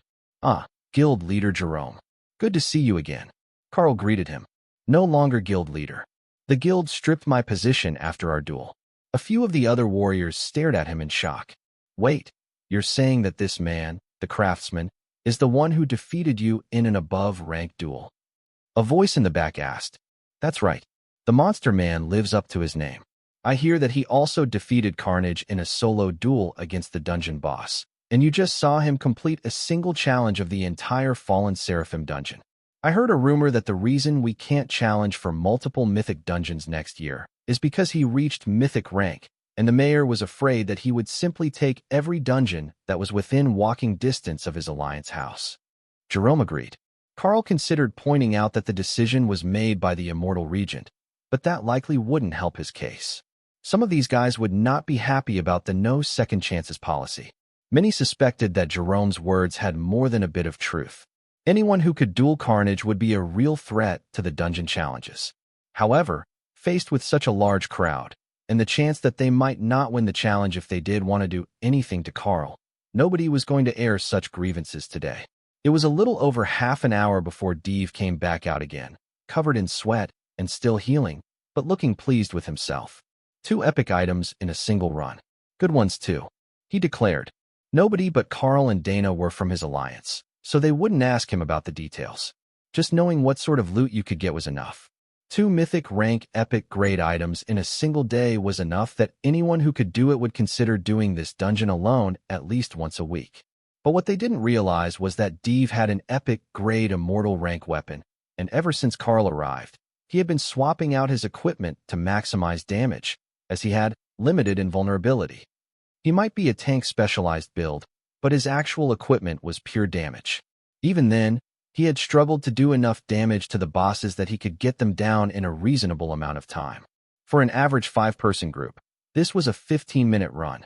It had taken him 3 times that. The fact he managed it was impressive, but it still meant that his damage output was only twice the average mythic damage dealer's, even with all his gear. He was going to need to find a few more specialty skills to bump up his damage so that he could keep doing these challenges. Relying entirely on gear wasn't going to do it, and he had gotten a few excellent skills from Karl now. But that still wasn't enough. However, he did owe a rather large favor for the epic Grade Tiger transformation. Those claws really tore the fallen seraphim up. Now that you are back out of the dungeon, why don't we head to the Darklight Lounge at the arena for dinner? My treat. Karl offered Dave with a congratulatory pat on the back. Is that a fancy new place? One of the myths who had been waiting for them at the dungeon asked. Indeed it is. You should come along and check it out. We've got cooks on staff with mystic cooking as a trade skill, and the food is supposed to be excellent. I haven't had a chance to sample tonight's special, but there is no way it will be bad. Karl agreed. Fortunately for Karl, the staff at the arena were all linked to him by the artifact and knew the moment that he invited a whole group to the restaurant. The place was packed, but there was the option for a private room to be opened at the side for VIP guests. Karl might have only recently met most of these people, but it was the only spot that they were going to get without waiting, so the priestesses prepared the private room for them. Hawk transformed when they walked through the portal and took a perch on Karl's shoulder. That was much better than Dana's, as he actually fit. If you wanted food, you just had to ask, you didn't have to come out to beg. Karl reminded him. I need snacks, Hawk insisted, and Karl realized that he could understand the demon crow's speech, as could everyone else. Did the crow just speak? One of the mythic warriors asked, following behind Karl as they approached the arena. Indeed, that's a new one for him, but the crow form is a transformation spell. That's actually a dark flame phoenix. Karl corrected him. Ah, that explains it. Phoenixes are smart, and demon crows can all speak, at least a little bit. Somewhat like parrots, they can express dozens of words, all in demon tongues. But if he's actually a phoenix, his intelligence shouldn't be lacking. The warrior realized. It didn't cure his shamelessness, though. He's still out here on my shoulder to beg for food, when I could have just ordered for him. Karl joked. Karl led the way in the door, while Dana stayed back a few steps so that she could get a better view of everyone's reaction. This is impossible. Wow. The decor. How did anyone manage to build this? One of the guests asked. Dave smirked at Dana. Just wait until they realize that the restaurant is nearly as large as the actual main floor. But there were other shops and an arena entrance on this side. From the outside, the arena was impressive, but for people who were used to the best of the best, that wasn't enough to truly impress them. However, this restaurant that was decorated with what looked like a lifetime worth of wealth was an instant mind breaker. Out of respect for the other diners, most of whom looked just as shocked and enthralled by their surroundings, the myths remained quiet until they were in the private room and seated. Then the questions began. Is there some major powerhouse backing this restaurant? I swear those were mythic rank holy stones used as lights in the chandelier. One of the men asked. They are, but they're not real. The decor is done with an illusion. So, even if the guild runs into the strongest of enemies, we don't have to worry about vandalism and theft costing us a fortune. We can just repair and replace the damaged interior items with a spell. Karl explained. Then the hostess, is that an illusion as well? Karl chuckled. Unfortunately, no. That is a very real high priestess of the spider goddess. There are a number of them working here. They like the ambience. That left the myths completely baffled. There wasn't anything that you could offer a spider priestess that would make them willingly serve others, but there was more than one in this restaurant. Could it be that they were the ones who bankrolled it? If this were their place, it would make sense that they were here to supervise. Is this an elven restaurant then? One of the others asked. Karl chuckled. Not at all, though the dark elves do eat meat. The chef is not an elf at all, and the specials of the day might surprise you. I asked them to bring us a bit of everything, served family style. The food was out only moments later, and the guests stared at it in awe. Now, this is business advertising. I haven't even seen the arena floor yet, and I'm excited about it. One of the women joked. Dana chuckled. Well, the arena isn't for us. It's a mythic-ranked artifact, but that means it's meant for totem-ranked and lower fighters. It can make mythic opponents and barriers, but someone will have to reinforce them during the fight so that they aren't damaged by the backlash. The woman just shrugged. Some of us prefer to watch the fights and not start them. Totem-ranked arenas are quite the spectacle. Tell me, does your alliance form the majority of the performers? Dana shook her head. You misunderstand. The arena is designed so that you can pick from a variety of monsters, golems, and even dungeon bosses. It's not a stage show. It's an open combat and training arena. That was almost enough to make them stop eating. Almost. But not everyone was so eager to leave. Hawk had found himself a perch on the back of a chair, and the staff had brought him a plate, with everything portioned to be bite-sized for his demon crow transformation. It was like being back in his awakened rank glory days, where he could just show up in the cafeteria and people would feed him. Being small was definitely better at mealtime. What is this skill called? Is it something that can be learned? One of the warriors asked. It is mystic cooking, and it can definitely be learned. But we don't have a school to teach it, so finding a mentor will not be easy. Nearly everyone with the skill is already employed by the Nara Group Alliance as a chef. Karl explained. That raised more questions than it answered. Like, how did they find out about it? How did they find the people who had it? And most importantly, how could they poach one of the chefs? Once the dinner was finished, the group split up, and Karl went back to the hotel so he could work on new items in peace and still watch the fights. Will you be joining me? He asked as Dana finished her meal. She shook her head. No, I'm going back to the guild house in Drought. I promised Sapphire a few more rare skills for her library, and then someone needs to check up on the people there. The crafters should be doing well, but we've also got the orphanage, which might need something that they're too shy to ask Davis for. We really do need to give him a raise as well. He's doing so much more than just being a floor manager for the shop these days. You've got a point. Since we got busy with everything else, he's been left with the management of the Drod Guild House, and that can't be easy when we've overrun him with blue dragons. Karl agreed. Dana smirked. I think that the blue dragons are the only part that is making it manageable. They hate to be disturbed with their work, so they keep everything organized. We are getting a lot more visitors there than we used to, though. Karl sighed. You have a point. I should be over there. I've got so many skills that need to go to the blue dragons as well. Sapphire won't forgive me if I keep skills from her. Plus, I can more efficiently help with her experiments. Follow me. Little One was not a skill that any of the others had been able to use, so they had to actually write out the skill books to teach them to the test subjects. The librarians didn't really mind the work, but if there was a more efficient way to spread knowledge, they would prefer that. And that was how Karl and Dana both ended up at the work tables in the tavern of the workshop area, being lectured about being absentee managers by a centuries-old blue dragon. Once you start a project, you need to see it through. You can't just be running off every few days to start on something new. Sapphire complained. We have quite a lot going on, though. There is the warrior project, the dungeon project, the regular funding raids, the materials raids, the arena, new gear for the teams, then the political meetings to build alliances for the Darklight host. Karl explained. That's exactly my point. Stop starting new things. Dana winked at him. You forgot that we also need to sort through caretakers from the red dragons to run the baby dragon orphanage. It's not going to be long before they start hatching, and there are still too many applicants. Sapphire waved off her concern. I've got that handled. The blue dragons will be sending a few teachers. The white is sending a dedicated medic. The silver dragons have assigned one magical researcher, and they will mediate the arguments between the red dragons over who gets to watch the hatchlings. Chaos. Kara cheered. Oh, that reminds me, I've got a new skill. I don't suppose that you have any Chaos Element aligned volunteers? I've got a Chaos Dragon Constitution skill that is epic grade and might be quite popular if anyone can use it. There is also an Elemental Wrath Totem for the Shamans, Dark Flame, for the Unholy and Fire aligned, which should be most Wrath Demons, and Unholy Beast Transformation at the epic grade. Karl added. Oh, is that all? Sapphire asked in a snide tone. No, but it should do for today. Sapphire sighed, then nodded. We have volunteers for most of your skills, but finding someone compatible with a Chaos-type constitution will not be easy.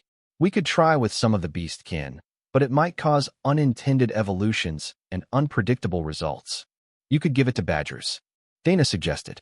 The old blue dragon gave her a look that suggested giving Badgers a stronger constitution was the very last thing that she would ever want to do. But Dana was right. The Badger-type beastkin were the ones most likely to be able to use the skill. All right, I will arrange for someone compatible to learn your constitution skill. I also have a shaman here who can learn the totem form, and more than one suitable demon. In fact, Ashbringer should be in on his way to work. He usually stops to get a snack to go. Sapphire agreed. Dark flames might not be perfectly matched to the demonic Grandmaster Smith, but they were very, very close. They were also stronger than the demonic fire that he already used. But now that he thought about it, Karl realized that adding the elemental wrath totem to the workspace would likely give them bonuses while crafting elemental weapons as well. Technically, it only added damage to elemental attacks, but when you were crafting items that added elemental damage, having the effect active should transfer some portion to the item that you were making. Ashbringer poked his head in the door, having heard his name. Someone was calling for me? He asked. Perfect timing. The Karl is going to teach you a skill. Sapphire explained. Ashbringer simply walked over and waited, not surprised by much of anything that Karl might come up with at this point.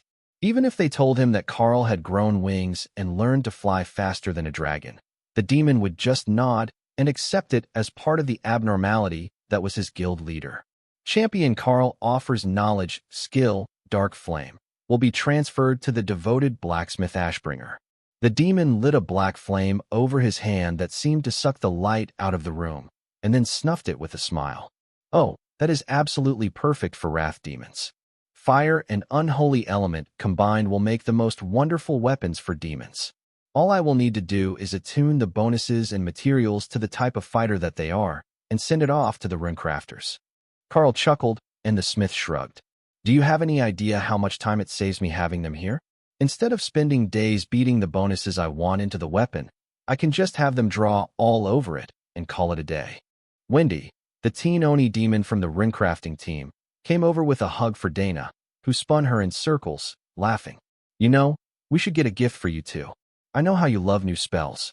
Now, what sort of spell do you need? Dana teased the diminutive demoness.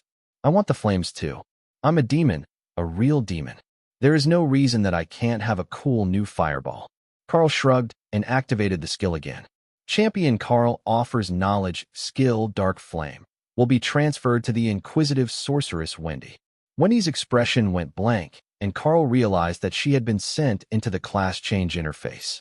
She was only a royal rank mage and recently advanced, but it appeared that the new spell was enough to grant her a new class choice. Sapphire watched carefully with her notepad at the ready. It might not be part of her planned experiments, but it was a skill-triggered advancement, and it needed to be documented for their reports. If Dark Flame, a spell that a huge number of demons would be compatible with, was an advanced class trigger, it needed to be prioritized right behind the golem spells. The sound of crashing behind him distracted Karl just in time to catch Mage Jones, who had sensed the change in his daughter and came running through a portal too fast to stop. Oop, there you go. Relax, she just got a new spell, and it activated the class change menu. There is no danger to Wendy. Karl explained as he caught the Oni demon, who looked very human with his magical wig on. The mage shook his head. I think that it changed something. I can sense the imbalance in her power, turning away from pure arcane magic. Karl frowned. The new spell she requested is a form of unholy fire. It's very suitable for demons of all sorts, but more to the wrath demons than most others, as they're already so fire-friendly. Wendy's dad nodded. Then it shouldn't be harmful, I assume. But Oni demons aren't innately unholy aligned. We're a form of magic demon, so we're arcane aligned. However, when he spends too much time with the Blue Dragons and Hugo, that guild master from Xylas, they've all been teaching her random new spells every week, and I can't keep up with it anymore. Dana laughed and gave him a consoling pat on the back. Your little girl is growing up. But Wendy has an insatiable lust for knowledge that the dragons can't resist helping her with, and Hugo just wants someone to nerd out about spell theory with. The mage chuckled at Dana's description. That did sound an awful lot like his Wendy. She was incredibly good at making friends, when she got a chance to, but if you gave her a chance to discuss magic, she wouldn't stop.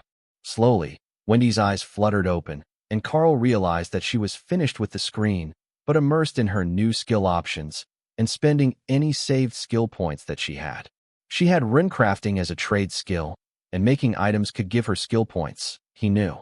So, she might actually have quite a few of them saved with how hard she worked to show off her skills. Well, what did you decide on? Karl asked once the young mage was finally finished with all her advancement-related decisions. Well, it gave me a whole bunch of class options, but most of them are basic mage-related ones. Now, that is fun, and I love new spells. But they were kind of similar to the spells I already know, you know?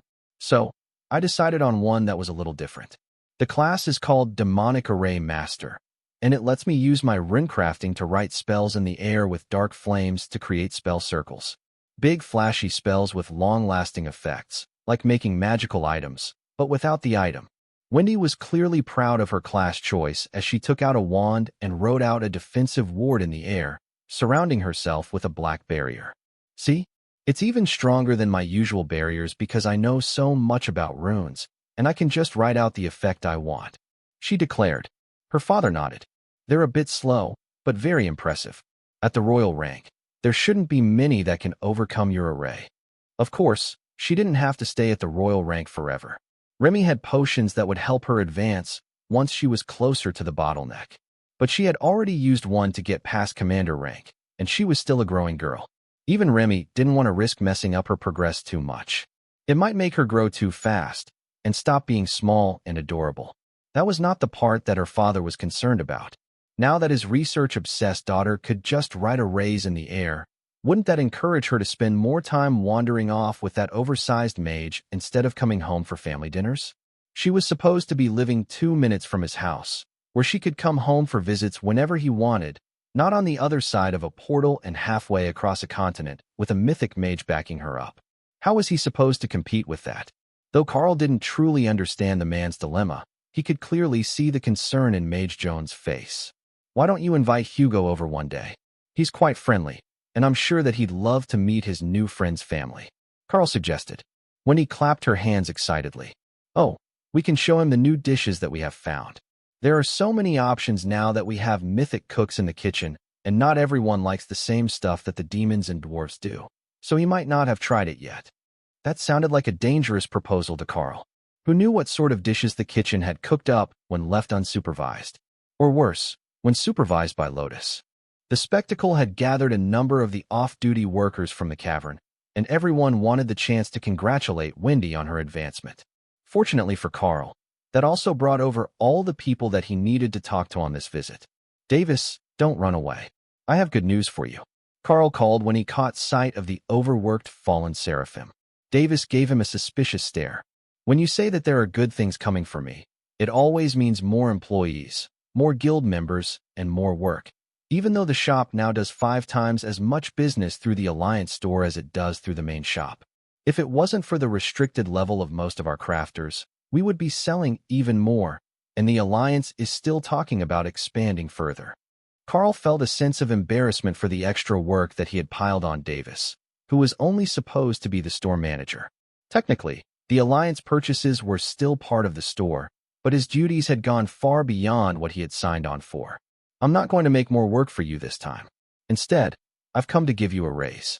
You've been doing far too much work for your pay grade, and you've led the guild store to fame and profits far greater than expected. The craftsmen all earn on commission a portion of the sale price of their items. But you have been on salary, based on the cost of living here in Drod. If you were employed in Xylas, your pay would be significantly higher, as are the prices for the goods that you manage. So, we will be adjusting your pay commensurately, Karl declared. I'm more shocked that he knew the word commensurately and used it somewhat properly. Sapphire muttered to herself, which made Dana giggle. Davis, who had not heard the dragon's snide remark, simply smiled and bowed to Karl. Thank you for your consideration. Should I prepare the budget numbers for a new pay package? He asked. Karl shook his head. No, I will declare the raise now, and then you can work out the numbers along with next pay period sales. Davis smiled at the answer. It was basically a not my problem from Karl, but Davis knew that there was far more revenue than would ever be declared in a pay package. Even if he earned 10 times what any of the Smiths did, it still wouldn't put a dent in the guild's monthly profits. Karl had the system upgrade the pay package of Davis's work contract, which could be done without signing a new form, as it was a pay raise, and the system had no problem letting the guild branch leader hand those out. Docked pay, or a lower pay package, the member would have to sign their agreement to, but not pay raises. They're all done. If you're using the automatic transfer between the guild house balance and the guild members, it should go automatically to you, Karl informed the overjoyed demon. Indeed, and it will be enough to make my mother proud of me for once." Davis joked. Wendy laughed. "What do you mean for once? That old woman doesn't do anything but brag about you all day long. I don't think that I've ever seen a parent quite as proud of her child as she is of you." Karl noticed a red dragon cleric passing by and waved her over. "You are new. Were you here for the orphanage?" he asked. "I am one of the new arrivals, preparing for the dragons that the guild apparently has ready to hatch. Birdie is my name, in the human tongue. We started to gather a few days ago, and you must be Karl, the guild branch leader." She replied, "Wonderful to meet you, Birdie. The eggs still have a bit of time, but having everyone in place first would be best. I will need to gather everyone who is going to be moving to the separate space so that I can confirm that they understand the nature of the assignment. The eggs can't safely be moved for some time, but the separate space they are in is linked to me, so it may change locations, and the entrance might not always be accessible. So you will need to work with the druids and nature clerics to ensure that you are producing everything that you need." Karl explained. Birdie nodded. "I hear that there is enough room there to fly freely, and that you have created a biome for each type of dragon egg. That is wonderful news, and much better than the average orphanage." Sapphire smiled indulgently at the young red dragon. "There is more than enough room to fly. It is a tiny world spell, not just a hidden space." "Karl, how large is it now?" Karl shrugged. "I have been expanding it since I reached mythic rank, and while I didn't bring it to maximum size, it's hundreds of kilometers across now. Enough that there is not only room to fly, but it has become nearly necessary to fly to get around efficiently. The nature clerics have broken themselves into groups so that they don't have to travel so far every day. But we have added teleportation platforms in the space that let you get to major landmarks easily." Dana frowned at Karl. When had he done that? About 5 seconds after he said that he had. That is when he added them, with one marked platform a few hundred meters from each of the camp locations, and then one near the mock guild house in the underground city. The tiny world was feeling much more complete now that Karl was getting ahead on his understanding of the mana manipulation fundamental rule. It wasn't at the point that it could be considered a fully independent space yet, but it was getting close, and Karl could use it as a test to measure how his progress toward immortality was coming. Though at this rate, both Kara and Hawk might beat him to full understanding of a rule. Birdie silently called over the rest of the orphanage workers, including the matron Blackclaw from the orphanage at the Drod Guild house. She wouldn't be leaving, as her charges were going to be productive citizens of Drod once they grew up. However, that didn't mean that she would accept being left out of the loop when there were big things happening to her fellow clerics. "Well, that was quick. Do we have everyone gathered? I see dragons from at least half the aspects here." Karl began. "We have all the important ones for an isolated orphanage and dragon temple here. Red, blue, white, silver, bronze, green." Matron Blackclaw agreed, speaking as the ranking priestess present.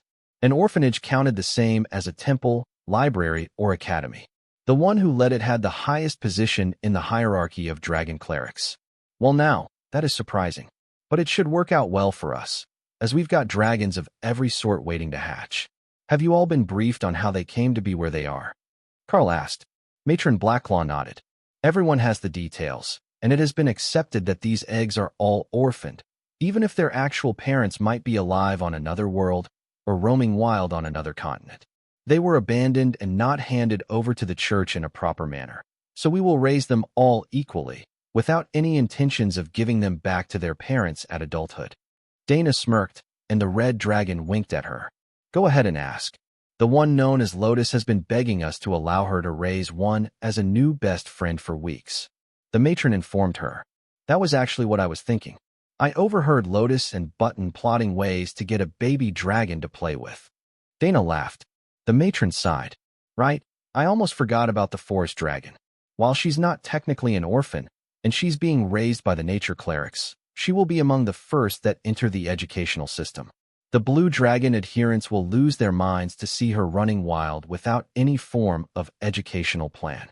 It would take some devoted efforts to find her and keep her in one spot all day.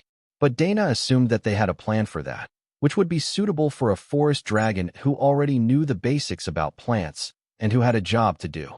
If you could count gathering chicken eggs while resisting the urge to stop and eat them as a job. Not that Button would do any such thing. The chickens would attack her if she did. Since everyone already knows what is going on, I thought that I could introduce you to the tiny world today. It will take some stress off poor Davis here, and it will give you all time to get situated before the hatchlings arrive. Karl began. Immediate excitement spread through the crowd. This was what they had been waiting for, their new assignment. Or, for many of them, their first assignment. The church had decided to send only a few senior dragons to the tiny world, as they knew that the mana there would be incredibly dense, and that would benefit young dragons who were still growing into maturity much more than it would the older ones. The primary goal was to help the young ones grow into proper adults, but helping the young adults grow into powerful elders of the church was also an important goal. Their only major concern was that the red and blue dragons who worked in school and orphanage duties were overwhelmingly the women, while the men mostly volunteered for either combat duties or library research positions. So, they had tried to balance them out with a few men from the silver and bronze dragons, but ultimately, they had only found 4 men in total out of the 20 who were going to raise the dragons. Is it just me, or are there a lot more dragons than I was expecting? Dana asked, doing a quick head count. 20 in total. Hatchling dragons are a terror, far worse than you might have experienced before, especially when they're from mixed species and all want to show off and argue about whose innate powers are best. Matron Blacklaw insisted. Hawk, who had chosen to circle overhead, chirped a laugh, and the dragon looked up at him. Fire. It's obviously fire. He insisted. The red dragon laughed. See, that is exactly what I'm talking about. Then she tossed a chunk of dried meat up to him, and Hawk cheered as he retreated to a rafter to enjoy his snack. You know, the Beastmaster class might actually be very suitable as an option for red dragons. You're a natural. Karl commended her. I've had over a century of experience. If I couldn't guess what keeps young ones under control, who could? She retorted. But as I was saying, the church has chosen these 20 for your brood. These 2 fine young men are Rashid and Oben, the assigned arbiters from the bronze dragon god. That is Raced. He will be representing the silver dragon of magic. And then we have Axel, the patron of the orphanage, who will be working with his wife Aaliyah. Matron Blacklaw explained. Karl didn't miss that the matron didn't introduce all the ladies to him, though many of them were standing closer than the bronze dragons, who had chosen to watch from the back. Whether that was because she didn't trust him getting too friendly with them, or out of consideration for his status as a married man, he didn't know. It could be both. Well, if the kids are off at work already, you can accompany us to the tiny world for a tour. Karl offered. Matron Blacklaw shook her head. No, let the new matron and her partner lead this group from the start. They don't need me looking over their shoulder. I'd love to hear from you. Thanks so much for watching. Did you enjoy this video? If you did, make sure to hit that notification bell so you never miss an update. And don't forget to subscribe and give this video a big thumbs up.